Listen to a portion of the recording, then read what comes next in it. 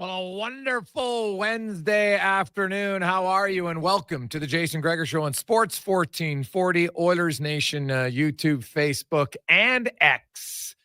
It's the Wednesday edition of the Gregor Show presented by PlayAlberta.ca. Coming to you live, as always, in the eWell studio here in West Edmonton Mall. Also live on sports1440.ca. Thanks for tuning in. And we are on the eve of the final for the Four Nations, Canada, the U.S. Many who were not necessarily invested in the tournament have changed their tune. And they're like, I'm all in. And it is going to be, or hopefully it's going to be a great game tomorrow, Canada, U.S. I can't see how it's not going to be a good game. I don't see one team blowing the other one out. It'd be amazing if Canada did it. But let's be honest, I don't think anybody's expecting that. If you look at the history of these final games when you go to the Olympics and the World Cup, they're pretty tight, right? They're close. There's lots of good players on both teams, and it comes down to who can avoid the big mistake. Oh, whether it's a goaltender, defenseman, forward, anybody. So we'll look for that. We got a loaded show for you today. The Nuuuuuuuuge, Ryan Nugent-Hopkins, who did participate in the last World Cup in 2016 as a member of Team North America, one of the young guns, shall we say. He is right now at the Edmonton Food Bank, and he'll be there until 3 o'clock today, which is fantastic. You have an opportunity. That's on 120th Street and 114th Avenue in conjunction with Edmonton Food Bank, Legacy Heating and Cooling. They're doing a food drive because there's lots of people who need the most basic necessity in life, which is food, just to allow us to fuel, and allows your kids to think better, allows yourself to think better. And the Nuuuuuuuuge is down there. So you can stop in 120th Street, 114th Ave. He is going to join us live on the show in a few minutes. We'll talk about the food bank. We'll talk a little bit about the orders, Four Nations. How much of a fan is he? Like, when you're an NHL player, how are you a fan? Stuart Skinner had a really funny answer to that. So we'll get to Stu Skinner's thoughts on it. It was quite entertaining, and you know what? Not a surprise coming from Skinner. He's normally pretty as real as it gets. Also, Mike Rupp will join us in hour number one. Joe Hagerty will join us from Boston. Of course, we'll talk about Four Nations, but also the Bruins. What's up with the Bruins and Charlie McAvoy? Hey, have to say, kudos to the Bruins, to their medical staff for being very forthcoming in what happened to Charlie McAvoy. Sounds like, he got hit. He got rammed into the goalpost by Yoel Armia. And then he ended up having an infection, which obviously isn't good, but he's on the road to recovery, and he'll be back. So we'll get to all of that. We got a very special guest in the business of sports today. We got Spec. Our show is loaded. Cory Perry will join us. Also, Matt Savoie, who looks like he's going to make his Oilers debut in Philadelphia against the Flyers. So that should be fun. But let's get to the oil report. Let's go. Brought to you by Legacy Heating and Cooling. We go in the room, Legacy Heating and Cooling, where they are supporting the Edmonton Food Bank. They do tons of stuff in the community to help out. And, of course, no payments, no interest for 1 year on your furnace, legacyheating.ca. As we welcome to the show live from the Edmonton Food Bank, Ryan Nugent-Hopkins joins us. Ryan, good afternoon. How you doing, man? I'm doing well. How are you? Oh, I'm good. Look at that hair, eh? It's always just tip-top. You like it, eh? Oh, nice. I like it. So just for you today. Yeah, hey, that's good, man. Well, you know what? You got some hair. I don't have any, so it's good if you're combing. Maybe give Strutty a few tips on hair too. So you can use it. Good. Now, I want to talk about a few things. Just you team up with the Edmonton Food Bank, and I know you've been partners with Legacy Heating. The listeners like you and Zach Hyman, your spots are pretty funny. But just the Edmonton Food Bank right now is in real need of a lot of food, and you're down there. Kind of give us a sense of kind of what goes through your mind when you're able to help out in a community this way.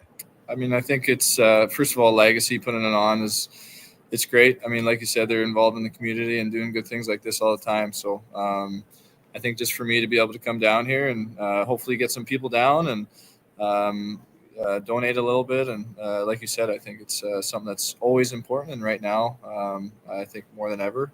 So, I mean, it's easy for me to come down for a couple hours and lend my time. But I think the volunteers and the people that work here are really doing the great work. Yeah, and almost 40% for our listeners, 40% of food bank hamper recipients are children under the age of 18.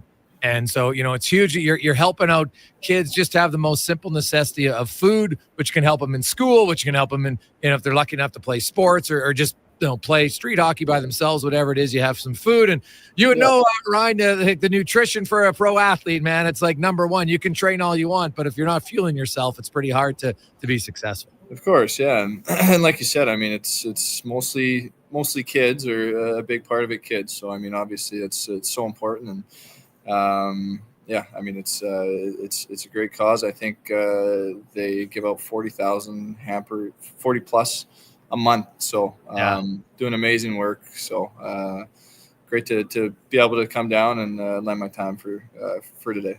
Yeah, just under 80,000 Edmontonians have received at least one food hamper last year. The number of visits per person is about 5.7 times. So you're definitely going to help out a lot of people. And Colin and Ryan Nugent-Hopkins joins us from the Edmonton Food Bank. And Ryan, you were in the last World Cup playing for Team North America.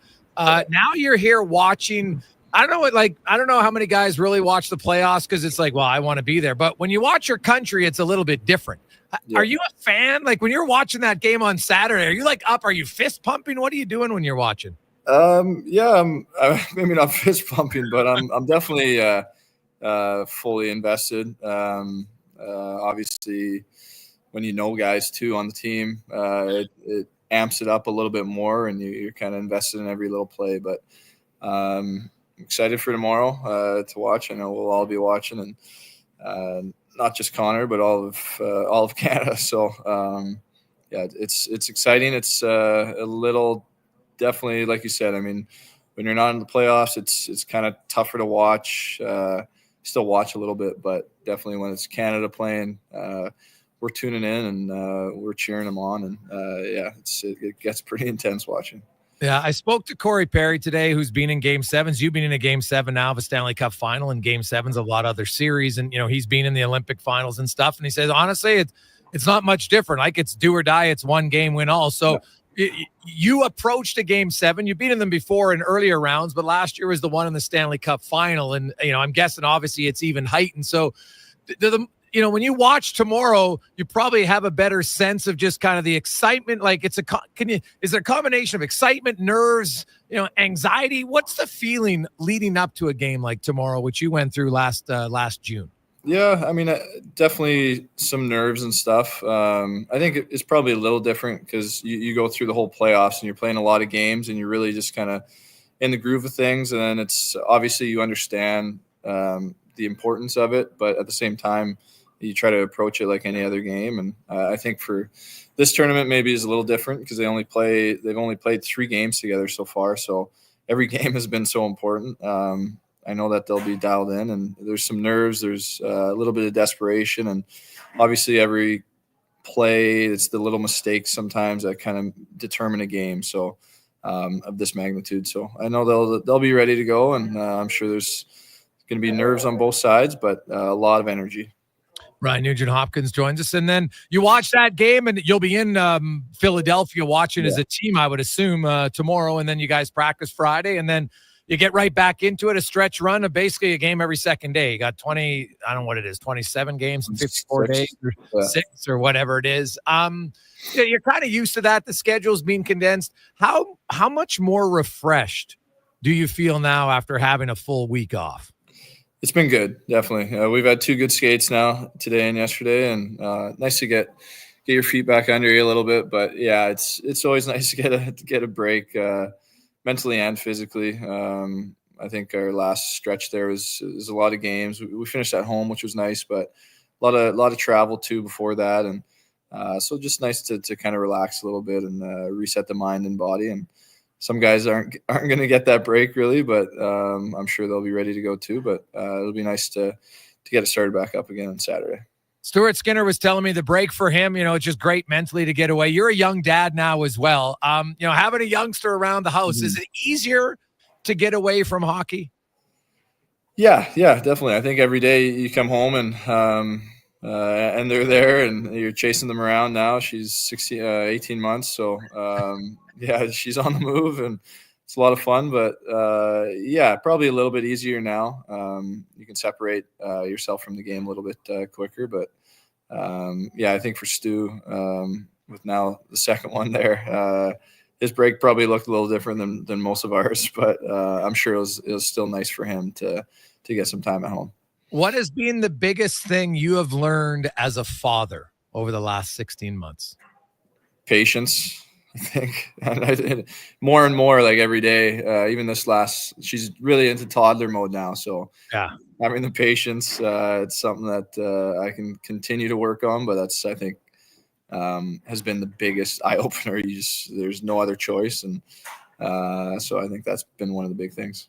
Does she have mini sticks yet? Are you playing mini sticks? She does. Yeah. She likes playing with them for about 10 seconds and then moves on to something else. But yeah, she likes watching hockey.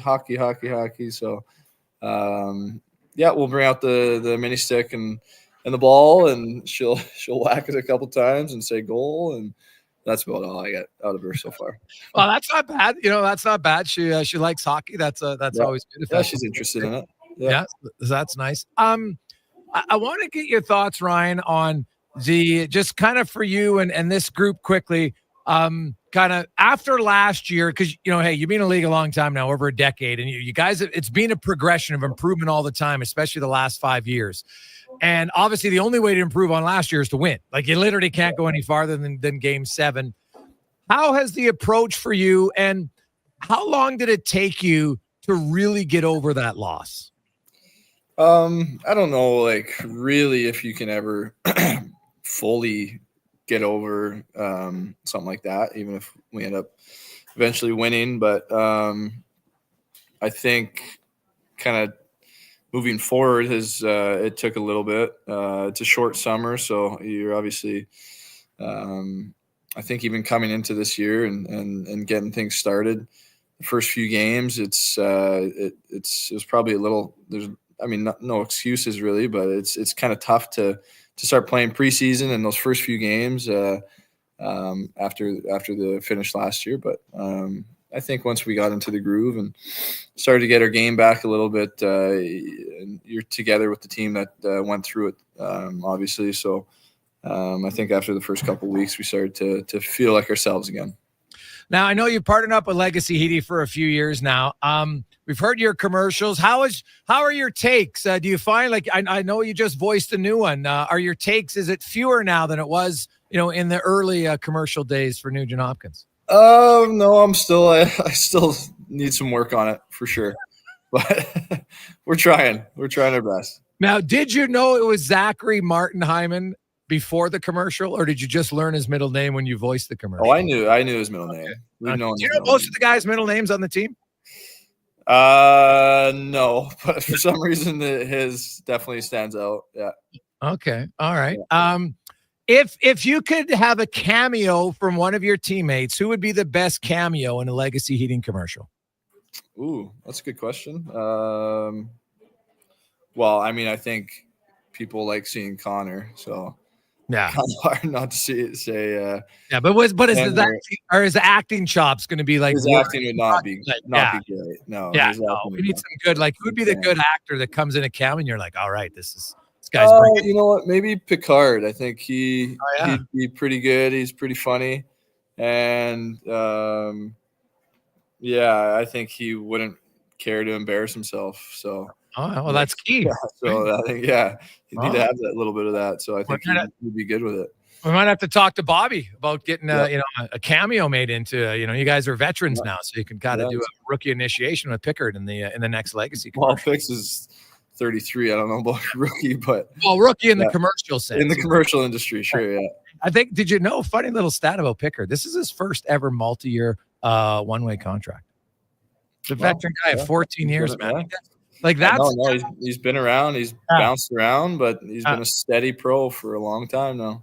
Well, it's perseverance, right? And a guy like lastly, I want to talk about like a guy like Pickard and the importance of a backup who understands his role and to be such a good glue teammate. Because you guys had in the Athletic, they had a poll and Pickard came in, and a lot of the polls is just like ultimate glue guy. What makes him such a good glue guy?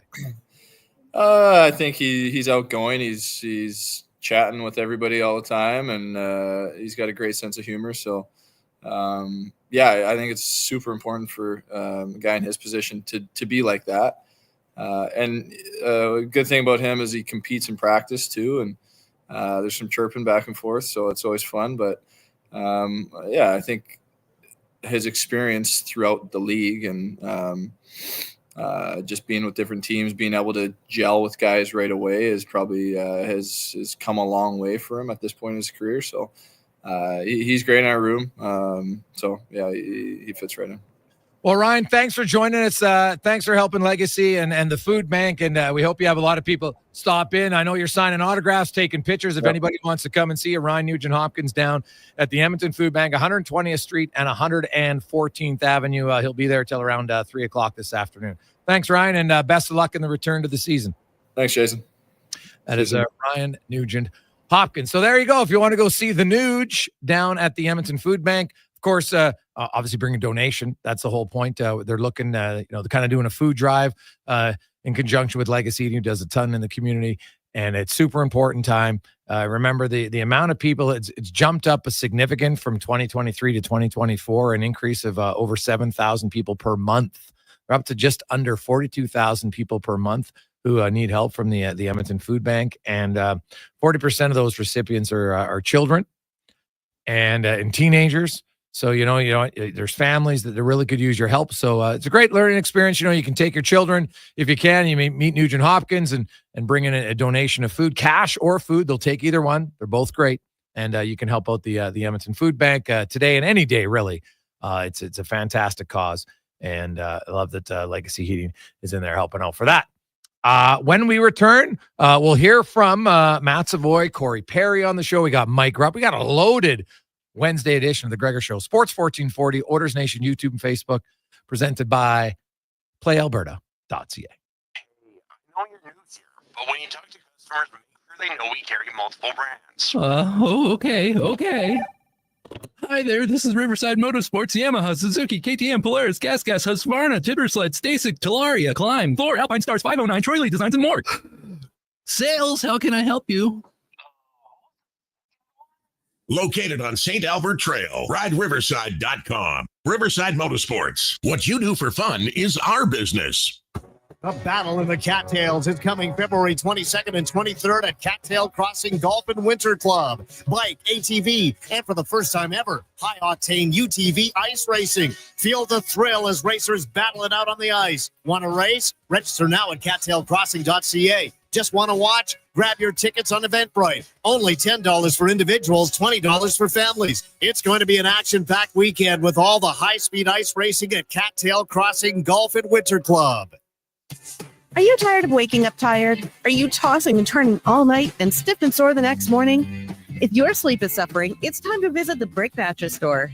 Their sleep experts will help you find the right support for a restful night's sleep. Back sleeper, side sleeper, hot or cold, there is a perfect mattress for you. Plus, with next day delivery, your best night's sleep could be tomorrow. Check out the Brick Mattress Store locations in Spruce Grove, South Edmonton, St. Albert, and Leduc, and start waking up refreshed. Hey, sports fans, we've got a clear choice for you. At Crystal Glass, we provide customers with the perfect glass for any job. From home to auto and even commercial, installation or repairs, we're your team. Call 310 Glass or visit crystalglass.ca. Crystal Glass. The job isn't done until the last load is hauled, and having a semi-trailer out of commission is not an option. Whether replacing or adding to your convoy, Edmonton Trailer has a huge inventory of new and used semi-trailers, trusted by the gravel, logging, oil field, fluids, and freight industries. Find a trailer right for you online or at one of their 3 locations. For sales, service, parts, rental, and finance, when you're in it for the long haul, Edmonton Trailer. For years now, we've been warning Edmontonians on the hazards of our stormwater facilities. While they may appear to look like still ponds, there is moving water beneath the surface, which makes the ice dangerously.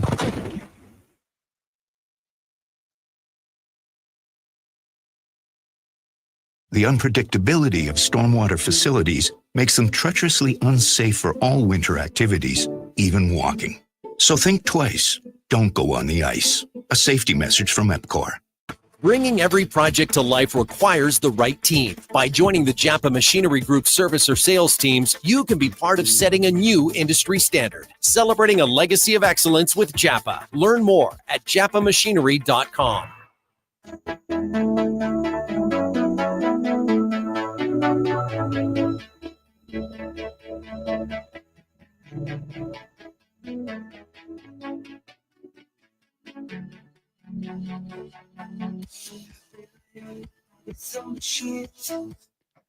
Portions of this hour brought to you by Papa John's. Feeding a crowd, get the triple plate. 3 large specialty or 5 topping pizzas for only $54 when you use promo code 3play at papajohns.ca.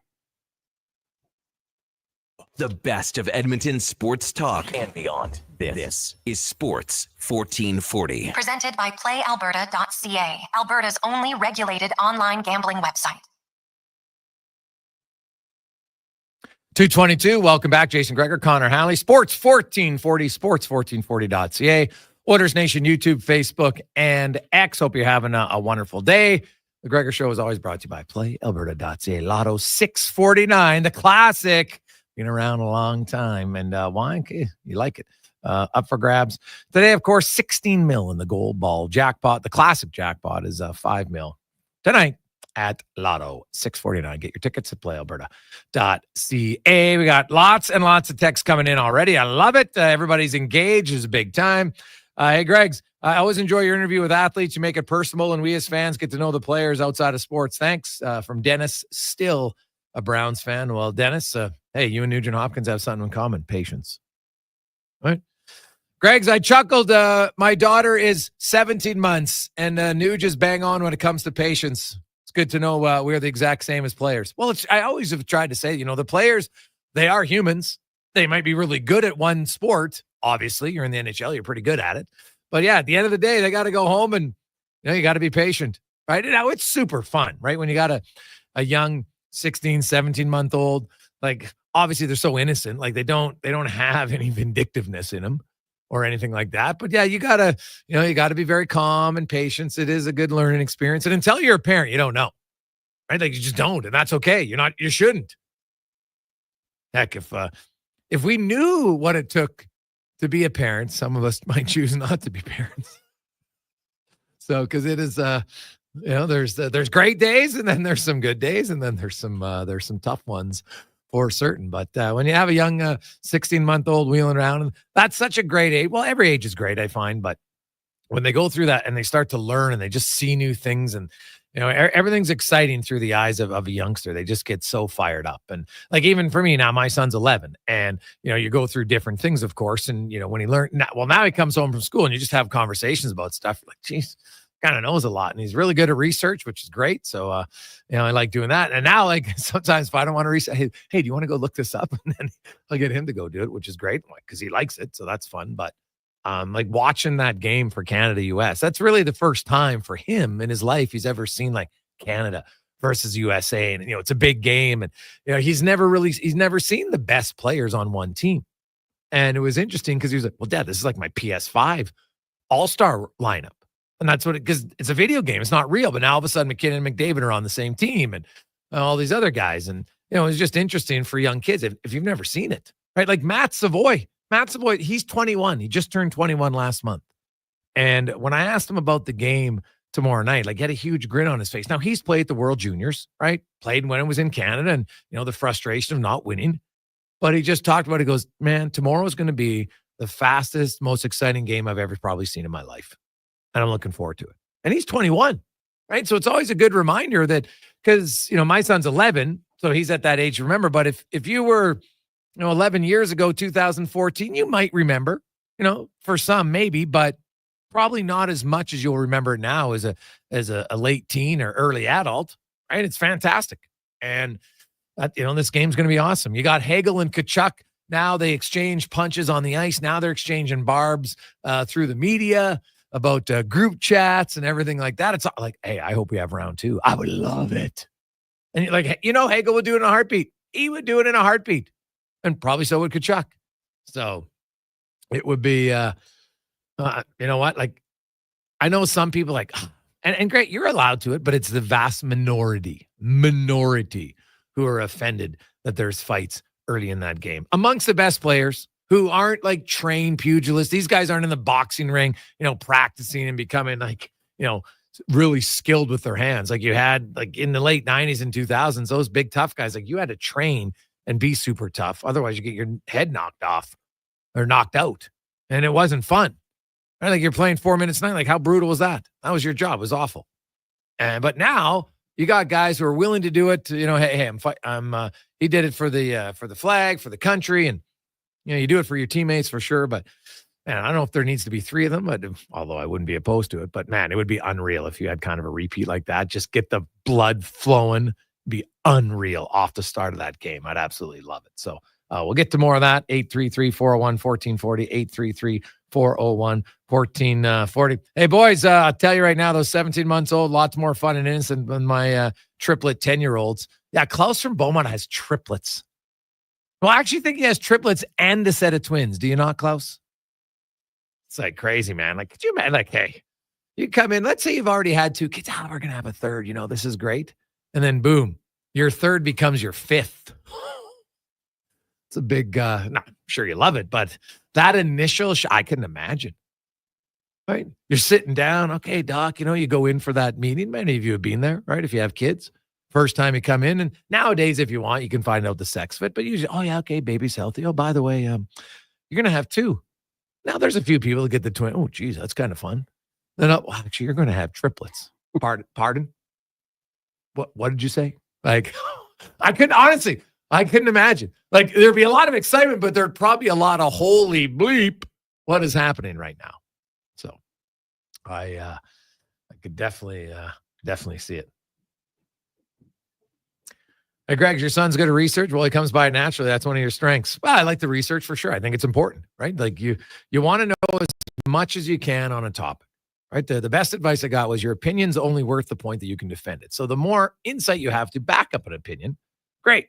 Now, certain opinions on sport, hey, I like this player more. Well, that's great. You don't have to have a super, in-depth reason for it. But when you claim this guy's better than that guy, well, then you better have some ammo to back it up for certain. Now let's. I want to get to Matt Savoie as we go in the room. We'll go to the oil report brought to you by Volvo Cars Edmonton.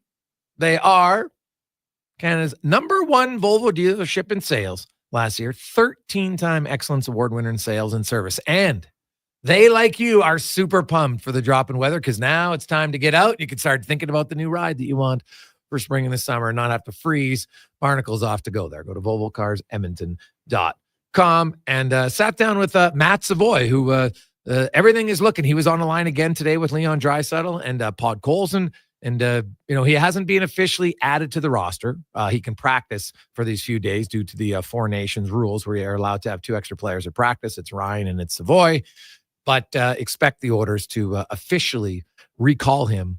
And I think you're going to see Matt Savoie in the lineup on Saturday morning, 11 o'clock Edmonton time against the Philadelphia Flyers. And I sat down with Matt, talked about his season, playing with Draisaitl, nervousness, excitement, and then, of course, a little 4 Nations.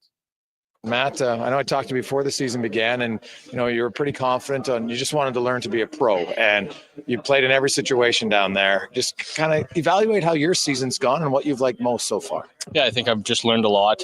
Being down in Bakersfield, playing in every situation, playing a lot of minutes, and being able to rely on some of the older guys just early in the season for just some advice in the systems and the day-to-day grind of pro hockey. But I think I've done a really good job adjusting the last month or two. Just getting more comfortable and into the flow of things, and feel really good about not really thinking when I have to get the puck and just kind of doing it naturally, which is a big step to playing the game a lot faster and seeing good results right now. Offense has always been your calling card, but maybe one of the best compliments I heard about you was that when you're on the penalty kill, you have a checkers mentality, not a scorers mentality. Blocking shots. Just kind of talk about PK and how much that's maybe rounded out your game. Yeah, I think that's kind of been a big part of my game in the junior level. Which is obviously a lot different than special teams at the pro level. But just having that little bit of experience, getting to play it the last 3 or 4 years, and coming in this year, I think as an offensive guy, you kind of know what reads they want to make on the power play. And so you kind of have a sense in that area. But like you kind of said, just being a hardworking, nose over toes guy that wants to, create turnovers, be physical, have a good stick on the ice. So those are just the intangibles that I'm looking to bring on the kill.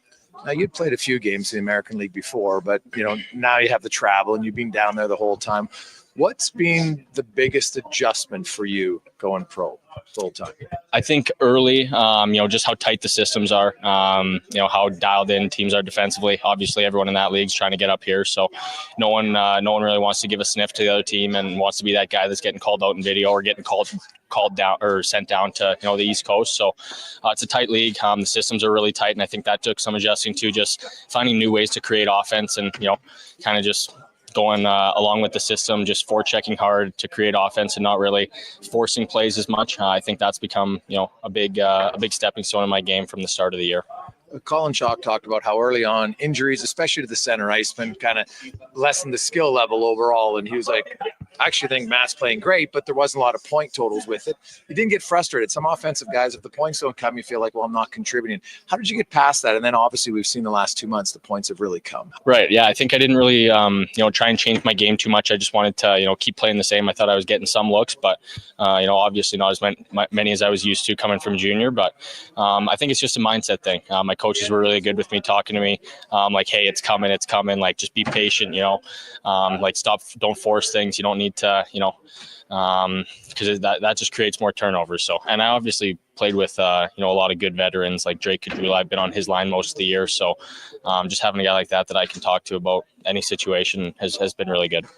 Now, I noticed in practice, obviously, you're with Leon Draisaitl. You guys had that little 3-on-3 drill. He finds you in the slot. You got an open net, and then you look to dish it back. Is it hard when you're playing with the league's best player right now not to want to find him, and say, hey, if he gives me the puck, I'm going to have to shoot sometimes? Yeah, I think it's a balance. I think early on, I think it'll be a little bit of an adjustment for me, but I played with some really good players, so I know what it's like to kind of adjust around them and try and complement them, and obviously Leon's one of a kind talent, so get more comfortable with him. I think even today. From yesterday, I think I was more comfortable just dishing him the puck and, knowing where he wants it, kind of some tendencies, him swinging to the middle, little things like that. So, hopefully the more I play with him, the more comfortable we get and I can keep reading off him and, be in the right spots. And you've played for Canada before. Give me your thoughts on the game. I see the smile right away, just the intensity and how hockey players kind of turn into fans for tomorrow night. Yeah, 100%. It's probably going to be the fastest, most exciting game that I've ever watched in my lifetime. So, obviously really excited to watch it and root for Canada. And, being on the World Junior team the previous year that didn't get it done. It's tough when you don't get it done in Canada. There's obviously a lot of pressure. So, just really rooting on Canada and hopefully they can get it done. Well, yeah. Hopefully they get it done. And you know what? Savoie's development this year, I think, is a great example of how you develop a young player. There was people who's like, oh, he's got to be here at the start of the year. No, he doesn't. And when he comes up here, he might stay, but he might not. And if he doesn't, it doesn't mean he's a failure. It doesn't mean he's a bust. It doesn't mean anything.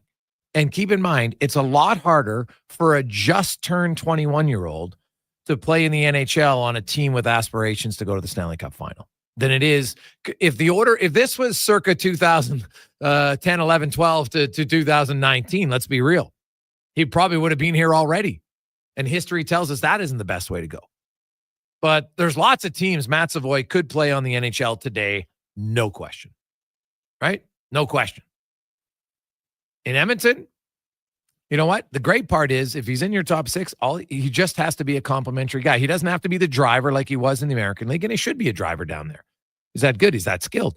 But he'll come up to Edmonton, and he doesn't need to be the driver. He just needs to be a smart, complimentary player, which he is. And, he's not going to get power play time, so there'll be an adjustment because he was used to playing a ton of minutes. You stay in the game. I'm not sure, they seem to have their 6 penalty killers. Will they use him on the penalty kill here? If not, well, now he's 5-on-5, might get a little bit of second unit power play, but even then that might be hard because they've got guys on their second unit. So we'll see what they do. But, I'm sure Chris Novak will try to find a way to get him in. But, I think realistically, if you look at Matt Savoie, you know what? He can play probably 12 to maybe high end 15 minutes realistically. If you're not on special teams, it's hard to get that many minutes, right? So probably closer to 12. And there's nothing wrong with that because the NHL, it's a fast pace. Like you got to be in unreal shape and then strength and everything else. So I'm excited for him. And you know what? Talking to him today, you could just tell like he's excited. I'm sure there'll be a little bit of nerves. Now he has played one NHL game before, but a little bit different. Now you're playing for your hometown. And you're probably going to start on a line with Leon Draisaitl. Now that's not 100% certain because the Oilers lines today, Derek Ryan was taking Nugent-Hopkins' spot. They had Janmark as a fourth line center, which they've done before. Arvidsson wasn't on the ice. So, they'll move some things around, right? Like they might go back and have Arvidsson with Hyman and McDavid, and you might have Nugent-Hopkins back at center. We'll see.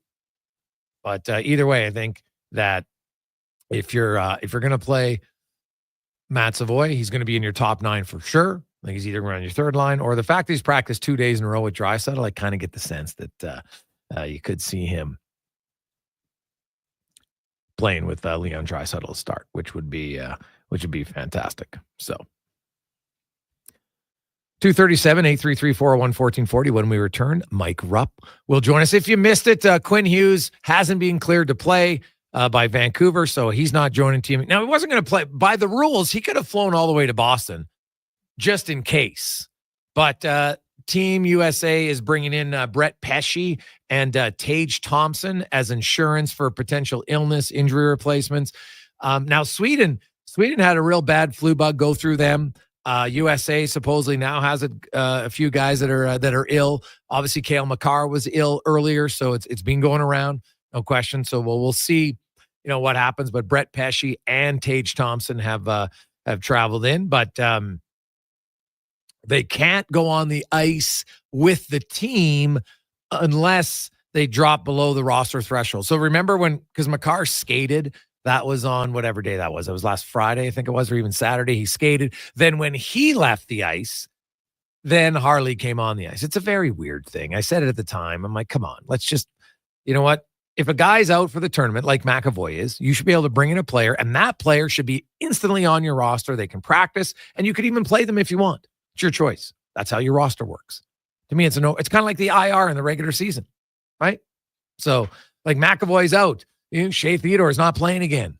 Like these guys aren't quote faking it. No team's gonna. You're not gonna. Hey, could you fake an injury so we can call in this guy? Like it's not gonna happen. So I wish. Hopefully by the 2028, it'll be different rules.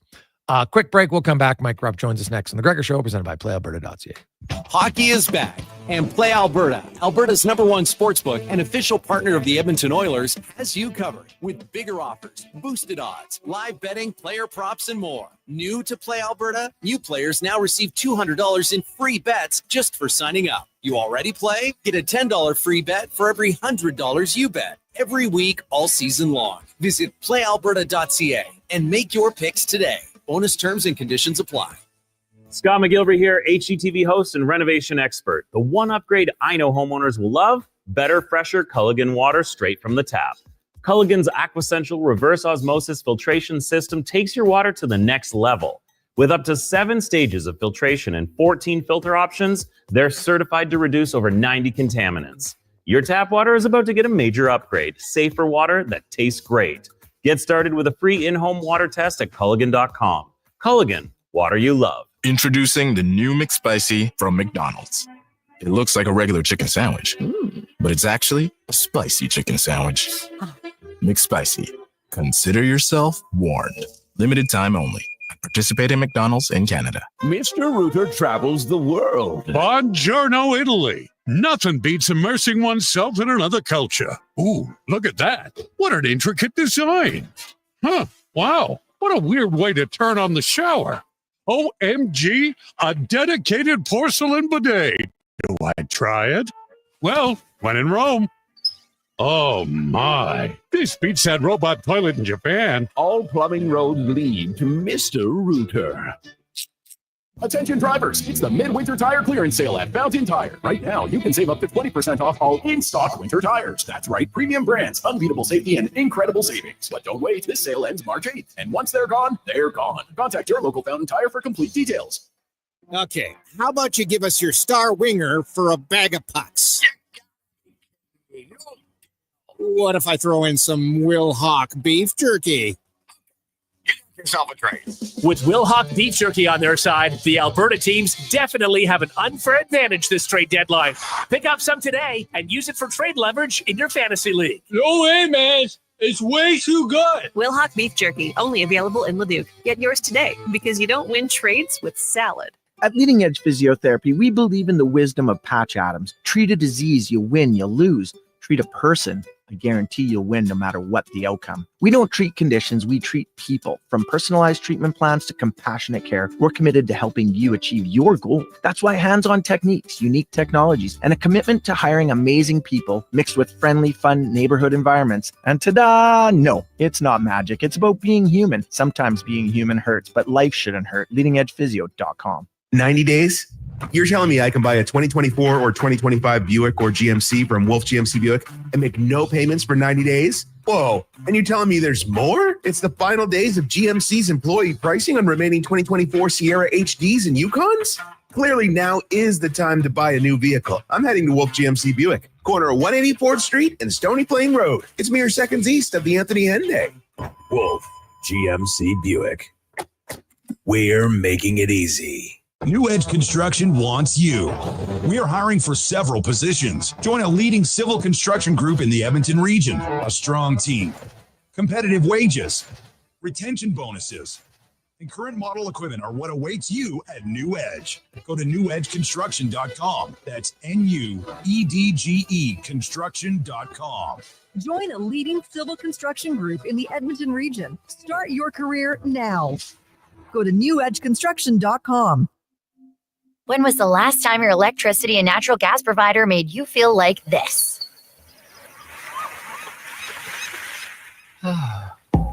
Low rates, no strings attached, year-round perks, and local energy experts who always have your back. With Encore by EPCOR. Find that carefree energy feeling at encore.epcor.com/carefree. Customers are free to purchase natural gas or electricity services from a retailer of their choice. For a list of retailers, visit ucahelps.alberta.ca or call 310-4822 toll-free. Is it Riverside Motorsports? No. It's Riverside Motorsports. Over 55 years in business, and people still get it wrong. Guess it's time to get it right. Riverside Motorsports. What you do for fun is our business.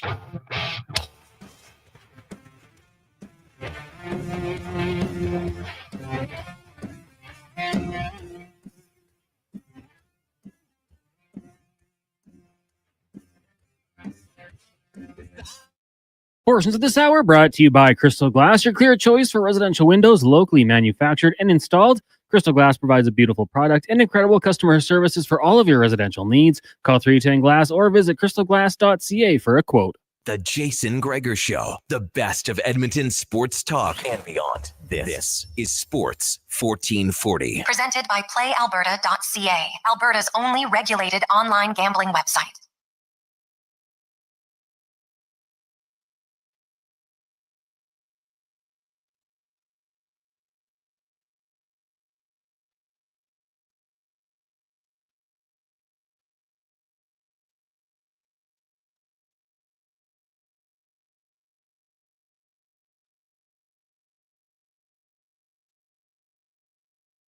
Welcome back. Jason Gregor, Connor Halley, Sports 1440, Orders Nation, YouTube, Facebook, and X. It is the Gregor Show, as always, presented by PlayAlberta.ca. As we get to our big guest of the day, brought to you by Silent Rides Charter Companies, one of Alberta's premier bus charter companies with state-of-the-art motor coaches that will safely take you or your team to your next destination.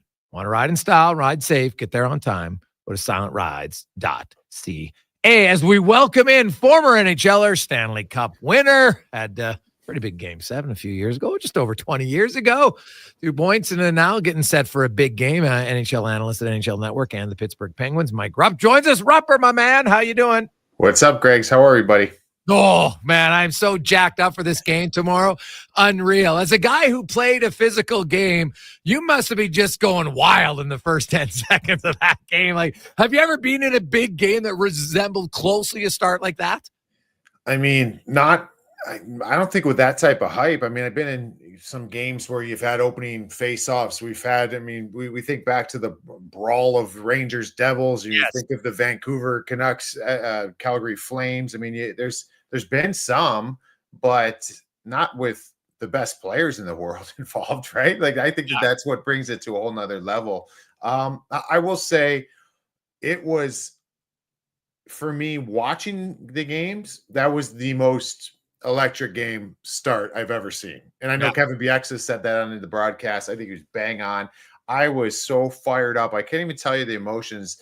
I had some family in. We were all sitting around the TV. I couldn't believe what was happening. I was fired up for it, and from a bunch of different levels. I mean, you can go. There's so many layers to that game where I loved, from the American standpoint, with the Kachucks and hearing later that how they were talking and trying to figure out, and they understood, like, hey, we want to send a message here, like, start this thing the right way. But I also give it so much respect for the guys on Team Canada. Like, these guys probably didn't know that was coming, and they stepped up in a huge way. And a lot of times the guys that stepped up, they don't even necessarily fight. So I thought it was incredible on both sides. It was a game that had a little bit of everything. Yeah, no, it was awesome. Now, and then McDavid scores a big goal, and, okay, kudos to the U.S. They came back in. Obviously, I think Binnington would want that Gensel goal back, no question. What was unique in that game was, like, Crosby's being great, but in that game, he had 2 turnovers. I don't know if you watch all the games, right? Like, that's just very unlike Sidney Crosby. And that's why I think tomorrow you're going to see Sid at his best. Yeah, 100%. I agree 100%. I know I was doing a Pittsburgh radio interview, and I mean, just what you said. I mean, I thought Sid was fairly quiet in that game, right? Yeah. Like, I didn't overly know. To be honest, the times I noticed him was he had a terrible turnover that turned into a goal, and so that's not like him. We usually don't see it, and usually he responds. So I'm thinking to myself, and on that Pittsburgh broadcast, was talking to probably people that I would assume are rooting for Team USA. Just be ready, because I would expect Sidney Crosby to have something to say. We've seen this movie before. Sid can certainly have a monster game like he did the first game of this tournament for Team Canada. Mike Rupp joins us. So, Rupper, you set up this game, and obviously no Charlie McAvoy. That's a huge blow. He was big in that game. And it's not just that there's no Charlie McAvoy. There's also Cale Makar. Right, like that's a pretty big switch if you're looking just at blue liners. Yeah, I found was really impressive in that game, and I don't catch every single Oilers game, but I don't know if I've ever seen Connor hit like that before. I just don't know the way that Charlie McAvoy hit him in that game, and just the physicality that he brings. And Team USA, a big reason why they won that game is they defended. I mean, they were defending a lot. And they were comfortable doing it, so they're going to miss Charlie. And but Cale Makar, having him, he's the best defenseman in the world. He's the best defenseman in the world, and I said it to you last week. That's what makes you nervous if you're any other country. I mean, Team Canada for me has the best 4 players in the world. Cale Makar is one of those, and so we'll see. We'll see what ends up coming to the table here, but it's going to be fun, and I wish. I mean, there's a lot of injuries on both teams that we've seen throughout this tournament. You're going to get that from time to time. I love seeing other guys step up, but man, I just want to see Cale Makar healthy. I wish we would have seen Quinn Hughes in this tournament. Yep. Have him healthy. There's just, the league is in a really, really good place right now with so many studs, but we'll see guys step up on both teams tomorrow night. Well, you look, Thomas Hardy was really like their 8th defenseman, 9th defenseman. He came in, and because Petrangelo's not here, Shea Theodore's hurt, Makar wasn't playing, and man, I really like Thomas Hardy's game. Yeah, and I think he's definitely a candidate who could be back for the Olympics. You look at the matchup, and you mentioned that the U.S. was defending a lot, and I think that, like, Canada, I felt at times overpassed, didn't shoot on some of their best chances. Yeah. And like, the U.S. will be super happy about their game, because what they did is they didn't make any mistakes, and Canada made the mistakes that cost them the game, right? You look at Binnington, and then you look at Crosby, and the U.S. didn't get it. But if they're going to defend that long again, don't you think you're playing with fire? It's too difficult against the best players in the world. Like, you can trap in a 2-1 game, Mike, when you're playing a lot of NHL teams, because their 3rd and 4th liners aren't the 3rd and 4th liners on these teams. Yeah, and I think that you can get away with that when, I don't know, the other team has has a number one line, a number two line. I mean, theoretically, all these guys at different stages played number one line, number two line on their team. So I guess my point is, you can get away with that in the NHL game or in the playoff series because, all right, we do a job and defend that line. Say it is Nathan MacKinnon's line. Well, when you get MacKinnon out there, all right, cool. Now I got 3, I don't want to say off shifts until Nathan MacKinnon gets back out there, or it's going to be time until you start having to find that match. Well, who you got now? You got Connor McDavid coming out. You got Sidney Crosby coming out. I mean, if you got some weapons here for Team Canada, I think it's going to be tough for Team USA to replicate and have success like they did in the last game, defending that much. But yeah, to your point, I mean, I didn't love the goals on Binnington. The Crosby turnover we already talked about doesn't happen very often. I would expect it going to be very difficult for Team USA to win tomorrow night if it looks a lot like last game.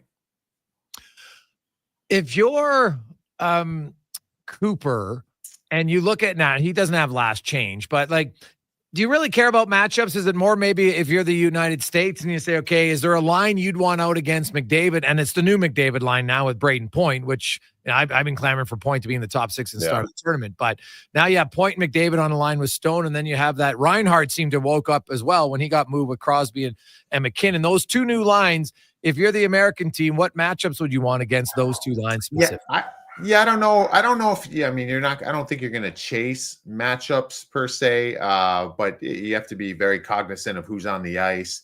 I think the bigger thing for me is you need to find a spark. And you mentioned the one for Team Canada. I thought Braden Point should probably, if I was a nitpick in the tournament here, I would have liked to have seen him get more ice time throughout this tournament.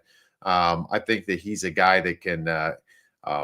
I mean, he could dance with the big dogs and he could really do a lot. So I think he could be a player who could step up in a big way. And then I'd probably say even from Team USA, I think Dylan Larkin's been fantastic. And it's not even with his goal that we scored, which we said that maybe Binnington would like that one back. I just think that there's certain players in this tournament that maybe are a little further down in the lineup and aren't getting the ice time. I think in the one game here to winner takes all, you got to bump those guys up. Let's see which coach does that. But yeah, I don't think you're overly trying to match things unless, I mean, with that Tkachuk line, that'd be the one line I think for Team USA that you try to chase. Who do they match up well against to do what they do? And the big thing is just possession time. And no matter who's on the ice, if your line's playing with the puck, I mean, that's a pretty big deterrent for offense for the opponent. So I think that that's the most important thing. When you look at this tournament, and you know what, you're an American Rupper, does Team USA have to win tonight? Right? Like, has it grown the game enough, or does it grow it way more if they win? If they lose, is it just like, oh, geez, we're still second? Well, I mean, listen, I think even watching this as a U.S. fan, I still think the best players are in Canada. It's with those guys, the best of the best, the clear-cut winners, I mean, the Stanley Cup champs, those are all on that side. And now, can USA compete? I put it this way, I still watch this game in this or their first matchup in this tournament. I'm like, US still has to win that junkyard dog style. Then That's how it's always been. It's always been that when you've gone back since I was a kid watching big Keith Tkachuk and Hall and Chelios and all those guys. Like, we know how great those players were, but as a team, I don't think you could just go toe-to-toe skill-wise with Canada. I still think that that's a thing. So, whatever. I mean, it's about winning at the end of the day, and if they could find a way to do it, it'd be incredible. You know what my big watch is, Greg's, in this one is going into this tournament. Who would you say the best player for, not counting Quinn Hughes because he's hurt, it's got to be Austin Matthews for Team USA, right? And I think if Austin Matthews wants to be revered as that top tier with those guys we've talked about so much, Crosby, McDavid, McKinnon, he's got to have big moments. And up to this point in his career, I was doing some numbers diving here, and I don't want to make it all about this. I like Austin Matthews' game. We're waiting for him to find another level like those guys we've talked about. But you're talking about in his important games, in his game sevens in his career, he's 0-5. He's got 0 goals. When you talk about just elimination games for the Toronto Maple Leafs in his career, he's only got in 12 games 2 goals. Like this is a moment here, and I know it's not. Yeah. Some people are like, "Hey, this is not the Olympics. It's not the Stanley Cup playoffs." It's still big for the psyche. Oh, it's huge, man. It's There's huge. no difference. Yes. Like Austin has to step up. Team USA needs Austin to step up. He is their best offensive player, and he's got to lead this team. He's got the C on his sweater, and I'll be honest, I think he's been pretty quiet in this tournament. If he wants to be mentioned in the same sentence as those guys, tomorrow night's a big one for him. Yeah. Oh, hey, man, I'll be honest. I don't mean to be. I haven't really noticed Matthews in the tournament yet. No, I know it's only 2 games, but you haven't noticed him. Like you've noticed McDavid, you've noticed McKinnon, you've noticed the top dogs, right? Like you know what? You look at Tkachuk brothers, like they're noticeable. Dylan Larkin. Well, but I think the thing that those guys that are noticeable, they have a will to them, right? Like they have that. That's to me what makes the Tkachuks special. I mean, I'm not taking anything away from Matthew. We saw him in Calgary get 100 points. Like he's a good player. Brady, maybe I don't think Brady's ever going to get 100 points, but Brady leads the league in shots. He's a big physical. I mean, he's throwing his weight around here. I mean, I think that Brady is a perennial 30-plus goal scorer in a season, right? But the big thing with those guys is they will their way and they will their team's ways into being competitive. That's what I liked about Dylan Larkin's game. I think Dylan Larkin's playing gritty. He's playing like a power forward. We knew that about Nathan McKinnon. Nathan McKinnon will go right through you. Sidney Crosby is one of those guys, I've said it on here numerous times, will rip your face off to win a puck battle. Connor McDavid, we got the flavor of him last playoffs in the Stanley Cup Finals. So that's something I still haven't seen from Austin, and I think he's going to have to show it here. If I'm Toronto Maple Leafs fan, I probably want Canada to win, clearly, but I'm maybe secretly, I just want to see Austin do well. If Austin does good and Team USA wins and Austin has a monster game, I think that bodes really well for the Toronto Maple Leafs. Yeah. You know what? Well, you look at that. It's not just him. Like Mitch Marner, other than a 3-on-3 goal. Yeah. Like Mitch Marner has done nothing in this tournament. I'd sit there and I think to myself, like I question, I don't know, is this fair? Like we knew coming into this tournament, though, that's what we said about Connor Halley. He's got one more game. He's got one more game of doing just what he's been doing. He doesn't have to be any better than he's been so far. Maybe that can erase some of that. Maybe the Winnipeg Jets can be like, hey, this was huge for Connor Halley to park all that stuff and be the big game goalie we need him to be. Well, I think if it wasn't for Connor Halley taking some of that attention and pressure from this tournament, it should fall on the guys in Toronto, and I haven't seen him answer it yet. Yeah. Well, it's true, right? And I think those are some big questions and hey, maybe it's just a learning experience. And I saw after he scored the goal, this will be a career altering moment for Marner. And I was like, what are you talking about? It's a 3-on-3 goal. No offense, but this wasn't like he took the puck in, skated and made a shot. Great. Like it wasn't like every game he was in there and he's engaged. And you know what? Like I think it was Struddy yesterday said, hey, Mitch Marner is a really skilled player, but he's not like elite skill. And you see it now when you're up against the other elites. Like the crazy part about it, Rupper, is these are the 4 best, 4 of the top 5-6 nations in the world, right? So it's the best players from those nations. Obviously Draisaitl, and there's a few others that are outside of it. But when you still get the best of the best, there's still a gap. Like it's crazy, right? Like you still see McKinnon and McDavid and these guys here, and then everybody's a little bit lower. Like it's nuts, even amongst the best of the best. No, it is. It is. That to me is when you see them go head to head, or just even watch, not even necessarily head to head, but watching Team Canada games in this tournament, and even going to watch Team USA. And I love Team USA's build, and I love what they're doing right now, whether they win or lose. I'm proud of what they brought to the table here as an American-born player and how far that the American programs come. But at the end of the day, I see a huge difference in the best of the best. The best of the best clearly are on Team Canada, and you've seen it at different stages of the tournament. And I don't think it's close. I really don't. Like there's a lot of really, really great players. I mean, whatever you want to put the category, but if you're talking about what's the word we always use come draft time? The generational talent. Oh, there's only a couple of them in this tournament, and they're all on Canada. Yeah. Rupper, what happens tomorrow? kind of think Canada's going to win, to be honest with you. And that's not me trying to hedge my emotions. I just, to what I said before, I just don't. I think the way Sidney Crosby's last game was, I think Connor McDavid waiting this long to be putting that sweater on.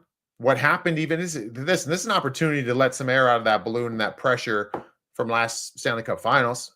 I just don't. Nathan McKinnon, like, I just don't think those guys are going to allow it to happen. The only way that possibly happens in my mind is it falls on the goaltenders.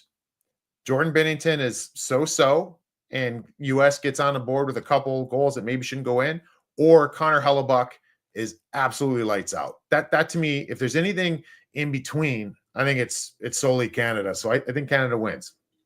Yeah. Rupper, great stuff, man. Enjoy the game. We'll talk to you next Wednesday. Awesome. Enjoy, buddy. There you go. That's Mike Rupp from NHL Network and analyst for the Pittsburgh Penguins. Let's get to the con man and a sports 1440 update brought to you by Legacy Heating and Cooling. And they are hiring. You want to work for a great company? They are hiring plumbers and HVAC installers. The right candidate, you can get a signing bonus. You can also get matching RRSPs. There's tuition reimbursements and very competitive wages and much, much more. Apply today at legacyheating.ca. This is the Sports 1440 update. Despite shedding his non-contact jersey while skating with the Canucks on Wednesday, starter Benson Quinn Hughes will not travel to Boston to join the United States for the Four Nations face-off final as he was not medically cleared. Also, Frank Saravalli hearing Team USA has invited Devils defenseman Brett Pesce and Sabres center Tage Thompson to travel to Boston as an insurance and illness possibility as they get set to take on Canada tomorrow night. Puck drop at 6 o'clock. USA would need to drop below the roster minimum threshold for either to enter the lineup. In the association, we've got one game tonight. Hornets and Lakers meeting in Los Angeles. Tip-off set for 8 p.m. Mountain Time. We've also got the Pats taking on the Hitmen in the dub. That gets going at 6. At 7, the Hurricanes welcome the Blades to Lethbridge. And in the PWHL, New York taking on Toronto. Puck drop 5 o'clock. Coming up in hour 2 of the Jason Gregor Show, more Oilers chat. We'll also discuss the Bruins and the Four Nation Faceoff with Joe Hagerty from the Boston Sports Journal. I'm Connor Halley. This has been a Sports 1440 update. This is Sports 1440, a Stingray radio station broadcasting on Treaty 6 territory. Download the free iHeartRadio app and listen to CKJR wherever you go. Well, get ready for a silly hockey fans. Your partner in power just skated onto the ice. EWEL.ca, the new e-commerce website for electrical wholesalers Edmonton, is ready for the power play 24/7, 365. UL skates to where the puck will be in 5 years. Now that's forward thinking. Killer selection, slamming products from the best brands, and legendary service. Don't sit on the bench. Get your account today at ewell.ca and win that project. Plug into your partner in power. Get an EWEL.ca account today. Edmonton's premium live music and party venue is On the Rocks. Check out Bingo Tunes on Monday. Perform on the best stage in town with karaoke on Wednesdays. Learn how to salsa with Salsa Rocks on Thursdays. And every weekend, OTR goes live. With your favorite bands on the OTR stage and DJ Kenny K. For everything that's going on at On the Rocks, give us a follow. Facebook, Instagram, or Twitter. At On the Rocks, EDM. Eat well, party hard. On the Rocks. On the Rocks. On the Rocks. Open every day till 2 a.m. I'm Colin Livingston, president of Cantork. Since 2016, we've been at the forefront of hydraulic torque wrenches in Canada. I'm delighted to share our latest venture, in-house production for quicker turnaround, superior quality, and heightened versatility. Experience excellence at cantork.com. Blue Jays fans, are you ready? Spring training is here. And every Sunday at 11 a.m., Sports 1440 carries Blue Jays baseball. Put yourself in Florida, in the heat, in the stands, having a cold one, listening to Sports 1440. You've probably heard the word rehab before, but when GS Construction talks about rehab, we mean bringing aging infrastructure back to life. Water and sewer systems that keep our communities flowing. GS Construction needs skilled pros who know how to get it done safely and efficiently, and that's why we're hiring. If you're a foreman or a pipe layer, apply to a company that's building for Edmonton and area for 2025. Join a team that's as solid as the infrastructure we restore. Visit gsconstruction.ca and join our crew today. Introducing the new McSpicy from McDonald's. It looks like a regular chicken sandwich, but it's actually a spicy chicken sandwich. McSpicy. Consider yourself warned. Limited time only. Participate in McDonald's in Canada. When you live in northern Alberta, you need a vehicle that is built for this climate. That's the all-new 2025 Jeep Compass, and you'll find it at St. Albert Dodge. Now, what can I say? It's a Jeep. It's a 4x4, so it's totally at home driving on snow and ice. And it's got some great standard features like an 8.4-inch touchscreen, keyless entry, and heated front seats. As I said, northern Alberta. And all starting from just $34,900. Head up the trail and see how easy it is to do business at St. Albert Dodge.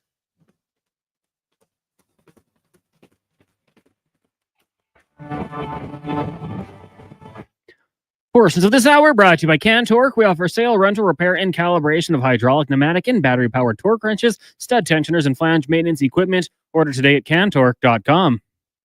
Hat tricks, touchdowns, and home runs. Get it all with the Jason Gregor Show on Sports 1440. Presented by PlayAlberta.ca, Alberta's only regulated online gambling website.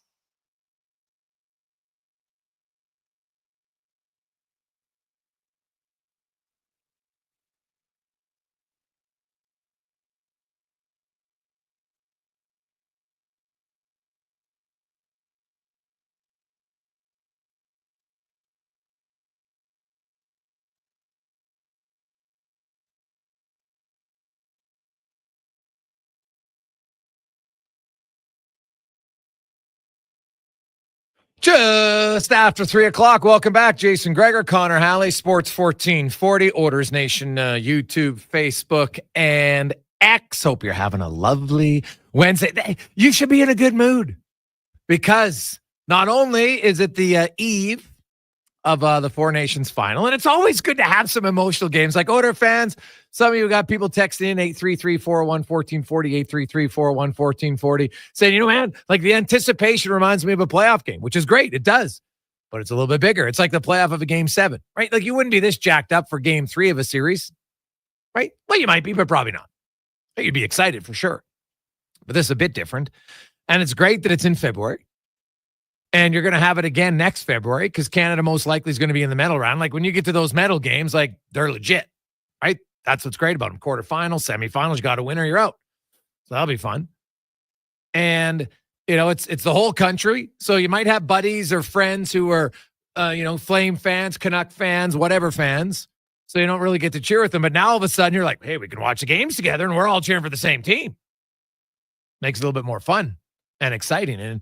And then you just throw in the fact that tomorrow it's not going to be -30, not going to be wind chill or whatever the hell it is lately. Gosh, like no mas, tap me out, man. Tomorrow's going to be like, whatever. I don't even know what's going to be -3, +3. I don't care. It ain't going to be -30, ain't going to be -20. And it's going to feel glorious. Like all of a sudden you're like, hey, I can walk the dog. I can walk myself, and you can still go out. Now, if you have a big dog, I see them all the time. They're out there walking. And I love the dog boots that some dogs wear because they walk, but they're not really walking. They're like prancing. It doesn't matter how long they have them. Like I tried the boots on our dog, was a no-go. Like no chance. And I'm just kind of like, I don't know. It must be a feel or a touch thing. I don't get it, but it's so hilarious to watch dogs when you put them in those winter boots that they have. And some of them are fine with them. And then others are just like, it's no chance, man. I ain't doing it. Not trying. Some are just stubborn. Some can't. They were just like, I can't feel my feet. Like I can't do it. It's hilarious. But tomorrow is going to feel amazing when you wake up because it ain't going to be the bitter cold that we've had now for the last spring coming up in a month. So that's good. Oilers, of course, they will fly to Philadelphia tomorrow. Then they're going to watch the game. And then, of course, they'll practice Friday. McDavid will not practice Friday, I don't expect. And then they will play Saturday morning against the Philadelphia Flyers. Sunday, they'll be in Washington. Then they go to Tampa, Florida, and Carolina. So Matt Savoie, I'll say this, like he ain't getting like, an easy introduction here. You're playing Washington, best team in the league. You're playing Carolina. You're playing Tampa. You're playing Florida. They're all playoff teams. And Philadelphia is never an easy out by any stretch of the imagination in Philadelphia. So, it's a good opportunity for the youngster. And we had Matt, we talked to Matt last hour here in the show. Obviously, he's pretty excited about how his season's gone. And he just, I love talking to players, that are just like you see the excitement, and you see anytime a team brings in a young player, and this will be his first game as an Oiler. I know he's played one NHL game, but the excitement of your second NHL game, first one being for your hometown, is going to be huge, right? And every other veteran looks at him and sees it as his excitement, because you can't hide it, right? Like you just gotta, you got the Cheshire crack grin, and you're just ear to ear, and there's no way you're not in a good mood. And that rubs off on other guys because they remember that feeling. Doesn't matter. I talked to Cory Perry about it today. All right, like Cory Perry is 18 years older than Matt Savoie. Nuts. And, he's still fired up about it, but he's like, yeah, man, like you still you remember that feeling. You never forget your feeling of excitement, those first big games. And, when he goes, hey, he never played on his home team.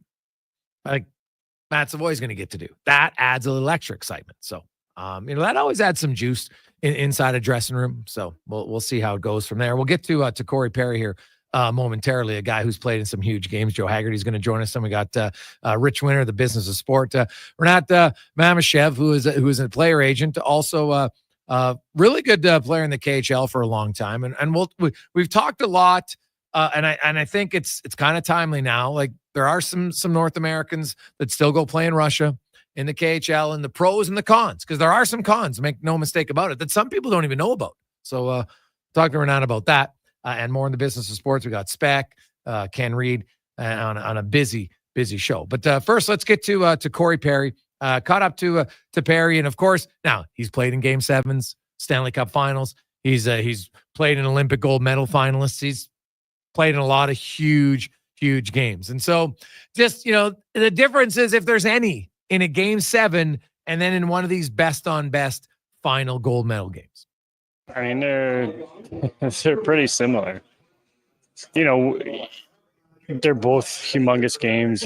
I've played in the Game 7 Stanley Cup final, played in gold medal games, and, they're winner take all. And that's what it comes down to. It's who executes the best, who doesn't deviate from their game plan too much, and normally it's one mistake, and that's the game. And so it's there's going to be a lot of nerves, but it's exciting nerves, and you just got to control that. How do you watch that game? Are you like an intense fan? Are you relaxed, having been through it? I would say I'm an intense fan. I love watching, and I know a lot of guys that are on that team. I played with a lot of the guys that are on that team, and it's exciting, and you're rooting for them. And it's gonna be a great game. It's U.S. has a really good team, and Canada has some good, really good players and powerhouse team as well. So, it's gonna be a great game, and hopefully, who comes out on top. When you're watching last Saturday, and you've been in a lot of big games, there's not many games that start like that, right? Fight again. Maybe back in junior a little bit potentially, but when you're watching that, is it easy to get caught up? Because to me, hockey wanted to grow. When you show raw emotion like that, that gets the non-fan interested in your sport. I think it was great for the sport of hockey. I've been saying this since it happened, that game is going to be talked about for 10, 15, 20 years down the road. Where were you when, the first 9 seconds of the round robin game of the Four Nations? When are we going to see a Four Nations again? Are we going to? All those things come into play, and people thought that they were just going to go out there and kind of play pond hockey. It's there's some pride involved in this, and when you put on that flag and that jersey for your country, it means something, and you can see how they are approaching this. Having been through that and won Olympics on home soil, when you come back and now you're final third of the regular season, is it hard to get back in it? How do you, what do you say to McDavid, Ekholm, and those guys who've never been through that now you got to kind of get back into focus? Yeah. I mean, you're coming back, and you're playing with all the best players in the world, or of the four countries, and essentially it's the best players in the world. And Then you come back, you're on such a high, and you come back, you take a step back or relax or whatever it is. You have to find that again. And emotionally, it's hard, but mentally, it's hard. But I think guys in this room and the leadership and the guys that are there, they can do that. They know what's at stake here, and we're waiting and looking forward to having them back. For you, you're one of the leaders on this team. You guys get, the stretch drive. First place is right there with Vegas, and home ice advantage matters in the playoffs, especially the deeper you go. Leon Draisaitl mentioned the other day how he feels he might be the best in-game management player he's ever seen, as far as just understanding different things at different moments of the game. How'd you learn that? I have no idea. It's just kind of been natural over time, and just as you grow in this game, as you get older and you see more things, and you see guys older than you, how they manage a game and what they do, and you just take pieces from everybody and you incorporate in your game. And it's just who I am and how I was built as a player, and how I grew up. I mean, I learned from a pretty good coach in junior, and Dale Hunter. So, he ran London like an NHL team, and he instilled good habits. But when push comes to shove, you stand up for your teammates. And just learning that gamesmanship factor. You mentioned Dale Hunter, somebody who helped you. How do you pass that along to young guys? Is it as much in a conversation, or is it more through action? I think it's more through action, because you can't tell somebody to go out and do something. It could be out of their character. It could be, all kinds of different things can happen. So you can't really say anything, but it's more through action and them watching and them, just taking it all in, soaking it all in, and really relishing that moment. And, it's one of those things that you just you continue to do yourself, and people follow. And lastly, 12 goals in 54 games last year, 12 goals in 54 games this year. The ageless wonder and consistency, I know that's something you pride yourself on a lot here, but just kind of, can you evaluate what you've liked about your game this year and what you hope to continue in the final third? Just being around the puck, being on the puck, and those are things that when I'm playing well, I'm around it. I have it.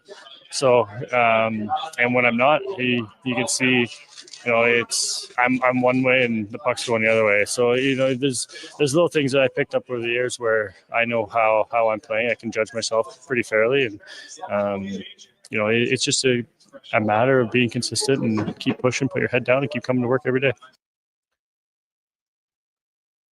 Great chat with Cory Perry on a variety of topics. And, it was interesting, Draisaitl, when, very complimentary about Perry and just his gamesmanship and understanding kind of, when to do things, when not to do things, how to go about them. Like you've seen Perry when he wants to, hey, you know what? We need a hit. We need a fight to try to fire it up. Or when guys challenge him, he's like, now's not the right time, man. And, I can't remember who the guy was who dropped his gloves and started punching him. And Perry was just like, no, sucked him into a penalty. And he knows when and where and the time of the game. And it's a skill. It really is. And then you throw in the fact that he's, at his age, got 12 goals.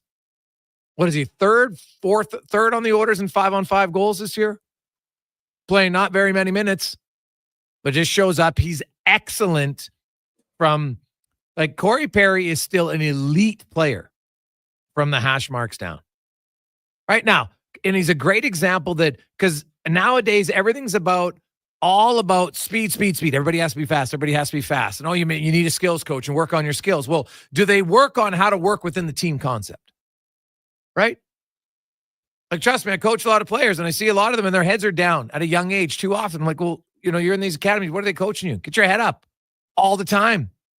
See the ice. Don't just get the puck and think, I got to go. You want to go, but where do I go?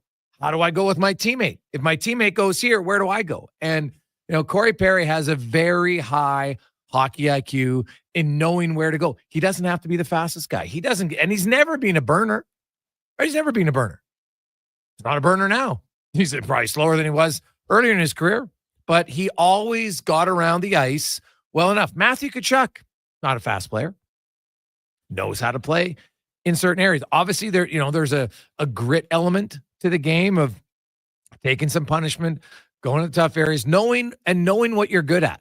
If you're not a great skater, that's okay. Not everybody has to be a burner. You probably have a son or daughter on his or her team right now. Just because they're not the fastest doesn't mean they can't be as effective as the fastest player, right? Because there's some people who are really fast. They don't score as many goals as Cory Perry. There's lots. Heck, how many guys in the league are way faster than Perry? It doesn't lead to goals.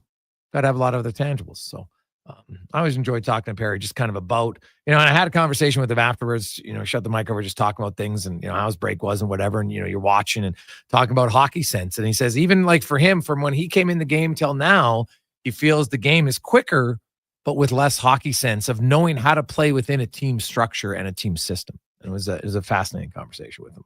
Just no, it wasn't long enough, but it was interesting, something that we're going to touch base on when he gets back in town. Joe Hagerty will join us next. We'll talk Bruins. We'll talk Four Nations. We'll talk Charlie McAvoy and much more on the Gregor Show, presented by PlayAlberta.ca. Get in for your Lotto 649 tickets, tonight's draw, and you can get in for 16 million plus the 5 mil for the classic jackpot. Hockey is back, and Play Alberta, Alberta's #1 sportsbook and official partner of the Edmonton Oilers, has you covered with bigger offers, boosted odds, live betting, player props, and more. New to Play Alberta, new players now receive $200 in free bets just for signing up. You already play? Get a $10 free bet for every $100 you bet every week all season long. Visit playalberta.ca and make your picks today. Bonus terms and conditions apply. The 4th annual Blades of Steel 3-on-3 pond hockey tournament hits the ice Saturday, March 1st at Cattail Crossing Golf and Winter Club. Men's and ladies divisions, teams of up to 8 players, and cash prizes. $2,000 for first place. Entry just $600 per team, including jerseys, hot lunch, and a drink. Register now at cattailcrossing.ca. Don't miss out. Hockey, prizes, and community fun await you. The Blades of Steel 3-on-3 pond hockey tournament. Information and registration at cattailcrossing.ca. It's the season for love, and you're about to fall hard for the vehicle of your dreams. Presenting the outstanding 2025 XC90 from Volvo Cars Edmonton. Right now, you can lease your 2025 XC90 plug-in hybrid from 1.49% and save $4,600. Or finance a 2025 XC60 from 1.49% and save $1,500. All while being deeply infatuated by the newly upgraded, highly attractive body and wheel design. Volvo Cars Edmonton. VolvoCarsEdmonton.com. 1205 101 Street Southwest. Japa Machinery Group knows that XCMG may not roll off the tongue, but Japa's team will help keep your construction jobs rolling on time and on budget with heavy equipment sales and rentals. Visit japamachinery.com to find out more. Introducing the new McSpicy from McDonald's. It looks like a regular chicken sandwich, but it's actually a spicy chicken sandwich. McSpicy. Consider yourself warned. Limited time only. Participate in McDonald's in Canada. A premier hockey solution with a clear path for long-term development is proud to be entering its 8th season of independent borderless hockey, featuring provincial and cross-province competition with showcase-style regular season gameplay and a strong commitment to individual skill development. It's an attractive option for those seeking family-life balance. The Hockey Super League offers opportunities for both male and female athletes born between 2012 and 2017. Visit hockeysuperleague.com for more information. Getting your vehicle sparkling clean doesn't have to cost a fortune. Take it into Hughes today and pay just loonies a wash. Find us at HughesCarWash.com. Dang. Last season, you bought new clubs to fix your game. You spent the entire season trying to learn how to hit with your magic clubs. And guess what? Dang. They didn't help your game. Now you're convinced it's your swing, but it really is your clubs. Even though you were told the ones you bought were the best ever made, if they were, you would have gotten better. Every day at Fitted Golf, we continue to prove the right clubs make all the difference in the world. From beginners to pros, Fitted Golf makes all the difference. Yes, fittedgolf.ca. At Schwab Buick GMC, our boss is serious about cutting prices on vehicles like Sierras and Silverados. When? Right Schwabbing now. Right Schwabbing now. So when he sees the MSRP, he says, That's not Schwabbing good enough. He's always looking for more. Dig the Schwab in. Save with 0% financing or lease rates as low as 1.9% on 2024 half-ton trucks. Right now. At Schwab Chevrolet Buick GMC in Leduc. Right Schwabbing now. Portions of the Sour brought to you by Papa John's. Use the promo code Gregor and get 20% off your order all day, every day. This promo code Gregor before entering your order at papajohns.ca. The Jason Gregor Show, the best of Edmonton sports talk and beyond. This is Sports 1440. Presented by PlayAlberta.ca, Alberta's only regulated online gambling website.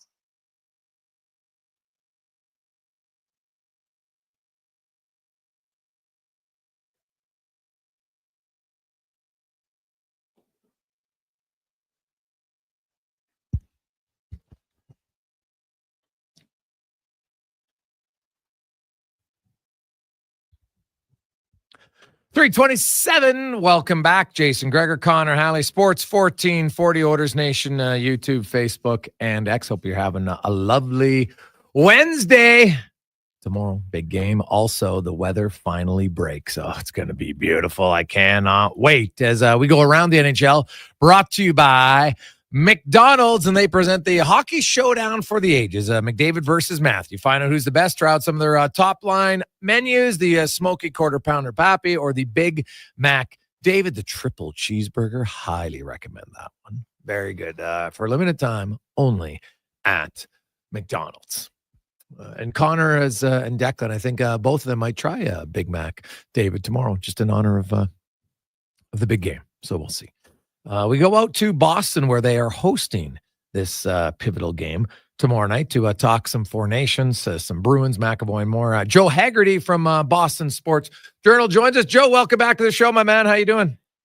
Gregor, I'm doing great. Please don't talk about your balmy Edmonton winter weather when we've got Ice Planet Hoth here in Boston and snow on the forecast for Thursday. Hey, come on now. Dude, it's been like brutal here. It's been like minus 25 for like a month. So it's finally breaking tomorrow. So trust me, guy. And I don't even mind the cold, but it's just like no mas. I'm just like, I'm tapped out. Like as my son put it the best, this has been the worst winter for the ODR. It's either minus 30 or plus 3. It sucks. So it's we need just some minus 10 weather. But I hear it's super windy in Boston. You guys normally aren't that windy, are you? No, not that windy. It's been windy. It's been really cold. The ice has been really bad the last couple of days. I actually took a giant digger walking my dog like 2 days ago, like first thing in the morning, because it was like black ice everywhere. It was horrendous. But to your point, the ODR weather in Boston has been the best it's been in at least 5 years, maybe 10. There's been a ton of great outdoor skating, even like little ponds and like this place, the Cove in the town that we live in has been frozen over like the whole winter. That's been great. Oh man, that's the best. That's what you want. I guess let's first of all talk from a Bruins standpoint. And I give the Bruins a lot of credit. They've been very forthcoming with this Charlie McAvoy situation and what happened. And how long term is this infection going to keep him out? Yeah, I mean, it sounds like it's going to be at least a week or two, if not more, like a couple weeks. It sounds like it could be. And it sounds like there's also some kind of shoulder issue going on too that, might factor into it as well. Like, how serious is this like AC joint injury that they're saying? I think they said it was significant or I forget the exact verbiage, but like, that part is absolutely a concern as well. So like, it's interesting to me that we're getting this much information about it and that the Bruins made a point of mentioning that the Team USA doctors diagnosed him with a shoulder injury against Finland and then like still sent him out to play against Canada the following game. So it sounds to me actually like the Bruins doctors and medical staff, maybe their management too, might be a little annoyed at Team USA and whoever the medical staff was there for allowing him to play and sort of letting this situation fester in the first place. So there could be a brewing thing going on between the Bruins and Team USA over this McAvoy issue. I assumed he got hurt against Canada. The fact that it happened against Finland And these are, it's obviously a serious tournament, but I can't imagine the Bruins were excited to find out he hurt his shoulder against Finland, and then he was sent out there against Canada when it was a significant shoulder injury of some kind. And then he played very physical because he, something that doesn't happen very often. Catches McDavid a few times with a big hit. That doesn't happen very often. So, McAvoy's timing on that was impeccable, really. But, obviously it maybe caused him to get the infection afterwards. I don't know the timeline on it. But, for the Bruins, that's a massive loss. I was looking at their schedule, you look at that race with Ottawa, Detroit, Columbus, the Rangers, and the Bruins. There's really 5 teams for those final 2 wildcard spots. And now you take out their best defenseman, that might be the difference in them getting in. And do you think if they stub their toe here in the next 2 weeks and find themselves 8 points out by the time we get to the deadline, could they sell off a few pieces? Yeah. I mean, I honestly think if they know or think that this McAvoy injury is pretty serious in any way, shape, or form, and he's going to miss more than a week or 2, and this is more like a month or something like that. Yeah, I mean, I think that changes for me. If I were running the Boston Bruins, that would change my mindset, and that would change how I view these last 25 games. Because even as it was, to your point, it's a lot of teams for a couple of spots. They're in the mix, but everybody else has games in hand pretty much against them. And they're sort of on the outside right now. So it would take, they'd have to go 17-8, 18-7. They'd have to go on a really serious run in the last 25 games and really not have too many letdowns in order to make the playoffs. And if you're in, they were finally getting Hampus Lindholm back coming out of this break. After he had been out since November, and you were thinking, okay, they've got everybody healthy, they've got their full complement, they're sort of positioned now to at least go on the kind of epic run that they're going to have to go on in order to hop over a bunch of teams and get into the playoffs. If they're missing McAvoy, I really don't give them much of a shot of getting in. I just think it's going to be too much to ask, too much ground to cover, not something they're going to be able to do for a team that I think has been very flawed all year long. So yeah, that was my thinking, especially if they lose a couple games right out of it. But just right now, if I were the Bruins and I were running that show, I'd be looking at it and saying, I think we should just trade off some pieces that aren't going to be a long-term, part of the long-term picture. A guy like Trent Frederick would make a lot of sense. He's going to be a free agent. He's not going to be somebody I think the Bruins are going to be able to afford and overpay for. So get whatever you can from him. They'd love, I'm sure, to get the first-round pick that they used to invest in him in the first place when they drafted him. I'm not sure they're going to get that, but get a pretty good draft pick, get a player you can utilize, get somebody that might be here for a few years, and move a player like that. If Justin Brazeau is another guy that you don't think you're going to be able to afford, and that's not even a guy you drafted, you got him off the street, so it would be gravy, whatever you get for him. If you start thinking about players like that maybe you're not going to keep around, I would trade them off. And then you could still, send out a nominal pick for a guy that can score some goals and try to compete also at the same time, at least give the players in there a shot to try to get in. Maybe there's enough talent in there they could go on a run like that. But I think they're in a really interesting position right now. They've never been sellers really under Don Sweeney, and I think this might be the first year that happened. Joe Hagerty joins us from Boston. And, you mentioned Trent Frederick. His name's been out there. Brad Marchand's 36, Joe, and I know that he's deeply connected to that team. But do you think there's any chance Marchand would go to them and say, hey, guys, man, I just got fueled up here playing in this Four Nations. I want to go for a chance to win. Is there any chance that could happen, or do you think he's a lock to re-sign?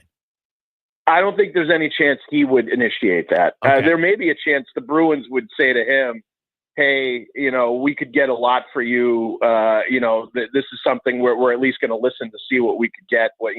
Is there a place you would want to go? That's the only way. And really, I got to be honest with you. I think the only places he would probably agree to go would be Colorado or Pittsburgh to go play with his buddy McKinnon or go play with his buddy Sid the Kid.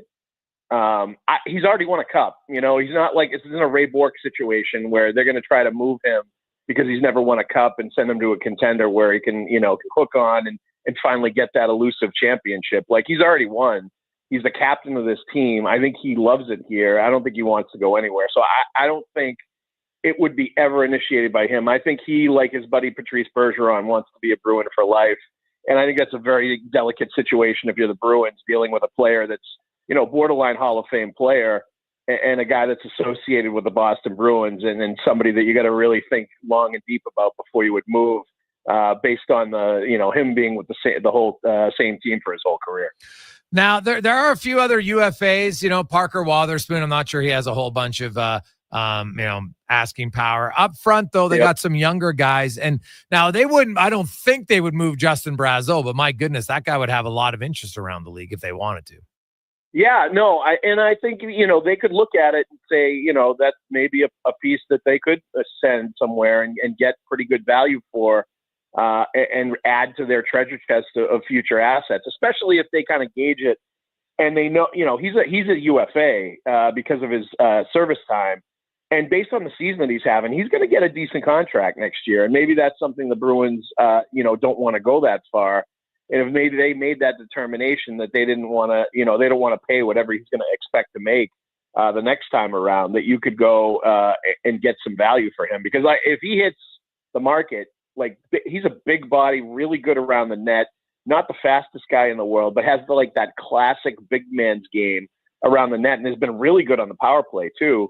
As a net front guy, there's a lot of teams I think that would throw money at him to try to get him away from Boston. So maybe you could just get ahead of it and get some assets for him before he might walk in free agency. So I think the one guy I don't think they're going to move, and there's been some, mention of him, is Morgan Geekie, who's going to be an RFA, not a UFA, still under their control. That's a guy that would have a ton of value if they wanted to move him just based on where he is in his career and based on the season that he's having. But I think that's the kind of guy they want to keep around, especially given the chemistry that he's had with Pasternak playing with him on his line. And they wouldn't consider moving Brandon Carlo, right? I think, a guy like that, a guy like Charlie Coyle, I think there would be they would certainly listen to hear what the interest would be and what they could potentially get back for players like that. I'm just not sure the value is the highest it's ever been for either one of those players. So I'm not sure it would make sense based on what they might get in return and based on, the importance that those guys have from a leadership perspective and what they bring to the table in Boston. But Gregor, let's be honest, man. I don't think there's a lot of untouchables on this team based on the season that they've had, because they've been among Coyle and Carlo have been among a big group of Bruins players that just frankly have not played up to their level this year and have not been good. I think the Bruins management is coming around to the understanding and notion that some things might have to change with the nucleus of this team and the core of this team in order to start getting better return. And lastly, Joe, of course, right now in Boston, the big game, Canada-US. Boston's a huge hockey town, has been for a long, long time. They've hosted multiple Stanley Cups and won and everything. But, man, this is a different feeling, right? It's Canada, it's US. There's a lot of other stuff going on around the game right now. There was the epic game on Saturday night in round one. The US won 2-1 and had one of the best starts to a big game that I can ever recall ever in my life. What are you expecting for a swan song? Do you think we're going to see a Tilly early in that game? I don't think we're going to see 9 fights and 3 fights in 9 seconds. I really don't think we're going to see that. We may see another one early in the game. Maybe Canada's going to go looking for it to kind of set the tone on their end, which I think would be really interesting. And McAvoy not being there is a huge deal for Team USA based on the role that he played. I mean, his rough treatment of Connor McDavid after McDavid absolutely torched him for that first goal. And their physical treatment of McDavid and Crosby and the way they quieted both of those players down a bit by just knocking them all around the ice. That's part of the reason they won. And missing a guy like McAvoy, who I think is their most physical defenseman, is a big deal. And it's a big absence. Obviously, maybe they get Quinn Hughes back. He could add something to the power play, but now you start talking about sort of a different sort of feel and way that they're going to try to win. I would expect the Tkachuk brothers are going to go out and try to set the tone in some way. I kind of half expect that one of their players is going to want to, make a statement really early in the game and maybe turn the tables on Team USA. So all of that stuff is interesting going into a game like this. But we ask all these questions and we look at all these things that might happen, Gregor, because that first game was so friggin' good. Yeah. That first game was like hockey at its best. The great players, passionate play, everybody going as hard as they can. I couldn't have imagined in my wildest dreams that the Four Nations would have been as good as it's been. and it's a credit to the players in the NHL for putting it out there. But, I just hope it lives up to the first game, and it's like so many sequels. I hope it's not like a crappy sequel to the great original, and we see another great game for the championship based on what we saw in Montreal, because the hockey fans deserve it. And I can tell you also, like, I'm glad I got tickets way ahead of time for my son and my wife to go, because I hear like the tickets are going for over $1,000 each on the secondary market. There's a lot of people that want to be in the building to watch that game on Thursday night. Oh, geez. So your son, oh man, lucky. That's awesome. Well, that's going to be a great atmosphere. It should be electric in the building. Should be a great game, and people are going to be watching. It's going to be the most watched game in hockey this year by far, up until maybe the Olympic final if you have Canada, US in that one next year, which would be great. Yeah, absolutely. And I'm just glad, I'm just glad it worked out. I got the tickets like 2 months ago. I'm just glad it wasn't a Sweden, Finland final that they were going to. I had my fingers crossed it was going to be US, Canada, so I'm pretty excited that that's what it's going to be, as every hockey fan is right now. It should be awesome. Awesome. Thanks, Joe. I appreciate it, man. Have a great day. You got it, Gregor. See you, buddy. There you go. That's Joe Hagerty joining us from Boston Sports Journal. And hey, you know what? Smart. Get in early, get ahead of the game, and say, hey, man, I hope the U.S. is in it. And if it's Canada, then it's automatically going to be great. Now, if it was U.S. and Sweden, it'd still be a big game, but it's not going to be as big. We said this at the start of the tournament. The NHL growing their game in North America, specifically in the United States, is big, and they needed U.S. in it. And now, I never in my wildest dreams would have thought we'd seen what we saw on Saturday night. It was an electric start, and it got everybody fired up. And now Canadians are invested. You're like, okay, I see all the Americans chatting like, it's the greatest thing. Well, now comes time for Canada to say, hey, yeah, you got to win. That's great, but we'll get the one that matters. And that's what makes tomorrow's game so exciting. I can't wait. I think everybody out there is psyched up for it. Right? You got friends who aren't even hockey fans. Are we watching the game? We getting together? We watching the game? What's happening? So should be awesome. We'll take a quick break. We'll come back. Jason Gregor, Connor Halley, Sports 1440. We'll get to 5 questions on the Gregor Show, presented by PlayAlberta.ca. Experience more at the Edmonton Expo Centre. Come for Canada's largest trade show, the biggest names in entertainment, exhilarating sporting events, and more. Stay for the experience. But it doesn't end there. Maximize your brand exposure with Edmonton Expo Centre's new cutting-edge feature screens, spanning Western Canada's largest venue space. Captivate an annual audience of over 1 million visitors during iconic events like Pro Rodeo, Disney on Ice, Glow, K-Days, and so much more. To learn more, call 780-660-0514 or visit EdmontonExpoCenter.com today. Adventure just doesn't stumble into your life. It roars to life with Riverside Motorsports. Tearing up trails or cruising the open road, Yamaha ATVs, side-by-sides, motorcycles, and dirt bikes deliver the performance you crave. Built for thrills, ready for your next adventure. Yamaha's legendary performance and reliability take you there. Make Mother Nature your playground on a Yamaha from Riverside Motorsports. Located on St. Albert Trail. RideRiverside.com. Riverside Motorsports. What you do for fun is our business. Attention drivers, it's the midwinter tire clearance sale at Fountain Tire. Right now, you can save up to 20% off all in-stock winter tires. That's right, premium brands, unbeatable safety, and incredible savings. But don't wait, this sale ends March 8th. And once they're gone, they're gone. Contact your local Fountain Tire for complete details. The job isn't done until the last load is hauled, and having a semi-trailer out of commission is not an option. Whether replacing or adding to your convoy, Edmonton Trailer has a huge inventory of new and used semi-trailers, trusted by the gravel, logging, oil field, fluids, and freight industries. Find a trailer right for you online or at one of their 3 locations. For sales, service, parts, rental, and finance, when you're in it for the long haul, Edmonton Trailer. Introducing the new McSpicy from McDonald's.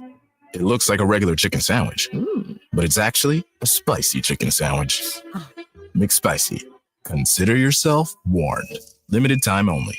Participate in McDonald's in Canada. Something strange comes to Rogers Place. Family Fun Sunday, your Edmonton Oil Kings look to capture a win from Gavin McKenna and the Medicine Hat Tigers in the annual Ghostbusters game. Who you gonna call? Meet Ghostbusters characters on the concourse during the game as members of the Alberta Ghostbusters take over. Plus, at every home game, score Calmont Kids food combos for $10 or less. Family fun that's second to none. The Oil Kings Ghostbusters game. Special puck drop at 6 p.m. Sunday. Great family entertainment at Rogers Place starts at just $20 a seat. Save on day of game pricing now at oilkings.ca.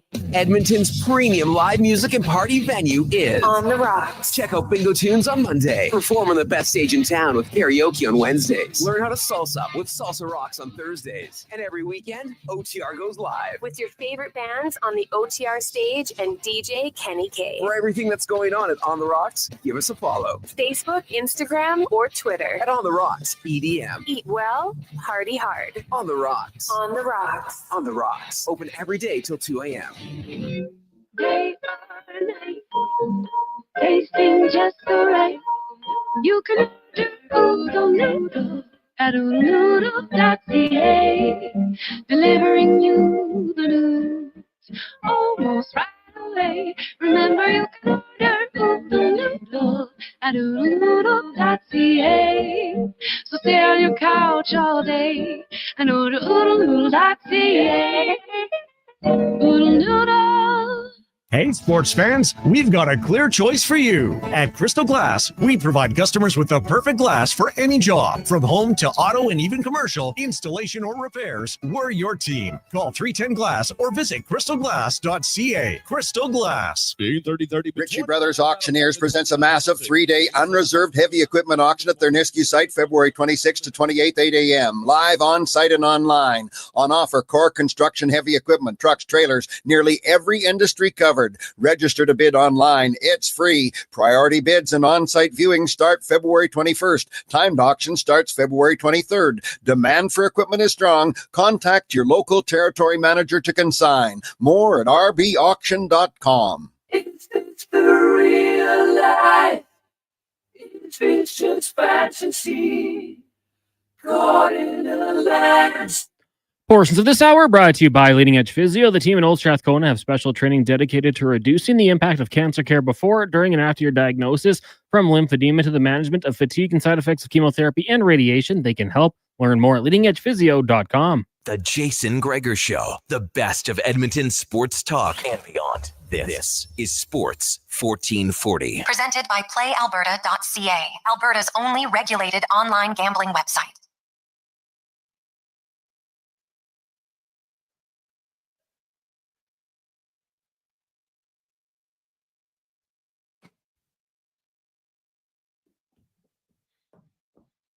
$3.48. Man, when I hear that song, I always like, what is one of the biggest regrets of my life was giving up piano.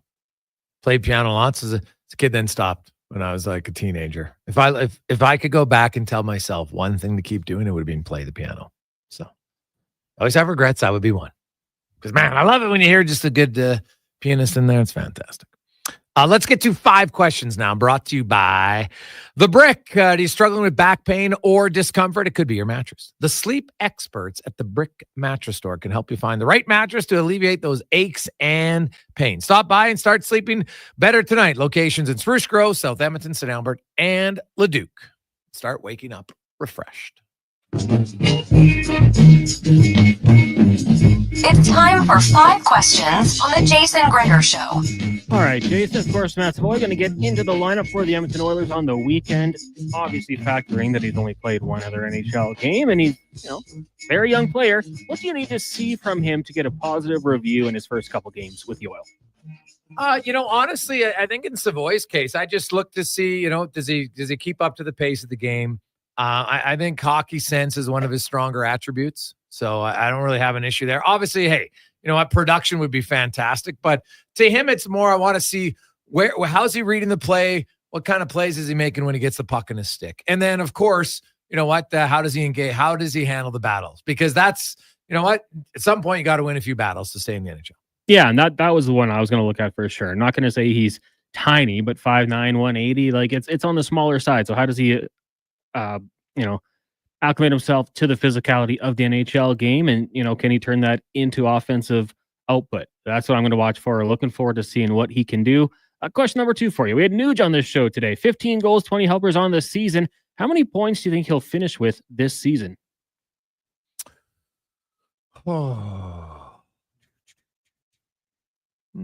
It's got 35.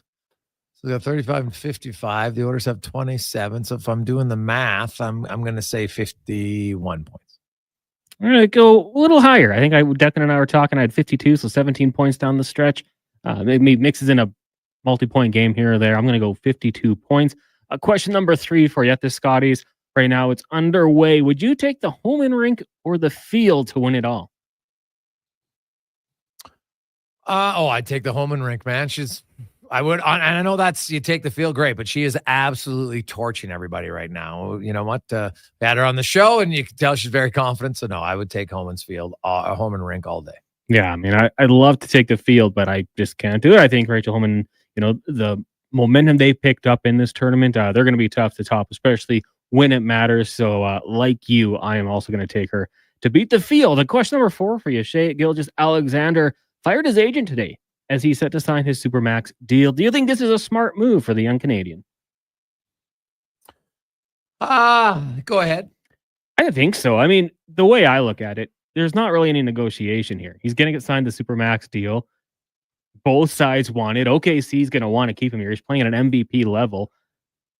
Why give the agent some of your money? Just keep it all for yourself. And I know it's a couple percent from nearly $300 million, but hey, be greedy, get it all. I'd love to hear what Rich Winter thinks about this in our next segment, but I think for him, in his situation, there's not going to be much negotiation. I think it's a fine decision. Yeah, well, hey, what did Rich say is the easiest thing to do as an agent? Is the big deals for your best players. His words, not mine. He's been in the agent business for a long time. He says those deals they're pretty easy. It's everything else you do after the fact. So, you know what? There's probably more to this than just being about, hey, I didn't want to pay the few percentage points. Because at that point, come on, you're not in the deal he's going to sign. That's like that means nothing really in the grand scheme. Oh, so instead of making $100 million, you make $98 million. Like, does that change anything? And I know it's going to be even higher than that, but that's essentially what it's going to be. So, no, smart for him, but I'd like to know. There's got to be a little bit more to the story. Final question for you. Nikola Jokic turns 30 years old today. So in honor of the former MVP, who are your top 3 players from Europe, but not the best, your favorite? You go first. All right, I will. Okay, for me, my top 3 is going to include Marc Gasol. Obviously, really, he helped the Raptors win a championship. That immediately gets him in there. Another guy I always liked, and I don't think he was ever that good, but Jose Calderon played for the Raptors for a long time when they struggled. So as a favorite, put him in there. And then Dirk Nowitzki. I remember watching he and the Mavs take down the Big 3 in Miami. We were in Vegas when it happened. We celebrated like we were Mavericks fans. What Dirk did in that final was unbelievable. So I've got to have Dirk in there as well.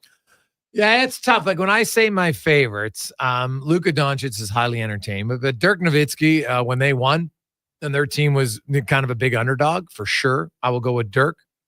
Also, his singing. How can you not like Dirk for singing? No question. And honestly, man, the Joker he's so great to watch. He doesn't speak very much. When he does, he seems to have a really good dry wit, right? Remember that? Oh yeah, how are you going to feel about being booed? He's like, dude, I played in Serbia. This is nothing. Like and I'm leaving out like the Greek Freak and Tony Parker and Peja Stojakovic, because I remember him in one of these shooting competitions in the All-Star game was fantastic. So there's lots of other guys, but those would probably be my 3 favorites. I wanted to throw Tony Kukoc in there as well, but oh yeah, with the Bulls. That would have just been reputation. I don't really remember him playing at the elite level like he did with the Bulls, quite as much as some of the other guys. Yeah. So there you go. When we come back, Rich Winter will join us. Another edition of the Business of Sports. We got a very special guest coming up at 4:20, but we'll talk to Rich, about that as an agent. Are you upset, or when a big guy like that lets you go and he says, "Hey, I'm going to represent myself." You know what? Maybe he was somebody who had been, like Drew Doughty's represented himself here on his contracts. I don't think it's a major issue if the guy's educated enough and knows what he's doing. Because there are some fine print details in the contract that you want, insurance and different things like that. But I'm sure you would hope anyway that in this case that he's done his due diligence for sure. So when we return, Rich Winter will join us. Sports 1440, Oilers Nation, YouTube, Facebook, and X. But first, let's get to the con man. Sports 1440 update brought to you by Booster Juice, where every day in February, they are giving away fruit smoothies and other drinks. And guess what? All because of what your name is. Today, if your name is Brian or Alyssa, Or if you know a Brian or Alyssa, say, hey, let's go to Booster Juice. Get a 2-for-1. They'll get a free one. Today at Booster, if you want to find out when your name's up, just go to Booster Juice, follow them every day, and they release it first thing in the morning on their socials.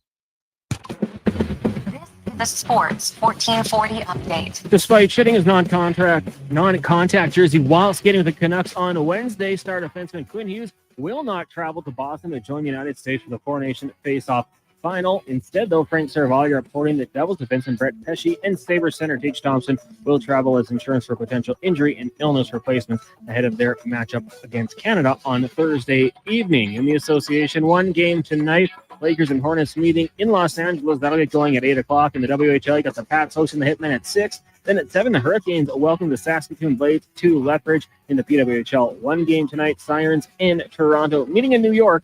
That gets going just after 5 o'clock. Coming up in hour 3 of the Jason Gregor Show, it's another edition of the Business of Sport with longtime NHL player agent Rich Winter. I'm Connor Halley. This has been a Sports 1440 update. Sports 1440, Stingray radio station. CKJR broadcasts from West Edmonton Mall and Wetaskiwin. Download the free Stingray music app and listen wherever you go.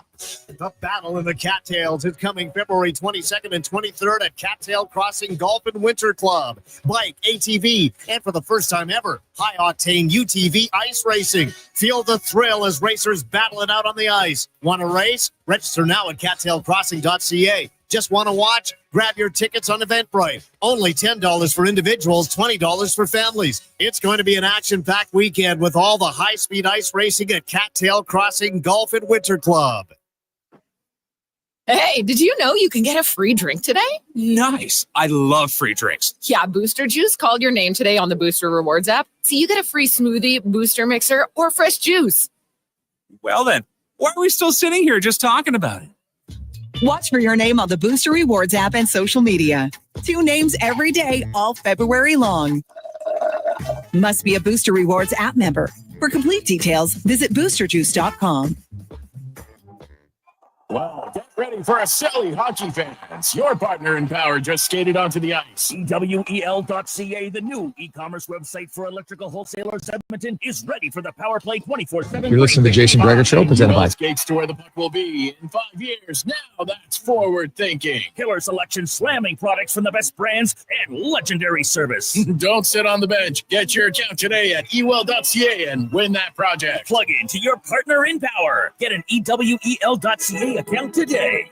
If you're looking for non-stop sports coverage, tune into Sports 1440, Edmonton's only sports radio station. 24/7 coverage comes at you with expert commentary, in-depth analysis, And so much more. We are Sports 1440. At Papa John's, we're not just in the business of making better pizza. We're in the business of making everything better. Ambitious? Perhaps. Delicious? You better believe it. Monday? Make it a pizza party. Sick of parenting? Get Papa John's on dinner duty. Date night? We've got the recipe for romance. With our never frozen dough and always fresh toppings, Papa John's is committed to making it all better. Get better today at papajohns.ca or visit any of our 50-plus locations across Alberta. Papa John's. Better ingredients, better pizza. At Hughes, it's all about getting in and out quick and clean. No cash, no problem. With Hughes' new tap and wash system, all you need is your debit or credit card to get your vehicle sparkling clean. Find us at hughescarwash.com. Dang. Last season, you bought new clubs to fix your game. You spent the entire season trying to learn how to hit with your magic clubs. And guess what? Dang. They didn't help your game. Now you're convinced it's your swing. But it really is your clubs. Even though you were told the ones you bought were the best ever made, if they were, you would have gotten better. Every day at Fitted Golf, we continue to prove the right clubs make all the difference in the world. From beginners to pros, Fitted Golf makes all the difference. Yes, fittedgolf.ca. Come on in. Nissan is proudly celebrating 60 years in Canada. The rugged Pathfinder is a powerhouse of towing capability and was awarded a 2022 and 2023 IIHS Top Safety Pick Plus. Lease the 2024 Pathfinder SL Premium for 0.99% for up to 36 months. Plus, get $500 loyalty bonus for qualifying Nissan customers. Conditions apply. See nissan.ca for details. Visit your local Edmonton and area Nissan dealer for more information. Job Site Workwear has been Edmonton's home for Timberland Pro for 20 years. Support local and find the largest selection of Timberland Pro, including the brand new BOA System boots and the Winter Killers, the 1,000-gram Boondock and Pac Max, built tough to keep you warm all winter. Come get yours at one of our 3 Edmonton locations. Job Site Workwear, some different jobs. Portions of this hour brought to you by On the Rocks. Watch every Oilers game at OTR with $5.25 Molson Canadian, $5 per Whitney shots, and 60-cent wings. Plus, play Oilers score and win for your chance to win On the Rocks gift cards. Oilers hockey at OTR. Book your table today at Jasper Ave in 118th. The Jason Gregor Show, the best of Edmonton sports talk and beyond. This is Sports 1440. Presented by PlayAlberta.ca, Alberta's only regulated online gambling website. Just after 4 o'clock. Welcome back. Wednesday edition of the Gregor Show, Sports 1440, Oilers Nation, YouTube, Facebook, and X. As always, brought to you by PlayAlberta.ca, Alberta's only regulated online gambling website where 100% of the revenue stays right here in the province of Alberta at PlayAlberta.ca. Of course, the Oilers, they will be flying tomorrow to Philadelphia. Then they will practice Friday and start the final third of the regular season on a 5-game road trip. The Oilers have actually played the second most home games in the NHL thus far. Only Seattle at 31 have played more, but the Oilers have a 5-game road trip. And then after that, they will be pretty much even 11 home games, 11 road games left in the season. And they're actually 9 of their next 12 are on the road. So this will be a good little stretch, a little test for them to see kind of where they come out. By March 18th, they'll probably have a really good sense of whether or not the Oilers can end their division drought. They haven't won their division, longest drought in NHL history since 1987. As we get to the business of sports, and we are joined by a longtime player agent, Rich Winter, joins us again. Rich, how you doing, my man? It's good. Today I came in the sunlight. It was awesome. It feels like spring out there. Oh, not feels like spring, but it starts looking like spring. This is the last day of the cold, buddy. Tomorrow you could come in. If we were doing the show tomorrow, you'd probably wear a muscle shirt. Shorts and flip-flops next week. Yeah. Oh, can't. Well, like seriously, when you go from minus 25 for a month and all of a sudden it's going to be minus 3 and then, but it looks like we'll be in the pluses by the weekend. Yeah, maybe up to double plus. Double figures. It's going to be crazy. The big news in the sports world as an agent, and you've talked about it, and it's your words where you said, hey, the easiest part of my job was a lot of times negotiating for my star players' contracts because those ones were easy. Now, Shai Gilgeous-Alexander, today parted ways with his agent. He's close to getting a max deal. He wants it. The team wants it. Like it's the max deals there. They're pretty much set out. Like there's not a lot the agent does per se to get more money, right? It's kind of very similar. Now, some say, geez, this is kind of cheap from him to do that. It takes away the money from his agent, yada, yada. I don't know about it. But if you're the agent, obviously, I guess, you're losing some money in that point. But to me, there has to be something more to this. It wouldn't because the negotiation and the talk with your client, it's not like in the February, you've never had this conversation about what your potential next deal is going to be like. Yeah, it's so hard to know what's going on behind the scenes, but look, at the end of the day, I got to tell you, I remember years ago, it's hard to believe, 15 to 20 years ago, I forget the exact time frame, but Dom Hasek was making $11 million back then. Yeah, and I remember sitting with Dom back then he had a little plastic TD Bank checkbook. He opened up the checkbook and he wrote out a check. He asked me how to spell 440,000 because that was a 4% fee on $11 million. And I'm sitting there in the kitchen, wondering when the question's coming. So you get paid up front as the agent? No, that was just middle of the season when I just happened to be visiting. He received his invoice. We usually bill in the middle of the season, which allows the players to pay half late, half early, and that's. But so do you pay per year?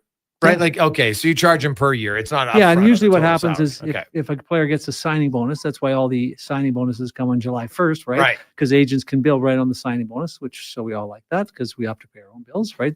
And then at the end of the day, then we usually will bill in the middle of the season and players will pay, and we used to have a built-in accelerator because our fees used to be tax deductible in the US. So they would like to get them paid just prior to December 31st. So that I always went home at Christmas with all kinds of extra money, and a lot of excitement. Kids always seemed to be quite pleased that we spent a little more than we would have otherwise have, because the coffers were always full back then. But in this situation, I mean, it's hard to say, but it's, so reflecting on Dom, I just really appreciated, here's a guy that I met in the Czech Republic. I can see the day I met him driving up in an old beat up green Skoda, which I couldn't believe, the greatest athlete in the history of that country.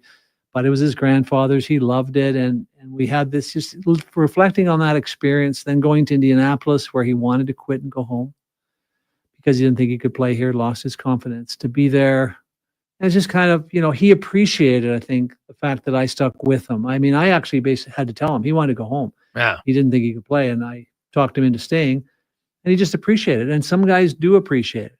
I remember another player about to get his $6-7 million payday, and looking at call it a SPAC. It's a standard player agent contract. It's standard what we sign with the players, except for our fees and addendum related to marketing and things. And I remember the player looking at it. He's about to sign it. He looks up and, you've done too much for me. And he signed, So there's just that, I think it's hard for a player who's made maybe a couple seasons at $80,000, then he got a $400,000 or $500,000, $800,000 deal. Now he's going to $8 million, and he's going to pay someone $300,000. It's hard for them, and it's hard sometimes to justify it. We'll do this, have this discussion at one point. What does an agent do for you for $340,000? He should be doing more than the contract and coming to buy dinner. Right. He should go and help you with the contract and buy your restaurant. Yeah. Yeah. Well, and that's where, but there is lots of other elements to it. And, there's the advice element that an agent can give you about life and different things like that. And then, and then it's just more so, they look and say, hey, if I'm making this much money, it's worth to have an agent who does all the negotiating, all the calls. Cause sometimes they probably don't know how many hours you spend negotiating. Some are easier, some are longer, lots of different things like that. And then also, where did you come out? Like, when would you ever speak to a team on your player's behalf when it comes to ice time or usage? Like, did you always encourage the player to do it first? Because, I know some agents do it. What was your plan of attack when it came to a player, who was upset in the situation they were in? Well, you never want to approach it antagonistically. Usually what will happen is, if I haven't talked to the player, but I'm seeing his ice time cut and I'm just curious, I'll call just ask questions. So what's going on? Because sometimes you get something like, well, he's got just a slight groin pull, and we don't want to, we're trying to cut it. Oh, okay. Well, now I call the player, and how's your groin pull, right? And so you never want to be. So you would call the GM before the player? Well, it depends on the situation. Okay. Quite often the player's calling me, right? Can't figure out what's going on, don't understand it. So usually I will encourage them to speak to the coaches themselves, while I'll maybe doing a little reconnaissance in the background. Hey, what do you think, Jason, if you're the general manager? Right. And then, but what I found that works really effectively, and we do this through our goal setting program, is having players sit down, get very clear with their own coaches. Because sometimes, I remember Yak Trenin, and we're going to have Renat Mamashev, who works with me on Yak, come in. And a while back, Yak, this is like 3 years ago, Yak's in the press box. I said, Yak, you got to get clear. He says, he wants me to be more physical. And I said, well, we need you to get a clear understanding of exactly what he wants, and we need it to be measurable. So I gave him a little bit of advice. He goes in and sees the coach, and coach says, really, Yak, all I really want you to do is get me 2 or 3 big hits early in the game, because we're a small team, and we need a little bit of presence there. And, Yak comes out of that meeting like, oh, I can do that. That's it? Yeah. I said, that's why I wanted you to ask 3 weeks ago before he started sitting you. And, of course, now the player comes in. Coach sees that he's engaged and he cares. He wants to understand what's needed. So he puts him in, right? Because how do you not put him in after he's shown that level of interest and he's trying to get a handle on what you as a coach want? So he gives him a try. Yak goes out and does it. And he ends up with a $2 million deal at the end of the year. And this year he's making $4 million.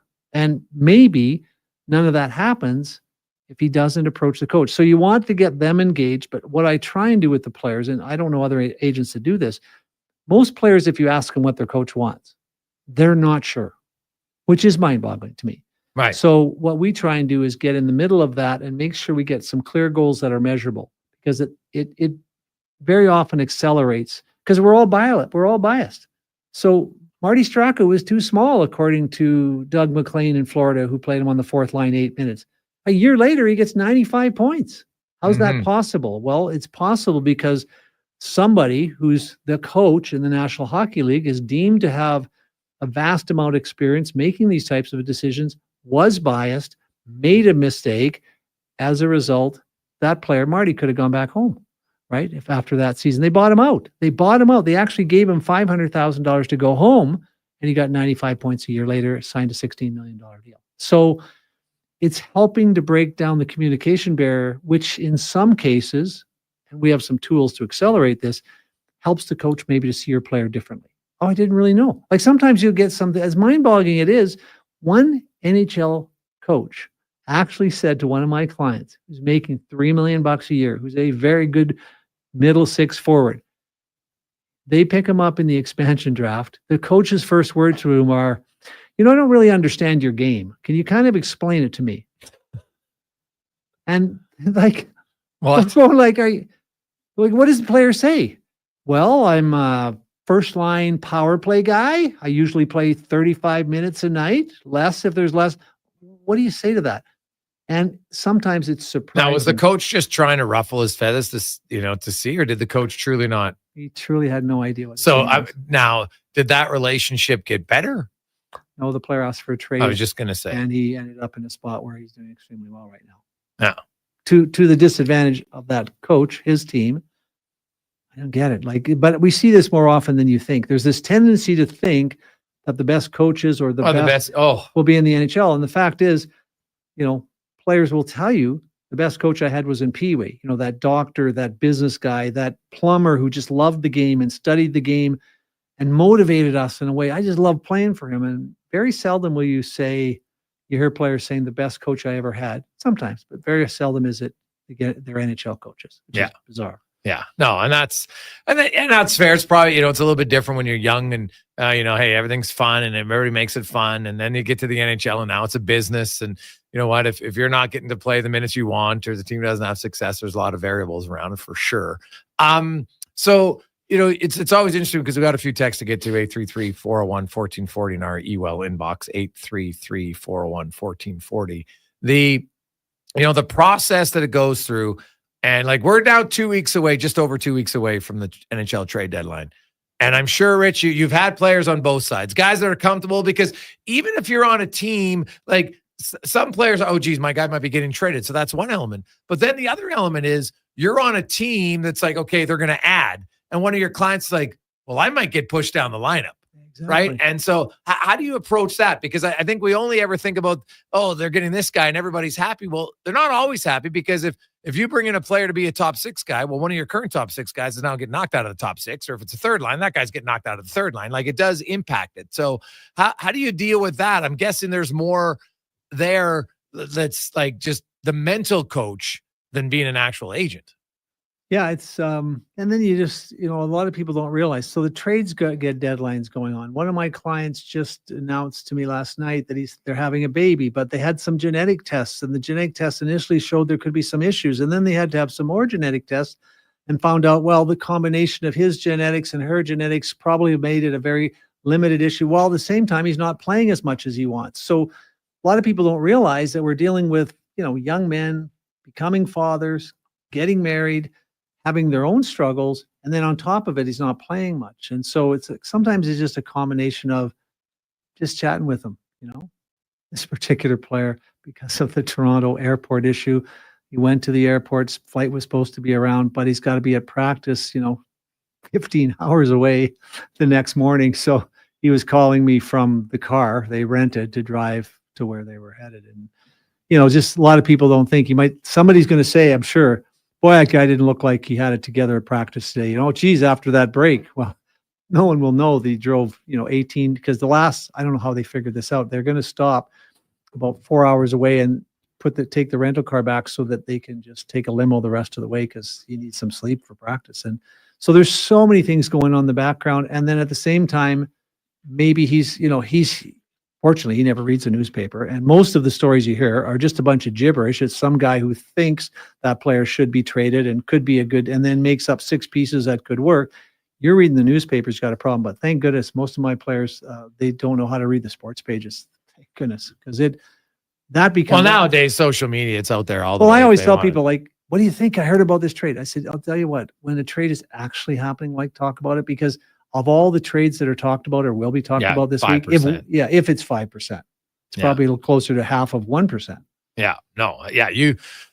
I know lots of players who turn off their social media during the season and just take it off their phone. They remove the app and then you can't find it. I guess if you want to go crazy at home, you can. Like they don't necessarily get rid of their account; they just get rid of it off their phone, and then you have less urge to want to splurge and look at it, right? And I think most of them try to ignore. It's funny. I had to talk with a player today. We got him an endorsement deal, and they wanted to do a couple posts, and he says, Rich, I'm not really that guy. Can we do something different? It's funny how they've got guys who haven't even got an Instagram account. And quite frankly, if I had it my way, I would, recommend that they have none of that stuff. Or if you do follow, for me, I have an Instagram account, but I follow my clients and my kids. That's it. Right. Yeah. I don't care about it. I don't care what else happens. Yeah. And that's fair. I think for the mental well-being for a player, no question. I think that's something that's important. Now, some guys though are very engaged and they like to know what's going on. So you have to, just like your kids, you can't just have you have certain rules that you have for your children that you want to be even for everybody. But some kids have it. Some kids are going to be more outgoing. Some kids going to be more quiet, right? Some's going to be more artistic. Some are going to be more analytic. And so I'm sure you have that you can't just have a one size fits all for all of your clients. When you have an outspoken client, is it easier because you're just like, hey, we can do more things. This guy wants to do, public appearances. Maybe they want to do, because some guys are just like, I'm just here to play hockey. I don't need to make the extra 50 grand. I don't really care. Yeah, I would prefer guys not want to do anything because the marketing deals, there's a lot of work that comes with getting them organized. Oh, that's Tuesday. I forgot. But I think the funny thing, it never amazes me quite often when I'm trying to get a hold of a player, I won't, but it's important enough. I want to address it or introduce the issue I'm dealing with to him on game day. I don't like to bother him on game day. It depends on the player. Some guys, you could bother them, like 5 minutes before the game, but I can't even tell you how much. So I've developed a practice where I generally will send a text during the game thinking, okay, we'll take a look at it. They're wired. They can't go to sleep right away. He'll get back to me before he goes to sleep. And it astonishes me how many guys get back to me between the first and the second period. They're looking at their phones? It's unbelievable to me. Yeah. Come on. It beats going out for a smoke like Mary Lemieux used to do. But I just go like, okay, that's serious. Now, have you ever asked him, like, what are you checking your phone for in the intermission? Hey, we all do it, he says. Really? Yeah. Well, what are you going to do? Like, I mean, they probably I'm assuming they got it in their stall. Or they wander into the, because I look at the orders. The orders have they have their dressing room. Yeah, and then they have the locker room. Yeah, but then they have the other area. Like you'd have to take your skates off and everything. And I know lots of guys do. Like some guys get undressed and ride the bike in intermission. It's kind of crazy, right? Yeah. Everybody's different. Different, but it's just, and I think the always thing that used to surprise me, right, is like when you're sitting in row 4 and you can see you got to sit in row 4, Jason. The guys will tell you that it's unbelievable that low, but you forget they can also see you. I remember one time. I never sit in row 1, but one of my buddies has row 1 tickets. Not bad seats, right in the corner, so you can sort of see the whole ice. Yep. And when my player says afterwards, "Who's that girl you're sitting next to?" It's like, you saw that, Vinny?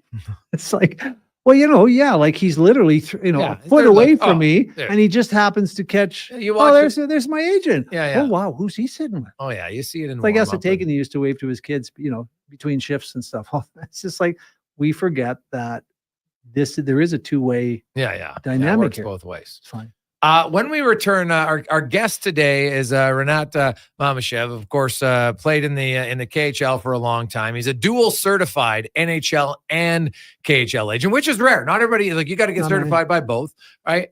He was a defenseman of the year in the KHL, and now he represents lots of guys who are going over there. We're going to talk about kind of the pros and cons right now, because especially the whole political climate. They're in a country at war, for goodness sakes, against Ukraine. So we'll talk about all that with Renat next on The Gregor Show, presented by PlayAlberta.ca. It's the Business of Sports with Rich Winter. Hockey is back, and Play Alberta, Alberta's #1 sportsbook and official partner of the Edmonton Oilers, has you covered with bigger offers, boosted odds, live betting, player props, and more. New to Play Alberta? New players now receive $200 in free bets just for signing up. You already play? Get a $10 free bet for every $100 you bet. Every week, all season long. Visit playalberta.ca and make your picks today. Bonus terms and conditions apply. I take possession of my commercial space in 3 months. I need lighting. I need a fire alarm. I need data. I need a generator. I need panels. Sounds like a job for the men and women of Action Electrical. Projects team reporting. We design, build, and construct all the electrical systems for your projects. Need everything to work right? Get the Action Electrical project team on your site. Facing an electrical menace? Call the men and women of Action. Operating throughout Alberta at actionelectrical.net. It's getting free all season long. Can you believe it? Looking for an enjoyable and affordable family night out? The Spruce Grove Saints are excited to introduce their Kids Get In Free program. All kids 12 and under receive free admission for every Saints home game this season. Bring the entire family for action-packed junior hockey at a fraction of the cost. For more information, check out sgsaints.ca. Are you tired of waking up tired? Are you tossing and turning all night and stiff and sore the next morning? If your sleep is suffering, it's time to visit the Brick Mattress Store. Their sleep experts will help you find the right support for restful night's sleep. Back sleeper, side sleeper, hot or cold, there is a perfect mattress for you. Plus, with next day delivery, your best night's sleep could be tomorrow. Check out the Brick Mattress Store locations in Spruce Grove, South Edmonton, St. Albert, Leduc, and start waking up refreshed. It's the season for love, and you're about to fall hard for the vehicle of your dreams. Presenting the outstanding 2025 XC90 from Volvo Cars Edmonton. Right now, you can lease your 2025 XC90 plug-in hybrid from 1.49% and save $4,600. Or finance a 2025 XC60 from 1.49% and save $1,500. All while being deeply infatuated by the newly upgraded, highly attractive body and wheel design. Volvo Cars Edmonton. VolvoCarsEdmonton.com. 1205 101 Street Southwest. Introducing the new McSpicy from McDonald's. It looks like a regular chicken sandwich, but it's actually a spicy chicken sandwich. McSpicy.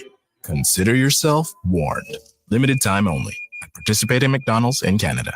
It may sound cliche, but it's true. Building something new starts with a solid foundation. At GS Construction, we're growing Edmonton subdivisions with deep utility services and infrastructure that lasts. Every new project begins with skilled people like you, building communities from the ground up. GS Construction is hiring. So if you're a foreman or a pipe layer that's looking to put your skills to work for Edmonton and area in 2025, we'd love to hear from you. Visit gsconstruction.ca and join a team that digs deep and builds stronger.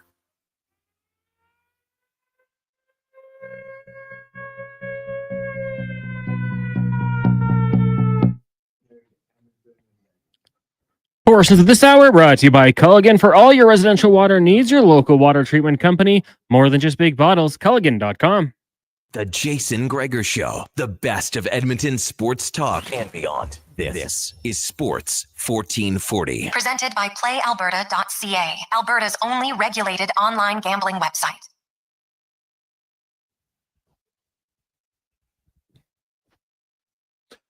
423. Welcome back. Jason Gregor, Rich Winter with you. The business of sports on Sports 1440, Oilers Nation, YouTube, Facebook, and X. We always kind of dive into the business side. And today, our guest, he's a former KHL Defenseman of the Year. He also was the sports director for a KHL club. He has 3 degrees, sports business from the New York University, economics from the Financial University under the government of Russian Federation, and sports training from the Russian State University of Physical Education, Sport, Youth, and Tourism. Now lives in Brooklyn and is a dual certified NHL and KHL agent. Renat Mamashev joins us. Renat, welcome to the show, man. How you doing? All good. Hi, Jason. Hi, Rich. Hey, how you doing, Renat? Well, Renat, quite a scholar. It's a lot of degrees you got there. Did you do them all after playing, or did you take some of them while you were playing? I took some while I was playing, and I studied at New York University after I done. Okay.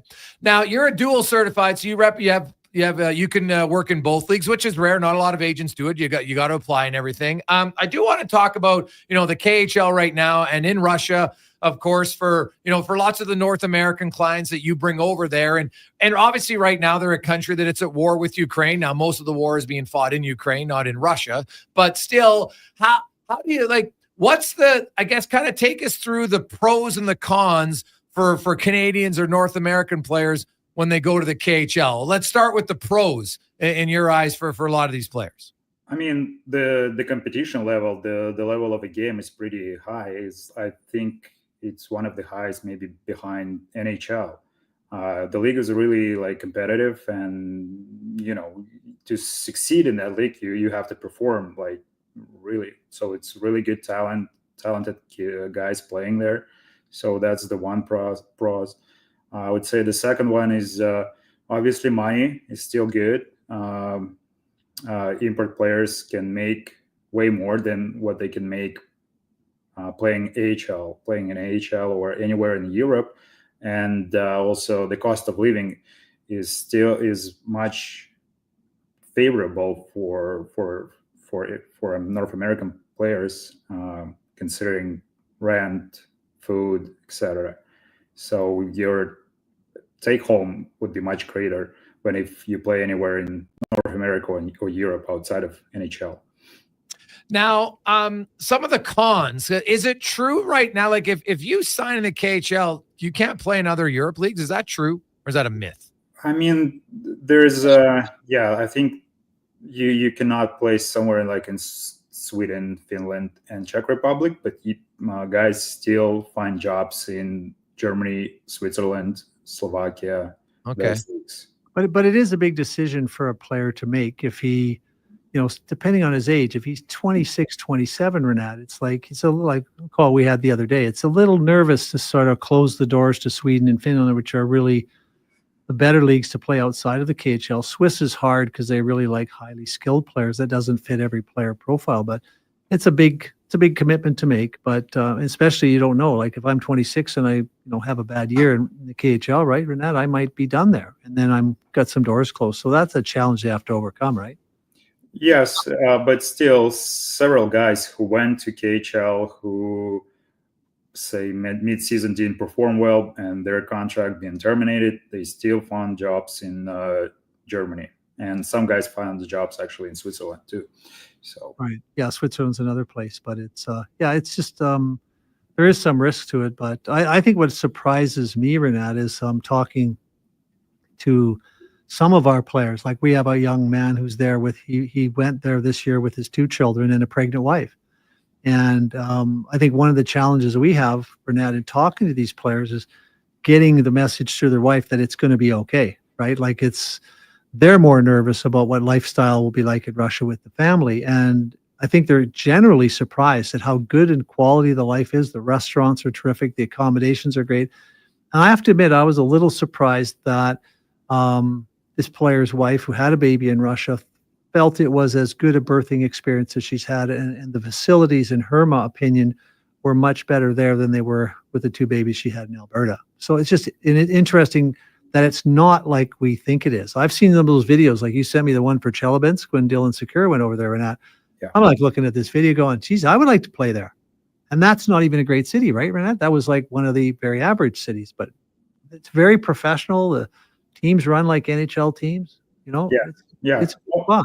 Yeah, a lot of teams are run like as NHL teams. The infrastructure, the rinks, they upgrading the facilities, training facilities. They install all those terrific training gears and etc. And then they treat players really well. And I don't know why wouldn't you like the conversation I have with the players, and they were saying like, oh, we should have come earlier. Yeah, that's generally true. Now, has it changed? Because, I talked to some players that went over there, 10, 15 years ago. And, there's some stories of guys never got paid and, they're just cut and different things like that. Was that true at that time? Because I know you played, you were defenseman of the year 12 years ago. And so you obviously played at that time. Has it improved a lot from 10 or 15 years ago? Yeah, it's improved dramatically. Like now it's more secure in terms of a contract, in terms of payments. The most challenge what could happen is just payment could be delayed. Like sometimes you wouldn't necessarily receive payment on, let's say, 15th. It could be like a week delay, but as long as you know about it, you're generally fine. But the rest, the money always going to be paid to the players. Now, and you get paid in rubles, right, Renat? So one of the issues that is with currency fluctuation, right? Like right now, one player was telling us the other day that, well, with the ruble bouncing back, I'm making way more than I thought I would make. So can be an issue, but it's no different than making American dollars as compared to the Canadian dollar. But the ruble's fluctuates a lot lately, Renat, right? And that's just something the players have to deal with. Yeah, it's based on the political risks, and and then also challenging to transfer money to back home, but it's also kind of doable. So it's just a little hurdle, but it's not something that. But you talk to parents, like I've had parents go to visit players in Moscow, and they just love the city. You know, it's a terrific spot. And the thing that we forget that's really important to the players, Renat, is how many teams within, say, an hour of Moscow? 6, 7? Maybe 5 in total. Okay, so those 5 teams mean you're home every night, right? Yeah. So you're home with your kids. You get to have breakfast with them most of the morning. So it's a pretty good lifestyle. And in fact, I have one player that has been offered a one-way contract by an NHL team, and he's been bouncing up and down. Of course, they send him down when there's the break because they have to manage their cap. And he just said to me, like, I mean, I'm 31. I don't care anymore. I want to come home and see my kids. And so because this season he's spending a little time down, a little time up, got the place down. Then he got thinking he was going to be there quite a bit of the season because he had a 2-way with a modest guarantee. Now he's called up for 4 weeks, so he's not seeing his kids. So he's thinking, gee, if you can get me a job in Switzerland, Germany, I don't care anymore. Like the money's not that important. Now the flip side of that is people wonder why players go to Russia. Well, that 31-year-old young man who's got 3 children, who's maybe put a few $100,000 away because he's played in the American Hockey League, he really doesn't have a choice but to go. He spends 2 or 3 years in Russia, he'll end up with a couple of $1 million banked, which he actually wants, but more importantly needs. Renat, what is the average KHL player salary right now? I mean, again, it's based on the currency fluctuation, right? But I would say around $500K. $500K American, US. Okay. Yeah. And the average term of contracts, like, do you find, like, are there guys signing for longer than 5 years, or is it more 2 and 3 year deals? It's more of a 1-2 year deals. Okay. And then when it's a 1 year, are they like, is free agency the same? Like, is there a certain age until you're an unrestricted free agent, or if you sign a 1 year deal, you're a free agent the next year? How does it work? Yeah, well, it's a little different than in NHL. Free agency, unrestricted free agency starts when player turns 29. Okay. Or if he's 28 and played more than 250 games in KHL. Okay. So lots of guys could be 28. That's like, that's not that bad. It's like 5-6 years, and then you could get to the 280 and away you go. Renat Mamashev joins us. He's an NHL and KHL certified agent based out of Brooklyn. With the the war that's going on right now with the Ukraine, Renat, have you found it? Is it more challenging? Are a lot more North Americans and maybe even European players shying away from playing in the KHL? What's the response been? Yeah, it's just generally Scandinavians guys are kind of shy, I'd say, because they've been under a lot of pressure. Right. But still, we have like 3 Sweden players playing in KHL. But yeah, mostly North Americans are coming over. And the change you mentioned, how the league is a lot more secure. What about the travel? Right, like I'd heard, many years ago, the planes weren't necessarily the safest. Now, this is from some guys that played North America. Maybe they were spoiled from what they flew in the NHL. But a lot of guys said, "Man, like I was white knuckling it a lot." As an agent, have you, and it's a former player, like have all of those elements of the league improved? Yeah, like the all flying charter planes, and like majority of the teams they do. And also if you play in Moscow region, you don't really have to fly a lot. You just travel by bus. So it's really within 1-2 hours drive.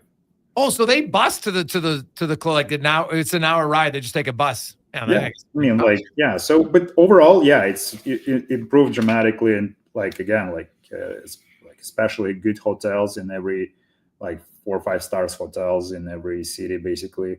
and teams are flying like private planes. So if you mentioned North Americans coming to the KHL, what about the Russian players you represent and guys that play in the KHL to come to the NHL? Is it harder? Is it easier right now with the political landscape to get players to come to North America, or is that kind of non-existent for your client? I think it's non-existent. Like as long as contract is up in KHL, player can join the team in NHL if he's drafted. If he's really good and undrafted, they can. It depends on the player. You mentioned, the Scandinavian, the Nordic countries, and I understand obviously, that's a pretty, it's a pretty sensitive topic for them, and it's one that impacts it. But like overall, for you, you live in Brooklyn, and so you represent it.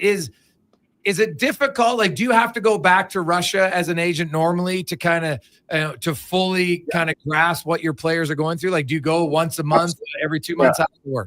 Absolutely, yeah. I go like once in a while. Yes, I'm going like several times throughout the season and off season as well. So, and it's just challenging to get there. Well, because it's no direct flight from North America to Russia. You have to go through some third country, like Turkey or gone are the Manhattan to Moscow direct flights. Renat will be very happy if this war gets settled and they reinstate them. Yeah, that would be great.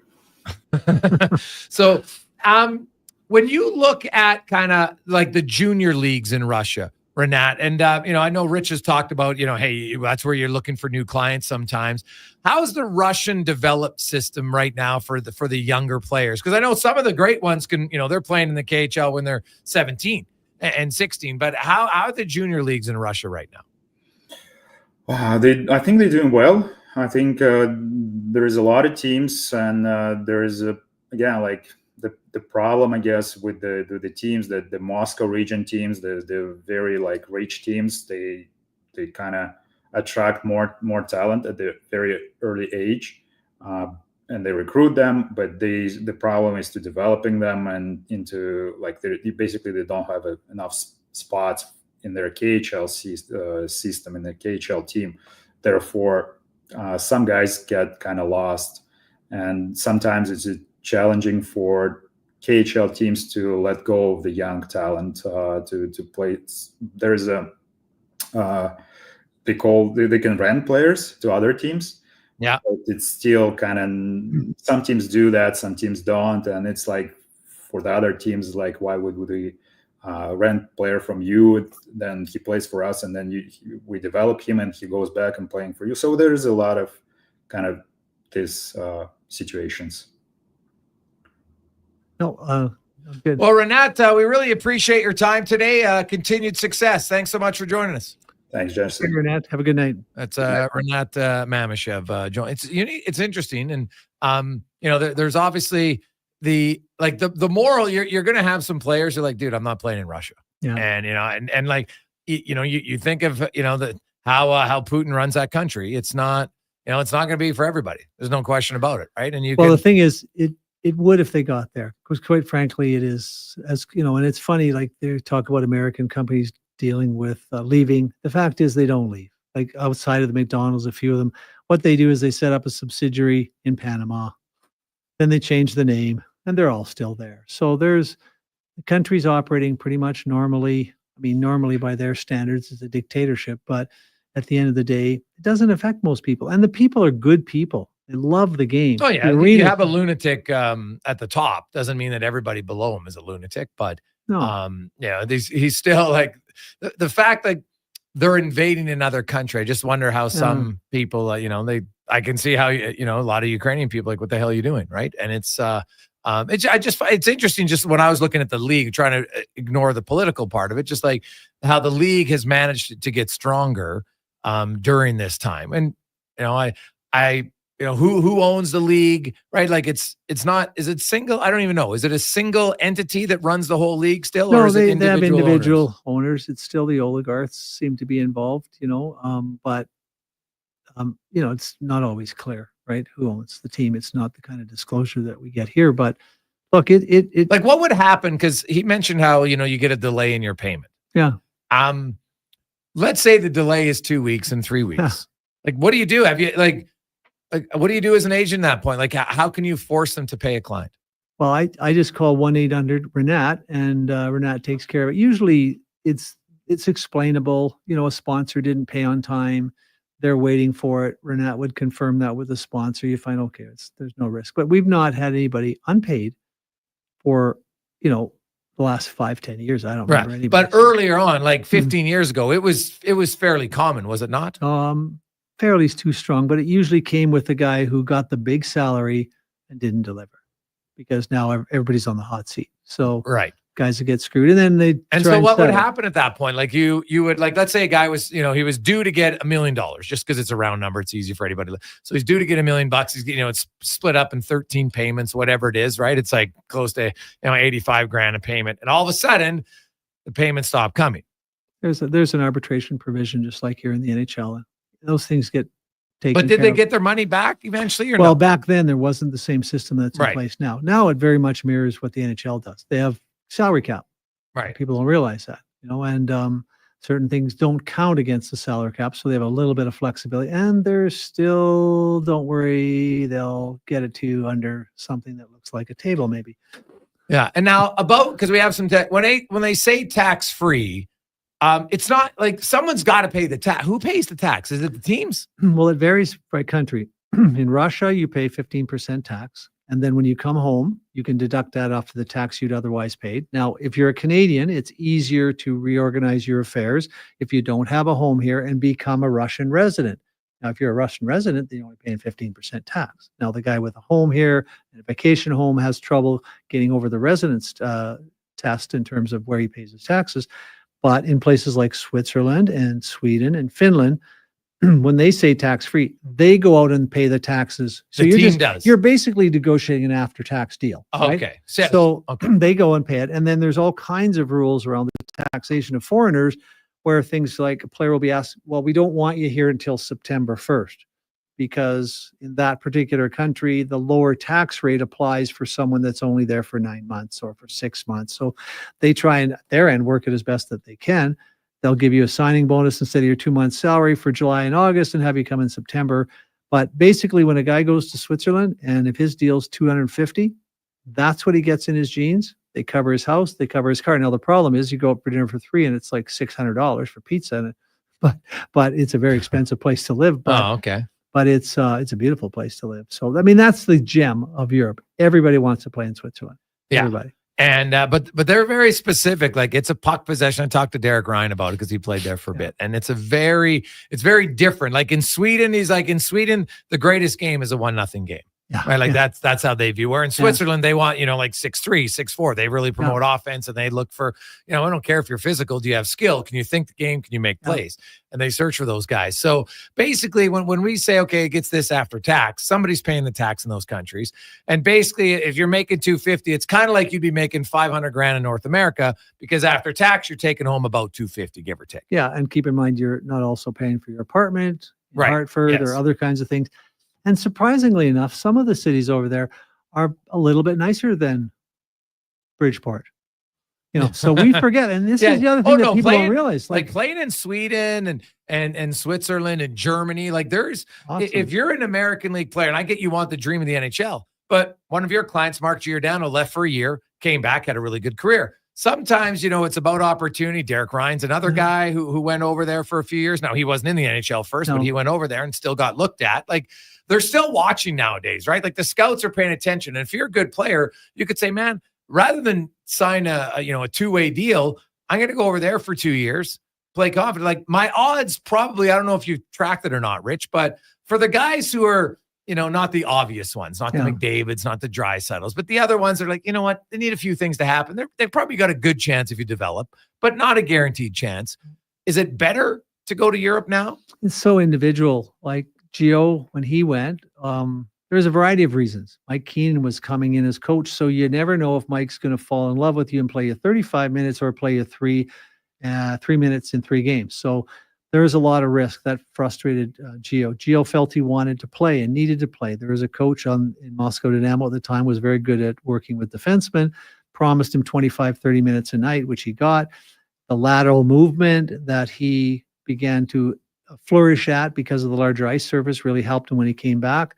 And, I think psychologically, he would say standing up to Daryl Sutter and standing his ground and standing and believing in himself made a bit of a psychological shift. So when you package that all together, you start thinking, and he was offered, he was making over $1 million at that time, and he played in the minors. Remember, he started on a 3-way contract where he was the whole 3-ways. And he had his guaranteed salary was $15,000. So when the Russians came calling with, over $1 million, and that was 2005 or 6, generally right? tax free. You look at it, you're from a family, a modestly successful family. Dad works hard. And you're going to put $1 million at 22 years of age in your pocket. So that million, the opportunity, it all came together to be something valuable. And he'll say, you've said it on After Hours over the years. He said it many, many times. He says, if he wouldn't have gone there, he would never won a Norris Trophy. So he learned things there that helped him adapt his game. And I don't think, when he came back, Daryl Sutter, who I love, he said, I'm never going to pay you more than I've offered. Never going to pay you more than I've offered. Not a nickel more. So don't go thinking you're going to get, well, his guaranteed money on the last offer was like $300,000. And then they gave him one way at 1.3. And I think that gave Gio the sense of, I can stand up. I can take a position. Right. And you know what? He went into that room and everybody in that room know he kicked someone's back end. And I think that gave him the confidence. And I think to some degree that might have been the day he became the future captain, because he was able to stand up for himself. He got a better sense of faith in his own ability. So, all of those things come into play. Now, other players, they go for different reasons and it can help. But I think you're 25 plus. Yeah. It's hard for you to make the comeback. You go over 22, 23, you're still a kid. So I think they look at you, but there's not that many. A lot of Russians will come and develop late. That seems normal, right, to the scout. So that happens, but not many Canadians go to the KHL and come back. Rich Winter, Jason Gregor with you. We'll take a quick break. We'll come back in the business of sports. Sports 1440, Oilers Nation, YouTube, Facebook, and X, presented by PlayAlberta.ca. Hey, did you know you can get a free drink today? Nice. I love free drinks. Yeah, Booster Juice called your name today on the Booster Rewards app. So you get a free smoothie, booster mixer, or fresh juice. Well then, why are we still sitting here just talking about it? Watch for your name on the Booster Rewards app and social media. 2 names every day, all February long. Must be a Booster Rewards app member. For complete details, visit boosterjuice.com. You've got a go-to coffee spot, a trusted barber, even a lucky game day jersey.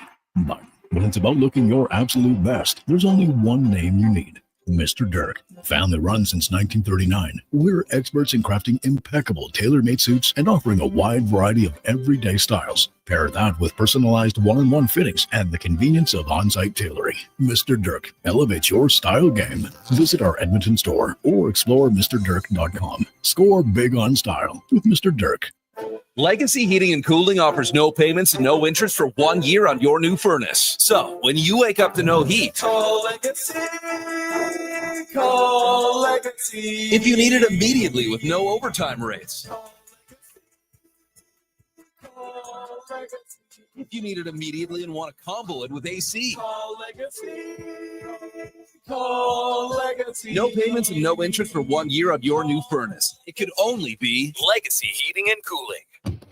Blue Jays fans, are you ready? Spring training is here. And every Sunday, 11 a.m., Sports 1440 carries Blue Jays baseball. Put yourself in Florida, in the heat, in the stands, having a cold one, listening to Sports 1440. New Edge Construction wants you.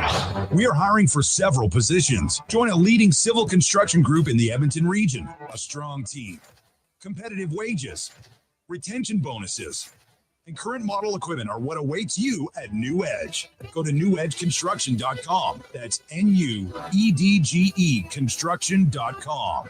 Join a leading civil construction group in the Edmonton region. Start your career now.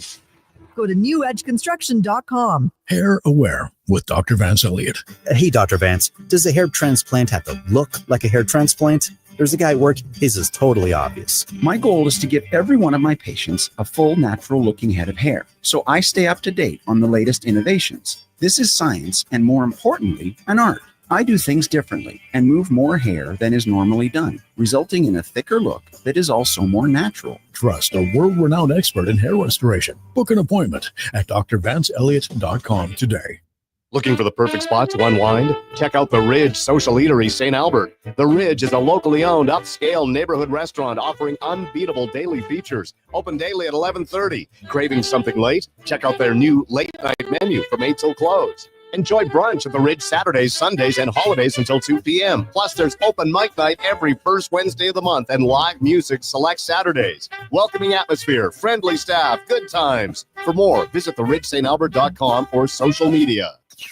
It's the month of the heart, and Sherwood Honda has heartfelt thanks for your support. Knowing your heart, Sherwood Honda is devoted to your best care. Whatever your auto needs, a dealership and a family, each department is here to make your buying experience stress-free and enjoyable. We actually want you to have fun, and we're slightly obsessed with making customers happy. There's still such a thing as an auto buying experience with heart, and we sure would love to prove it to you.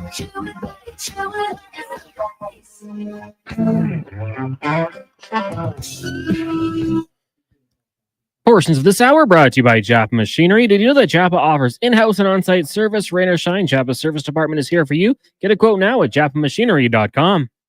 He's Alberta's sports authority and lead touchdown winner of his family's backyard flag football games. The Jason Gregor Show on Sports 1440. Presented by PlayAlberta.ca, Alberta's only regulated online gambling website. 450. We always like to get to a few questions because there's always some questions fans are interested about different things. This one from Jim asks about Rich for the player insurance. Who pays for it? The deductible? What does it cover? How much is it? Who underwrites it? Well, there's two parties that play for it. The teams will pay to insure long-term contracts. So if a guy's injured, they get their money back. Usually there's a deductible like most insurance policies. Sometimes it's 3-4 months salary. It depends on the deal. And they usually get for a package of contracts that they have, so they get a little better deal. From a player's perspective, there's two types of insurance. There's 24-hour, which covers any injury anywhere. Now, if you've got 1 year left on your deal, you've got nowhere near enough money to be comfortable for the rest of your life, you'll buy 24-hour insurance, pay for it yourself. It's pretty expensive, but if a career-ending injury happens, you're covered. Like what's 24-hour insurance? So let's say on $1 million contract, what would it be? I'm guessing it'd be like $25,000 maybe. Okay, so that's for 1 year. For 1 year, Okay. and then they have deals if you buy a 3-year policy and stuff. But then there's now the contracts are guaranteed, true, but they're not guaranteed unless you're playing with the team, practicing with the team, or traveling with the team. So if a player has a long-term contract, he'll buy off-ice coverage, which will cover him from a car accident while he's away from the rink.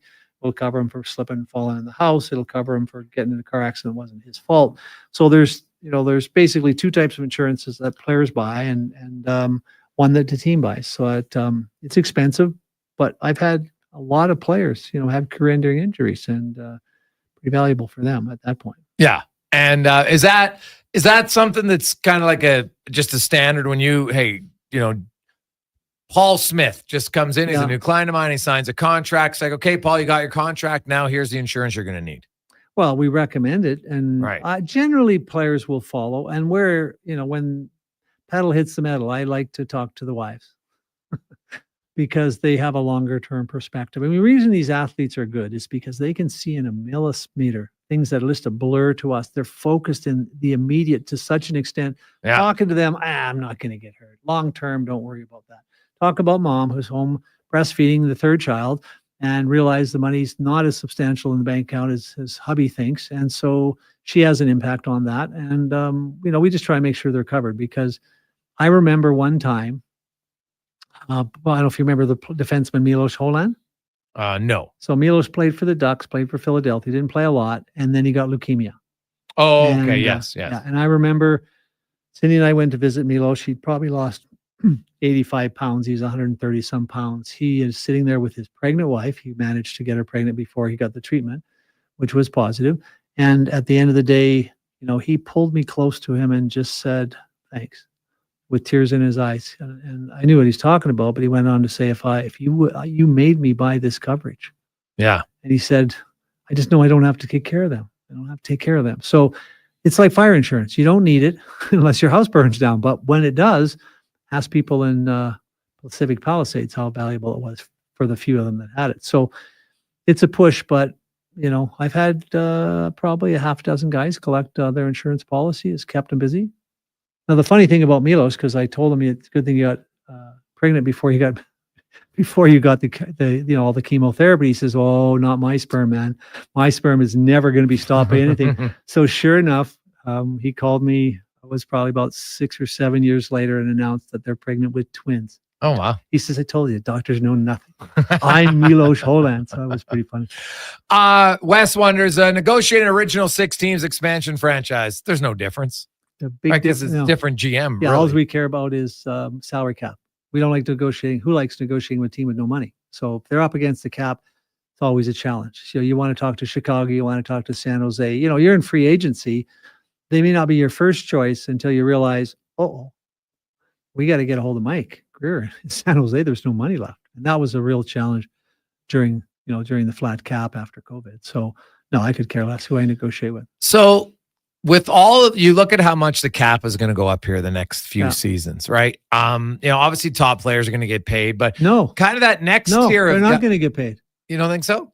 No, the money's going to go to the middle class. Well, look at all the long-term deals that people signed, right? Yeah, There's a lot of top players at a maximum 8 million, 9 million, 10 million. They're stuck. So Rantanen is up. Mitch Marner's up. McDavid is up next year.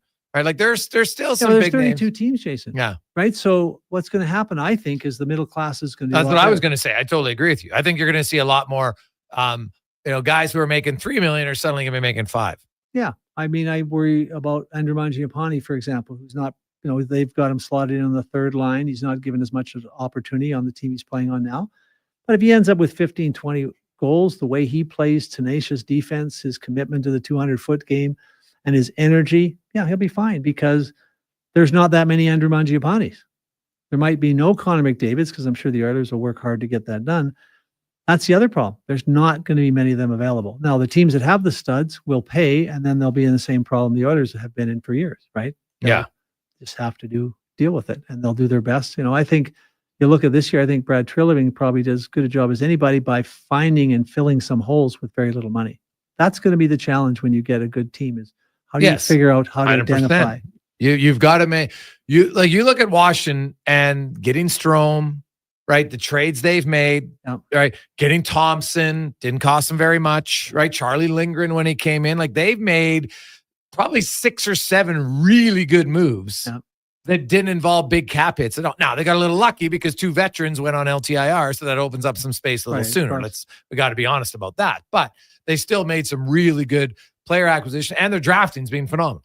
Well, they've got a 35-goal scorer and Andrew Mangiapane on their third line playing defense, which is a role they like him in. He's still producing for the amount of ice time he's getting, but they've now got some luxuries, right? And it's that finding those guys. I mean, Bill Belichick was the best at it in any sport, right?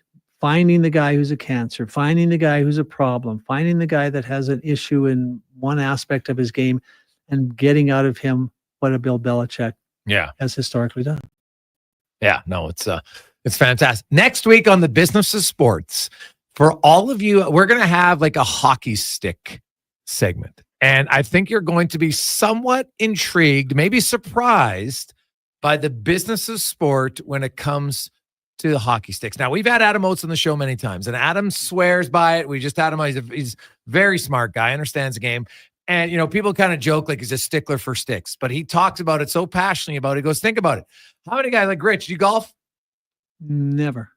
But you have clients who golf. Oh, yeah. I work with PGA players. They'll go to the moon to have their sticks calibrated. Yeah, I was just going to say, but ask NHL players who will go for a golf fitting. Have they ever went for a stick fitting? No, and the problem is crazy. But here's why it's such a big problem. We'll delve into it with more next week, is that a high probability scoring chance in the National Hockey League is open for execution for less than 3/4 of a second on average. Yeah. If your stick is too long, if your lie is wrong and you can't corral the puck as effectively as you would otherwise, then you're screwed. And that's quite often, obviously there's a skill difference, but I had one young player plays with Chicago, defenseman cut 1 3/4 inches off his stick this year.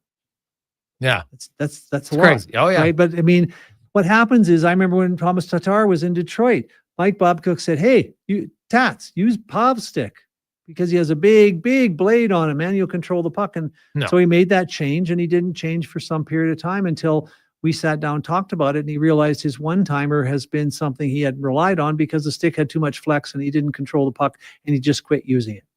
You know, so it's mind-boggling to me. The most important tool that a player has is his hockey stick. He's got to execute quickly, and it's a unique service that we provide to our clients because they're all honestly surprised to learn how did I get by without it? Yeah. Well, it's true. Like I remember Darnell Nurse talking about the stick he used for years till he, Adam Oates is like, no, we're going to get you. Well, and fitted Marion for a Hossa different was the best. Like I asked players, you had your stick calibrated. Everybody says no until I ask Marion.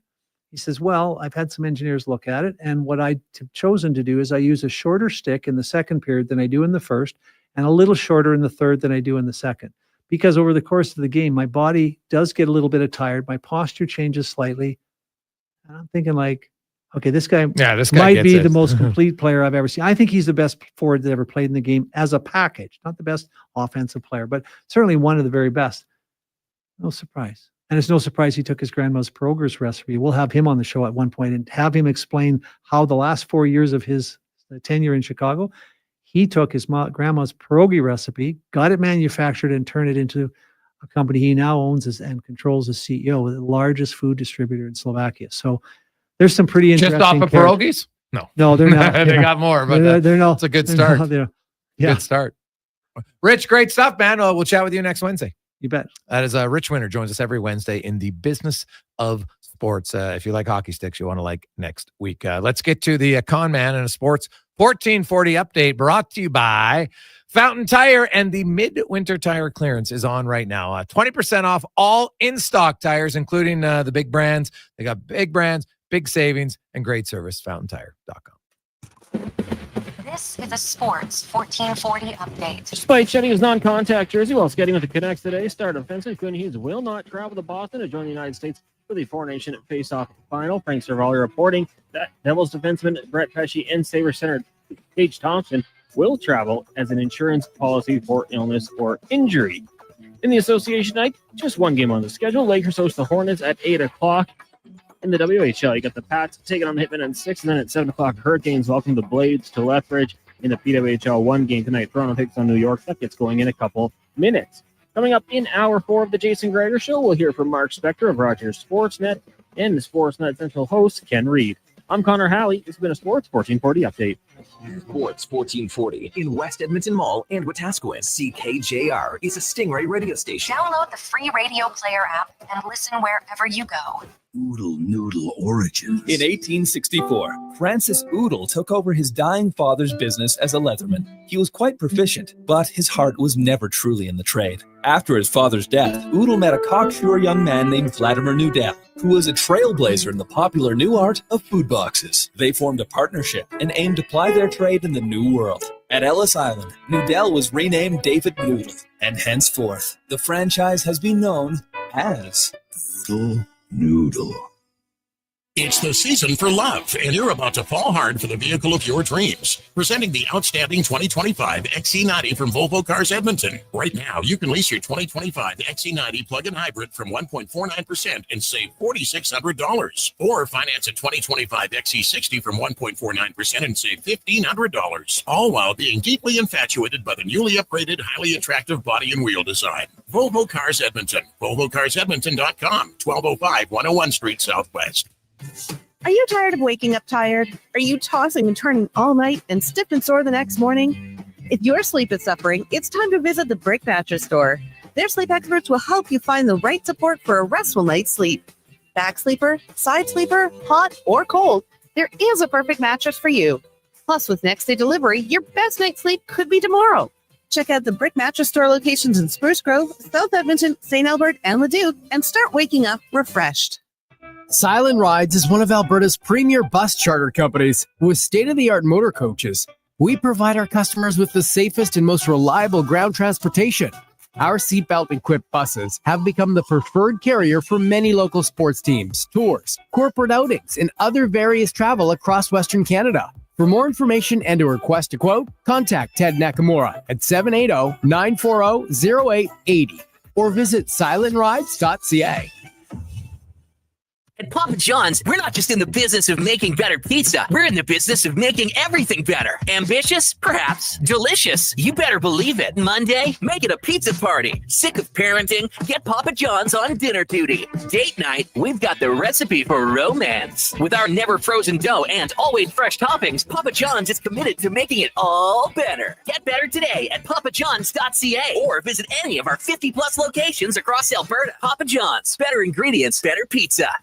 You've probably heard the word rehab before, but when GS Construction talks about rehab, we mean bringing aging infrastructure back to life. Water and sewer systems that keep our communities flowing. GS Construction needs skilled pros who know how to get it done safely and efficiently, and that's why we're hiring. If you're a foreman or a pipe layer, apply to a company that's building for Edmonton and area for 2025. Join a team that's as solid as the infrastructure we restore. Visit gsconstruction.ca and join our crew today.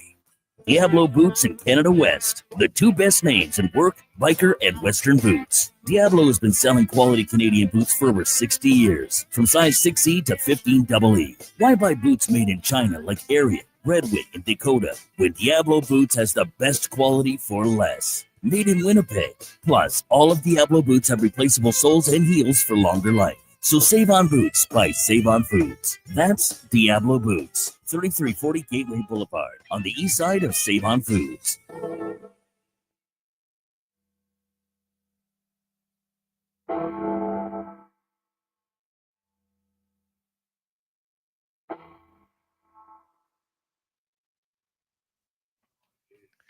Portions of this hour brought to you by On the Rocks. Watch every Oilers game at OTR with $5.25 Molson Canadian, $5 Pink Whitney shots, and 60-cent wings. Plus, play Oilers score and win for your chance to win On the Rocks gift cards. Oilers hockey at OTR. Book your table today. Jasper Ave and 118th. Hat tricks, touchdowns, and home runs. Get it all with the Jason Gregor Show on Sports 1440. Presented by PlayAlberta.ca, Alberta's only regulated online gambling website.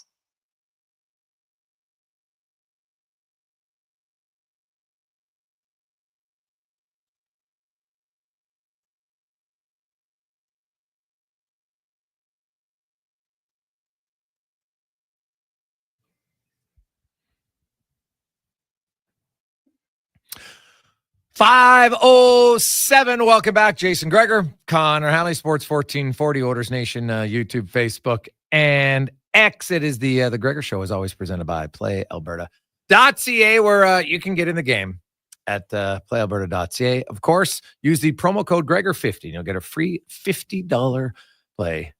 Promo code Gregor50. Coming up this hour, we've got Mark Spector. We'll talk a lot of baseball, a lot of hockey, some baseball.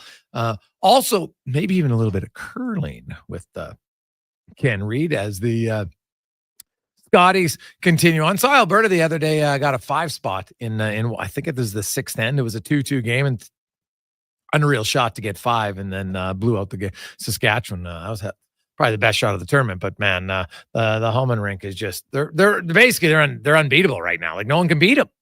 Like at the Scotties, what is their win streak up to now, Cons? I think it's like 19. Like it's ridiculous. They don't lose. They're in an area right now of pure domination. If you're a curling fan, you're probably like, can anyone take them down? And you know what? It's hard to do. So sometimes having greatness is great because everybody's searching for you. Everybody's trying to catch you, and it makes it exciting. Let's get to the spec report brought to you by GS Construction. They're always striving to be better when it comes to underground infrastructure. They are one of the leaders there. They're also one of the leaders for a great company to work for. Want to work for a great company? Go to Indeed.com and look up GS Construction as Mark Spector from Rogers Sportsnet joins us once again. Mr. Spector, how you doing? Good. So at the rink today, it's nice to get back to hockey practice and back to some normal life here. Let's get this season going. Yeah, well, it'll be nice. We got one big game tomorrow night, and then, of course, Friday's off, and then the league gets rolling, and it's going to be a sprint to the finish. It's a third of the season left, but there's 54 days in the season. The Kings got to play 29 games in that span, anywhere from 29. The fewest games left is 25. So you know what? It's every second day for the majority of the league. There's only a few teams at 25 and 26. The most are like 27. And then now the Kings are an anomaly at 29, but 19 of those are at home. So they don't have a ton of travel. They've done a lot of their travel. Being at practice spec, obviously no McDavid still. Arvidsson and Ekholm not skating. They're getting over that team flu bug. They've been playing the coaches like they don't need to practice at this point. But we did see Matt Savoie second straight day skating with Draisaitl. I fully expected he's gonna start in that Philadelphia game. Like Philly's gonna be the easiest game of the road trip. My goodness, I don't think I'm gonna put him against Washington first. I'd much rather start him against Philly. Yeah, I would. I mean, conventional wisdom says that for sure. Having said that, I remember going through Philly and Washington last year, and Washington, that was the place where the Oilers turned their season around. They won like 5-0 or something. And Philly beat them for fun. So you can't always predict, but I think conventional wisdom says if you're going to play this kid in his first NHL game, Washington's as good a team as there is out east. So yeah, I'd probably put him in against Flyers too, for sure. Yeah. Him, Podkolzin, and Draisaitl, or do you think we see him with Nugent-Hopkins or Henrique? I don't know. That's a good question. Like it's kind of, to me, it's about who steps out of the lineup for him to play. I kind of feel like you'd be happy to give Arvidsson a day off. There's a Saturday-Sunday game. I feel like I probably would give Arvidsson because he's the only forward other than McDavid who was out there at the Four Nations. So I would give Arvidsson one of the days, and that puts him probably on Draisaitl's wing, right? If he's subbing in for Arvidsson. But you know what? I think we probably should have learned a while ago, Jay. Knoblauch's his lines can be all over the place. He's not afraid to switch things around. So, you and me can figure out what he's going to do here, but I'm not sure how often we're going to be right. Yeah. I look at, he's not afraid to change lines at all. I think they've experimented with a few different combinations. I'd be very confident in saying when push comes to shove and the playoffs begin, I think you're going to see Hyman, Nugent-Hopkins, and McDavid as a line. I think that, the one thing that Nugent-Hopkins does better than the other wingers like that have tried to play with him on that left side, he's very good at getting McDavid the puck in space and getting it quickly to him. He moves it fast. He's not a guy, he's not a high volume shooter by any stretch of the imagination, right? And like when I look at guys who play with McDavid and Draisaitl, I don't think they really work well with high volume shooters, right? You want guys who, when they get chances, sure they can shoot. Now, Hyman's a high volume shooter around the net.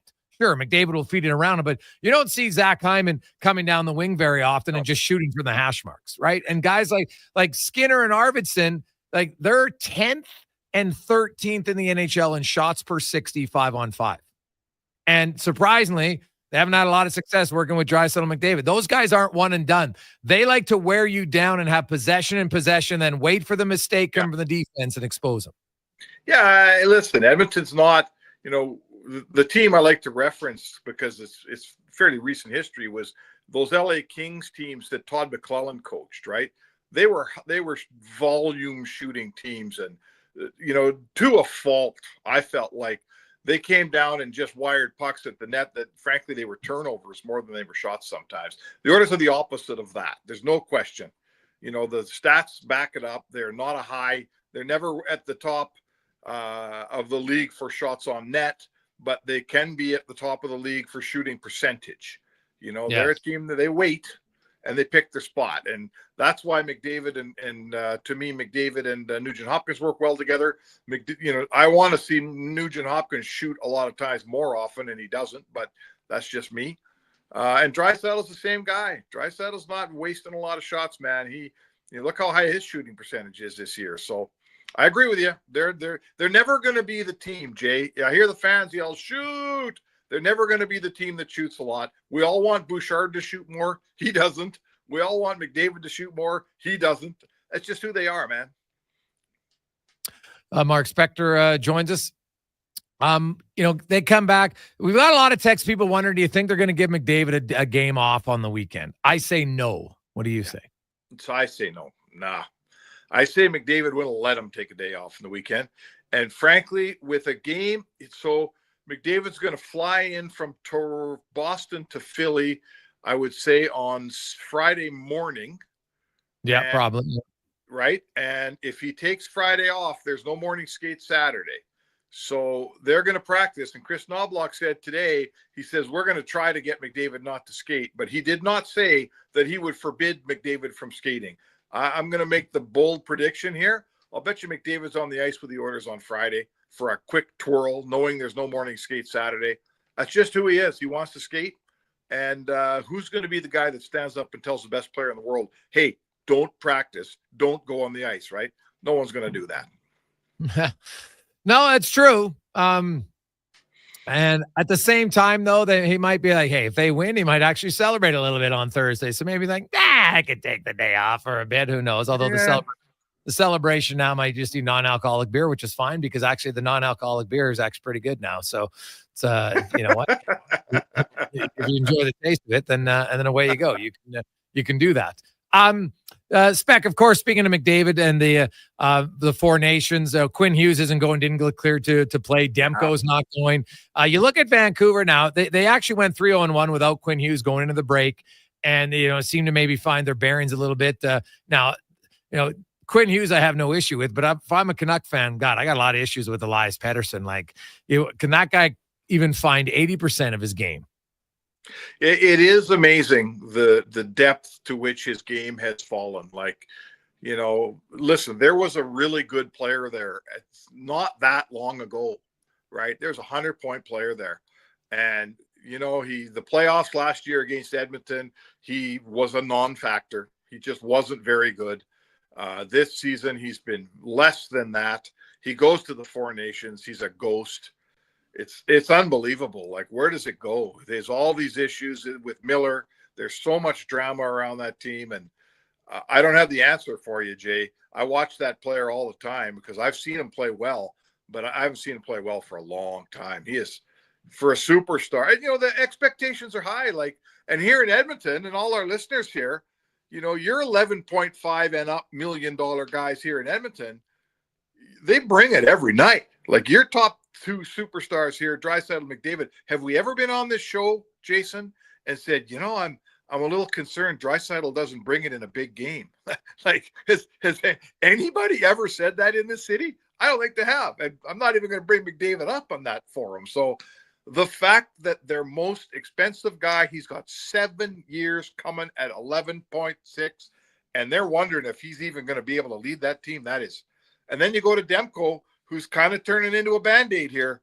Yeah. And a fantastic goalie, like the kind of goalie you could win a Stanley Cup with, but not if he's on the trainer's table, Jay. So that's it. Those are issues. Those are big issues in Vancouver. Yeah.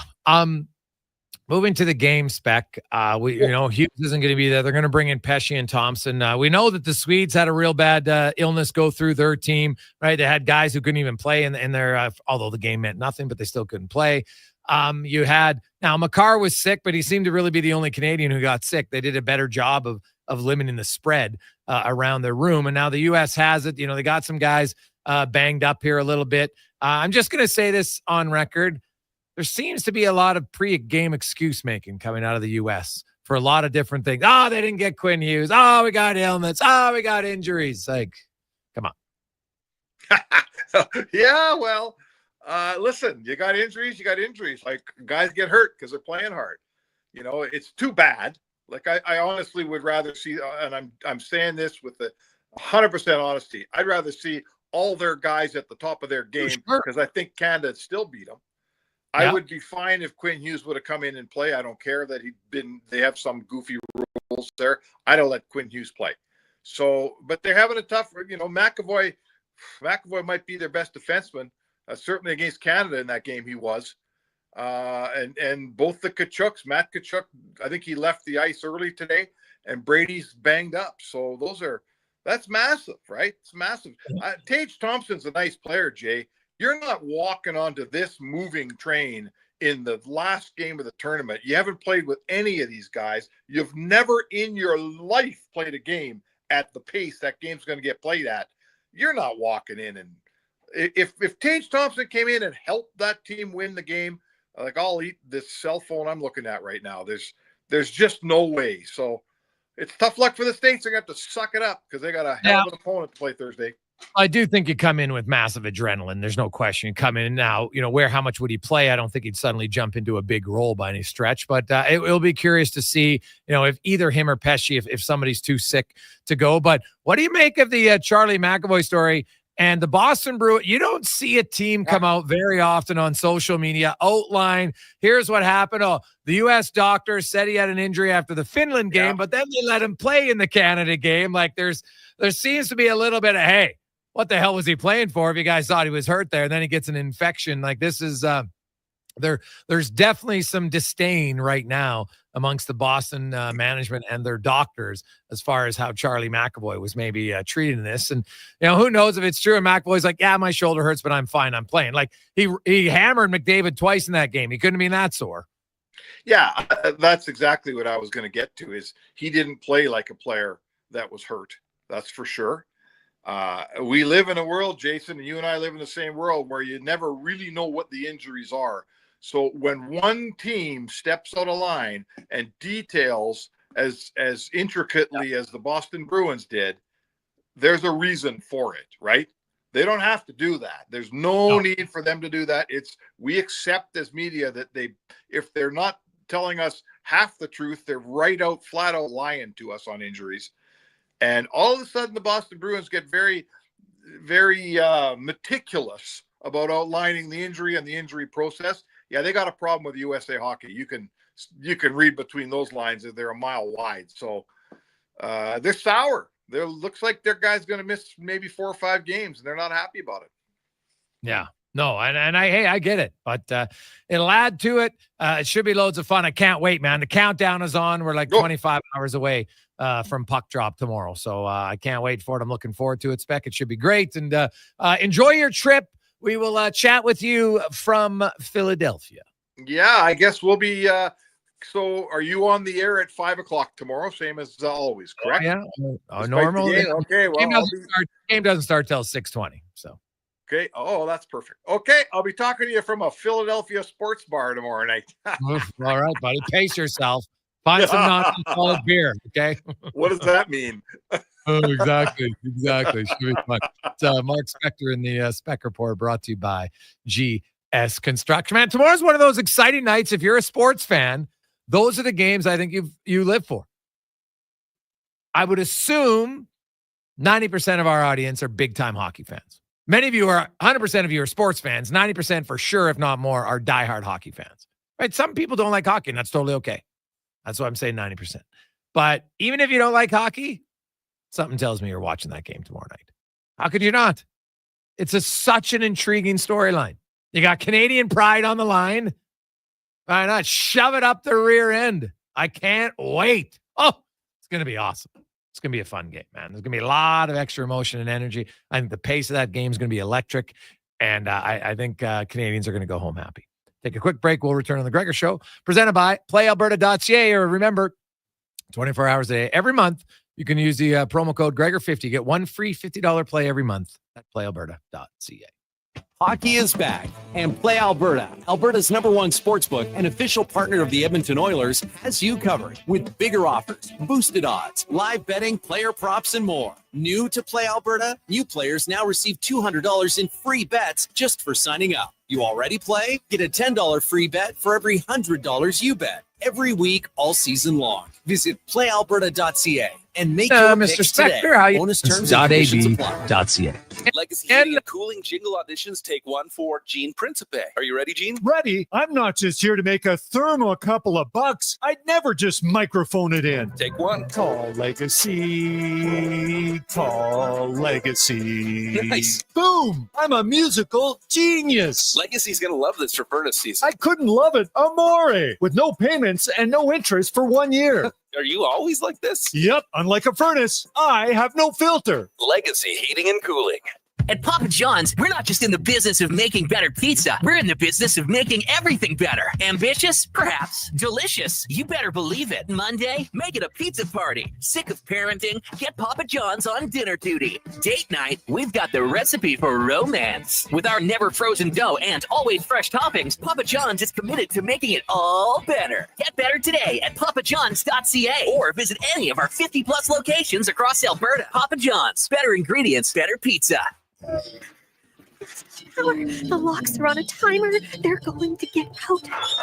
Sounds like a job for the men and women of Action Electrical. Service team reporting. With the remarkable reach of our bucket trucks and other equipment, we assess, service, and maintain your electrical lighting and automation systems. Facing an electrical menace? Call the men and women of Action. Operating throughout Alberta at actionelectrical.net. Introducing the new McSpicy from McDonald's.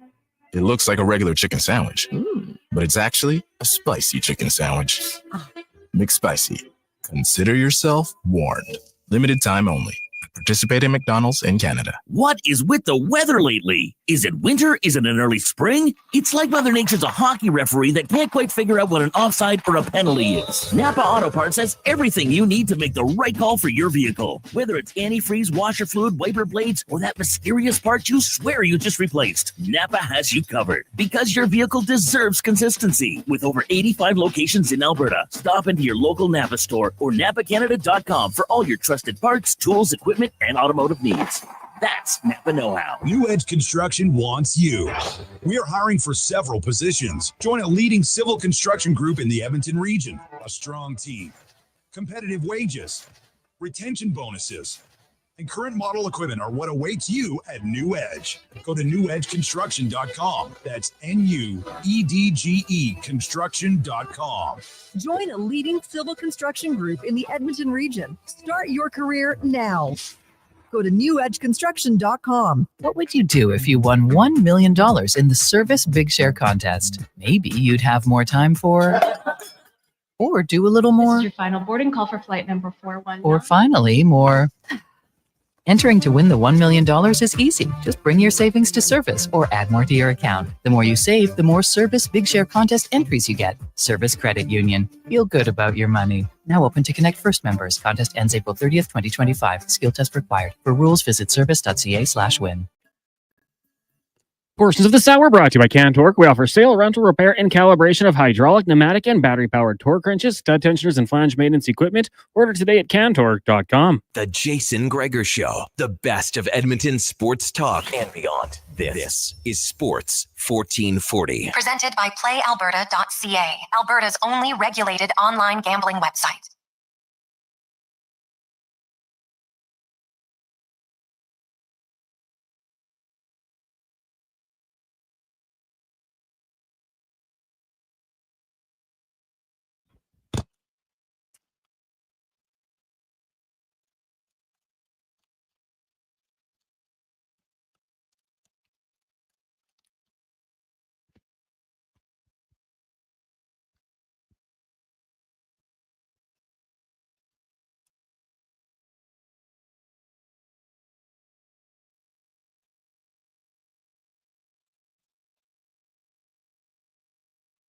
Had to fix my mic there. Looks like it fell apart, but Mr. Tech Guy here fixed it quick. Welcome back to Gregor Show, Sports 1440, Orders Nation, YouTube, Facebook, and X is always presented by PlayAlberta.ca. Lots to discuss on the program. Somebody's going to be very excited. I think very excited about the news that came out yesterday. I can only imagine how joyful he will be as we welcome into the program Ken Reid, of course, from Rogers Sportsnet. Ken, welcome back, my man. How you doing? Thanks, Gregor. I'm great, buddy. How are you? Oh, Reid, I've just been waiting to get you on after the news came out yesterday that they were unable to reach an agreement for Vladimir Guerrero, who now said, and I quote, well, they'll just have to deal with the other 29 teams. The Blue Jays and how they handled this, because this is not like, hey, we didn't know he had a contract. Oh, geez, we forgot. Like, everybody's known where they've been at for a long time, and they've spent summers offering $700, $600 million contracts But for their own homegrown young guy, they're like, wow, you're only worth 350 or 400, which is still a ridiculous amount. Don't get me wrong. But when you compare it, it's very head scratching to me. I don't get it. This isn't a failure. This is beyond failure. This is like when Dean Wormer looks at John Belushi in Animal House and says 0.00. These guys are incapable. Atkins and Shapiro have no business running a Major League Baseball team. For some reason, they value Vladimir Guerrero Jr., I'm assuming, in a much different way that other Major League teams do. Do you think Guerrero's going to get a lot of money when he hits the free agency market? Yes, but these guys, they got it all figured out. They're the smartest guys in the room. But the smartest guys in the room, this will be their 10th year running the team. The smartest guys in the room have never won an AL East title. They've never won a playoff game. They have one of the worst, I think it's the 24th ranked farm system in the majors. They haven't signed Bichette. They haven't signed Guerrero. But man, at least they've won the fan base over, right, with their nice beer garden in the 500 level. This is an absolute gong show. Just the vitriol around this town. I wasn't in Toronto when Harold Ballard was around. I don't think there's been anything, a front office that's been this despised in Toronto in the last 35 years. This is absolute insanity that these guys are still in control here. It's pitiful, and it's arrogant at the same time. It's very sad, Jason. Yeah, well, it is, and it's. I'm very curious to see, what unfolds here, because if I just can't imagine a scenario where they just let him walk for nothing. So now, do I think the Jays are going to be competitive this year? I doubt it. So I could see a midseason trade for him, and it's get you a bunch of prospects, and everyone's like, oh, geez, yeah, they got all these prospects. We all know what prospects mean. Prospects mean exactly what they are.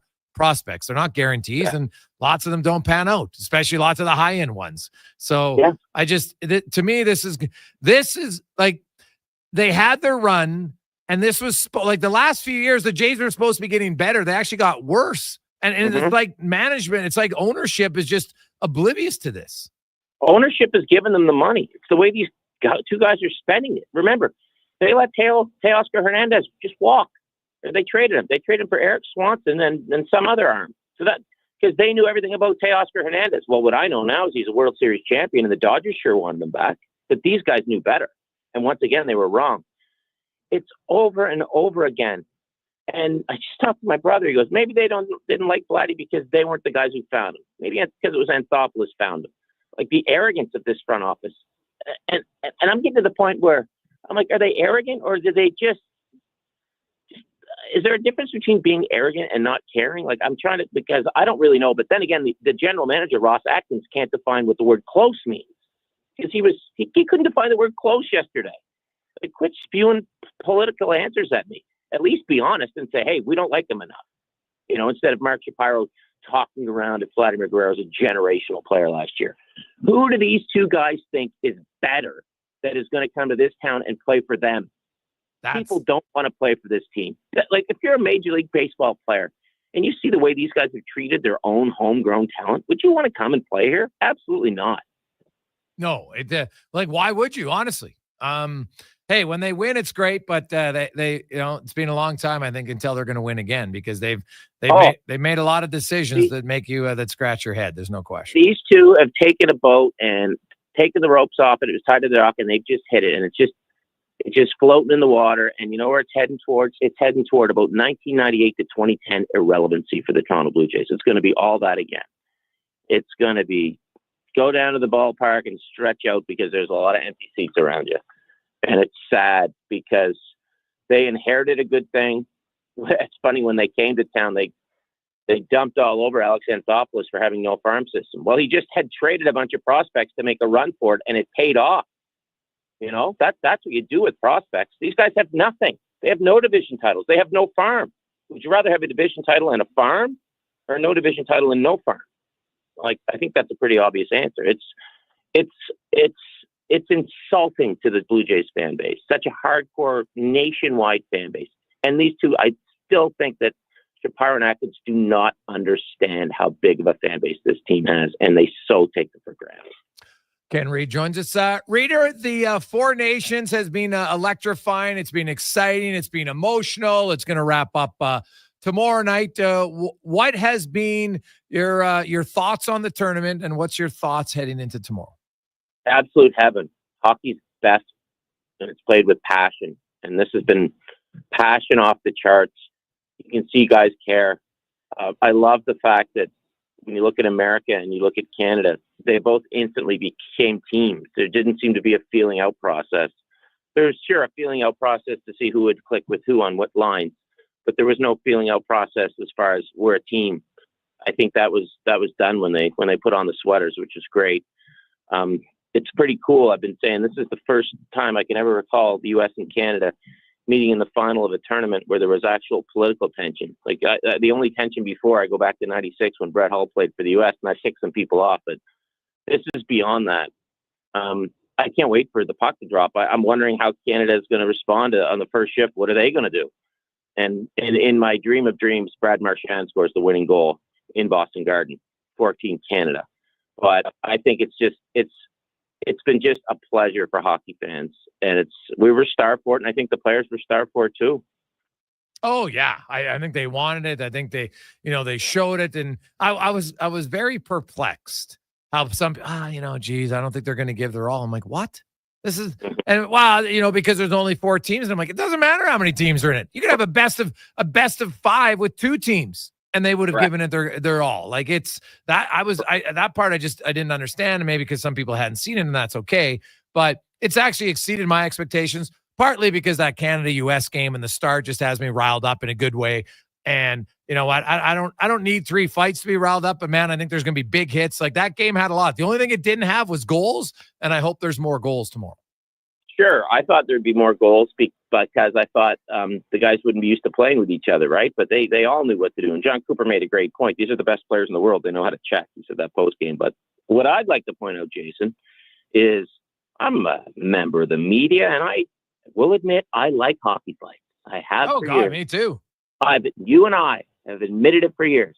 How many of the anti-hockey fight people did you hear from after that first game between Canada and the U.S.? I don't recall hearing from many. I don't recall. I think pretty much everybody bought into that.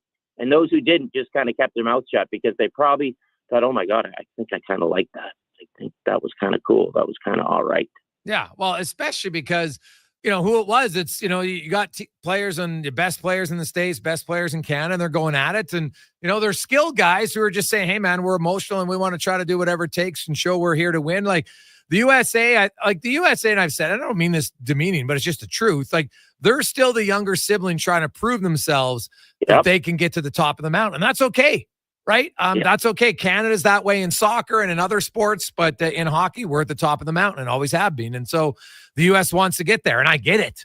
And so, they went out, and I love that Brandon Hagel's like, we don't have to have group chats. Like, I love the chirping. Like, I hope we see Hagel Kachuk round 2 because they fought on the ice. Now they're chirping back and forth in the media. Nothing bad, but it's fun. And to me, when you have anticipation for a game, Kenny, like, I don't know anybody who's going to be like if you're a hockey fan remotely, I don't see how you can be intrigued by that game. Like you look at ESPN in the States, which has basically ignored hockey for as long as they can. They're talking about it daily right now. Now, the only mistake they're making is like, oh, they've changed their all-star game thinking that this is the norm. What it's not the norm. And they're still going to have an all-star game every now and then. But the all-star game isn't supposed to be like this because there's nothing on the line. It's just a fun game. But man, they found something here, and they have the Olympics next year. And now the Olympics are different because of the rules. It's not going to be fighting. It's not going to be as tough that way, but it'll still be good. But then the World Cup in 28 and 32, and having something like this every 2 years, I think is going to be awesome. I've always said sports makes an impact when I call my mom, and it's the first thing she wants to talk about. I called my mom to wish her a happy birthday today, FaceTimed her. It was Mom and Aunt Gail. And all Mom and Aunt Gail, 76 and 77-year-old ladies, wanted to talk about was the game tomorrow night. Oh, yeah. That shows you. Yes. That shows you that it's not me and you tuned into Columbus and Anaheim, right? This trend is transcending sport, and that's when a sport really matters. So that shows you how much this matters. I'm telling you, we're pumped here at work, man. Show this game tomorrow night. I'm pumped to sit in the studio with Gaz. You should have saw it. Ivanka was freaking out when they were fighting. Yeah. She bought into it. Oh, yeah. Oh, my God. It was great.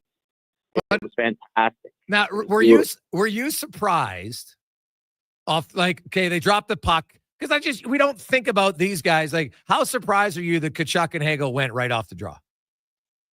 I was surprised, as Atkins and Shapiro are as inept at their job. Off the scale.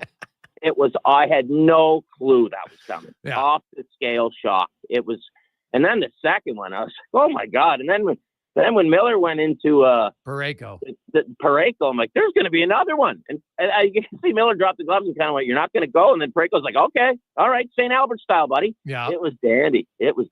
Well, Parayko's a very smart guy. You notice he was throwing a lot of uppercuts, lowering his chance of hurting his hand. He's not a guy who's in the Stanley Cup final studying in between for no reason. No. He's a pretty bright guy. So that looked like a scrap outside the Red Rooster in St. Albert in 1985. Dude, he looked like a guy who's pretty comfortable. He doesn't fight very often, but looked like he knew what he was doing. Yes, he sure did. Yeah. Kenny, I can't wait for the game. What's your bold prediction? What happens? Oh, it's got to be a 1-goal game, doesn't it? It has to be tight, and I have to say Canada, and I have to say 3-2, and I have to say Brad Marchand gets the winner. And if I'm right, you can have me on tomorrow night, and I'll tell you what I really think about Atkins and Shapiro. Awesome. Thanks, Reader. Appreciate it, buddy. Have a great day. Anytime. Thanks, Jason. Bye-bye. That's Ken Reid from Rogers. So I love getting Reader on. He's fired up about the Jays. We got a lot of text, people feeling the same. It's true, man. Like this, I'm trying to think of a similar situation for a team that has they had their best young player and they've known what his contract status was. And meantime, they're like, hey, we're going to go out. We're going to go big game hunting for other guys, thinking that, hey, we're going to support the guys we have with good players. Great. Meantime, you do nothing for your own guy. Like when you think about a business, anybody out there who's a business owner, what's the number one priority? You maintain your existing client, right? You want to keep them. You're always looking to expand, of course, and grow, but not at the risk of losing your loyal clients and your loyal fan base. That's what you don't do. And that's exactly what the Jays have done. It's unbelievable. And ownership just seems to sit back and, hey, you know what? We got this. We're making all the money in the facility, yada, yada, yada. And until they see the fans just say, I'm out, I don't think it's going to change. And even then, it might not. Because if you go this whole season, you trade Guerrero because you're not in it in July, then what? Then they're going to fire him. Like, people said they should have been gone this past September. And they were right. And I don't think anything's going to change at all. I hope I'm wrong in the Jays because, my son loves the team, but I don't see it, man. I do not see it going anywhere. Although I do wonder if Vladdy's like, oh, now I'm a potential free agent. He had a pretty good year and a slow start last year. But if you look after his start, like from June on, he was really good. Does he start that way all year? And then he just, every time he's like, hey, sorry, Jays. And that would just put the screws right to him. God, that'd be great. I'm kind of wishing for it, to be honest. Take a quick break. We'll come back. We'll return on the Gregor Show presented by PlayAlberta.ca. A lot of text, 833-401-1440 in our inbox, your partner in power since 1975. It's the season for love, and you're about to fall hard for the vehicle of your dreams. Presenting the outstanding 2025 XC90 from Volvo Cars Edmonton. Right now, you can lease your 2025 XC90 plug-in hybrid from 1.49% and save $4,600. Or finance a 2025 XC60 from 1.49% and save $1,500. All while being deeply infatuated by the newly upgraded, highly attractive body and wheel design. Volvo Cars Edmonton. VolvoCarsEdmonton.com. 1205 101 Street Southwest. At Papa John's, we're not just in the business of making better pizza. We're in the business of making everything better. Ambitious? Perhaps. Delicious? You better believe it. Monday? Make it a pizza party. Sick of parenting? Get Papa John's on dinner duty. Date night? We've got the recipe for romance. With our never frozen dough and always fresh toppings, Papa John's is committed to making it all better. Get better today at papajohns.ca or visit any of our 50-plus locations across Alberta. Papa John's. Better ingredients, better pizza. Legacy Heating and Cooling offers no payments and no interest for 1 year on your new furnace. So when you wake up to no heat, call Legacy. Call Legacy. If you need it immediately with no overtime rates, call Legacy. Call Legacy. If you need it immediately and want to combo it with AC, call Legacy. Call Legacy. No payments and no interest for 1 year on your new furnace. It could only be Legacy Heating and Cooling. Are you tired of waking up tired? Are you tossing and turning all night and stiff and sore the next morning? If your sleep is suffering, it's time to visit the Brick Mattress Store. Their sleep experts will help you find the right support for a restful night's sleep. Back sleeper, side sleeper, hot or cold, there is a perfect mattress for you. Plus, with next day delivery, your best night's sleep could be tomorrow. Check out the Brick Mattress Store locations in Spruce Grove, South Edmonton, St. Albert, Leduc, and start waking up refreshed. You've got a go-to coffee spot, a trusted barber, even a lucky game day jersey. But when it's about looking your absolute best, there's only one name you need. Mr. Dirk. Family run since 1939. We're experts in crafting impeccable tailor-made suits and offering a wide variety of everyday styles. Pair that with personalized one-on-one fittings and the convenience of on-site tailoring. Mr. Dirk. Elevate your style game. Visit our Edmonton store or explore MrDirk.com. Score big on style with Mr. Dirk. We've finished construction of our gamma radiation containment facility. Is it up to code? Is it going to be safe? It sounds like a job for the men and women of Action Electrical. Testing team reporting. We test your commercial operations using tools like infrared to ensure safe operation. Trust us to prevent potential calamity before it strikes. Facing an electrical menace? Call the men and women of Action. Operating throughout Alberta at actionelectrical.net. Dennis here from Weiss Johnson. Are you looking to get into the trades or have a kid graduating high school wondering what to do? Weiss Johnson is looking for career-minded people to work for us. Opportunities truly are endless. Become a service technician, gas fitter, refrigeration technician, install residential or commercial heating and plumbing systems, fireplace installations or service, duct cleaning. We are the company where you can learn all aspects of the trade and pick which career path to take. We have an awesome benefits package and offer school reimbursement too. Visit wjcareers.com today. Introducing the new McSpicy from McDonald's. It looks like a regular chicken sandwich, but it's actually a spicy chicken sandwich. McSpicy. Consider yourself warned. Limited time only. Participate in McDonald's in Canada. Putting your name in people's minds and hearts starts with Above and Beyond Promotions. They'll put it on anything and everything else. See your company name and logo displayed on almost anything you can imagine, from t-shirts and hats to backpacks, shopping bags, pens, USB drives, and much, much more. Above and Beyond Promotions specializes in making your name known for company meeting promotions, gifts, and more. Above and Beyond Promotions, official promotional supplier of Sports 1440. Visit abpromo.ca. Portions of this hour brought to you by Epcor. Stormwater ponds in Edmonton are designed to move water and runoff from streets and sidewalks, making them unsafe for winter activities. Instead, head to a community rink or city rink that is safe for you, your friends, and family. Think twice, stay off the ice. Learn more at epcor.com/winter safety. The Jason Gregor Show, the best of Edmonton sports talk and beyond. This is Sports 1440. Presented by PlayAlberta.ca, Alberta's only regulated online gambling website.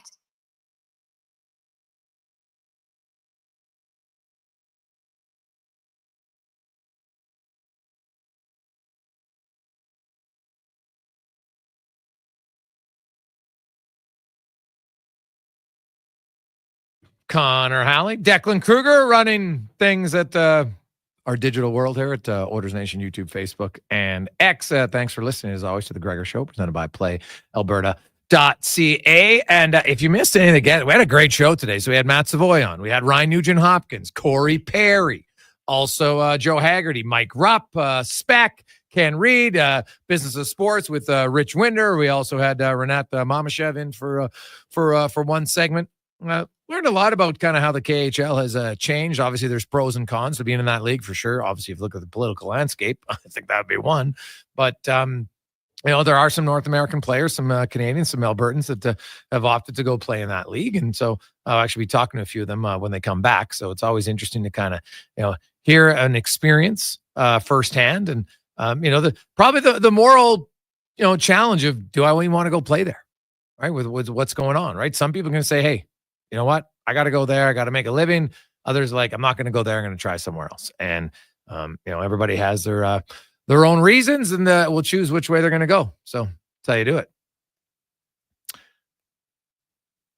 Hey, Gregor, I'm walking 18K through the White Mud Ravine. Thanks for keeping me entertained, from Stu Chacho. Had a boy, Stewie. I love it.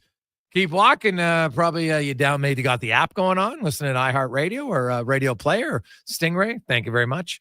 Maybe just streaming it, but I'm guessing that's the quickest way. I like it. A few other things. Cons, what was the news with your Chargers that got announced today by the NFL? Oh, they are going to kick off the season in Sao Paulo, Brazil on Friday, September 5th. Really? Yeah. And you know what, Gregor? So that's a regular season game? Regular season. Who are they playing? Unannounced. But the winner of the Brazil game has always won the Super Bowl. So remember that in case the Chargers win. You might want to get your... this way. Has there been like one Brazil game? Yeah, just one last year. Philly beat the Green Bay Packers. But that's 100%. If you go to Brazil, you're guaranteed to win the Super Bowl. That's what Connor if you Halley win. is saying. Yeah, if you win. If you lose, you make the playoffs. You make the playoffs, right? But you don't win the Super Bowl. You don't win the Super Bowl. Yeah, a huge game to kick off the season. I won't be going.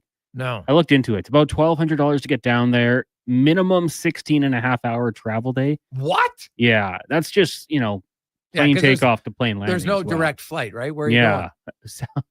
Be Edmonton to Sao Paulo. Yeah, where'd you have to connect to? There's a bunch of different ones. You could do Vancouver. I think there was one Orlando. Flying's a little... Whoa.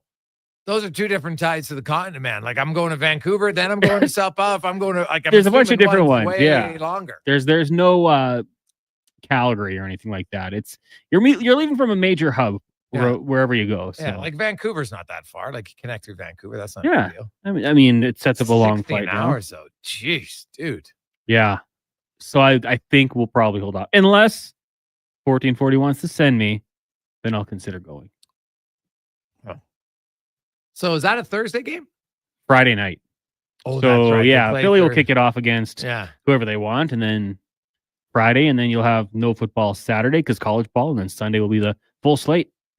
Hey, Greg, you're right about the U.S. I think Canada will win tomorrow, and then we'll all hear excuse after excuse after excuse on why the U.S. lost. They remind me a lot like Canuck fans. Always have an excuse. From JC, never forget the Oilers Canucks rivalry. It's pretty hot right now. Unfortunately, I don't think the Oilers I don't think I know the Oilers and the Canucks don't play again this season unless it's meet in the playoffs. So I hope it happens. I want to just keep adding fuel to the rivalry. And the way you keep building the rivalry is playing more often in the playoffs.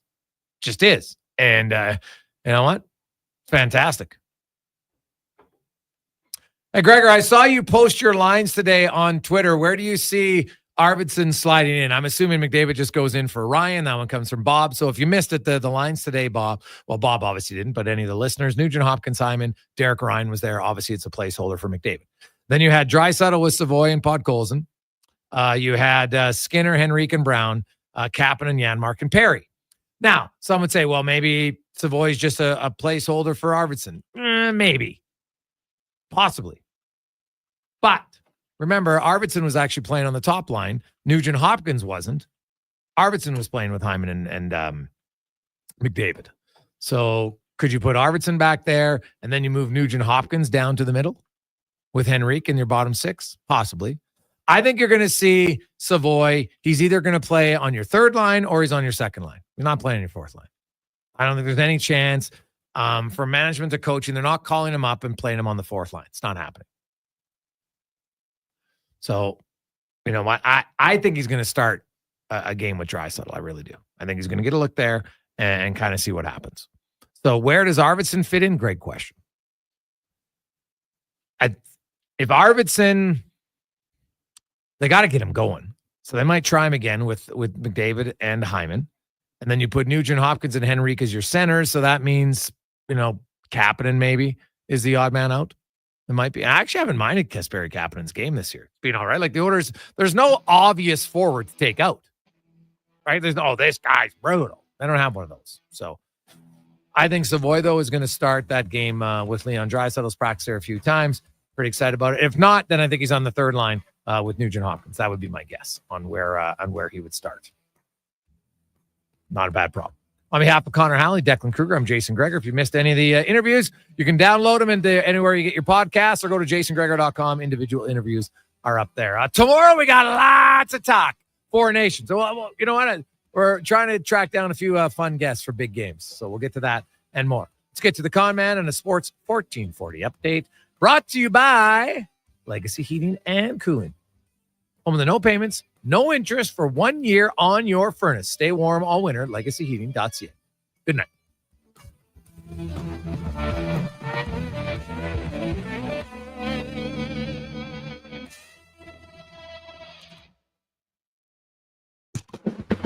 This is the Sports 1440 update.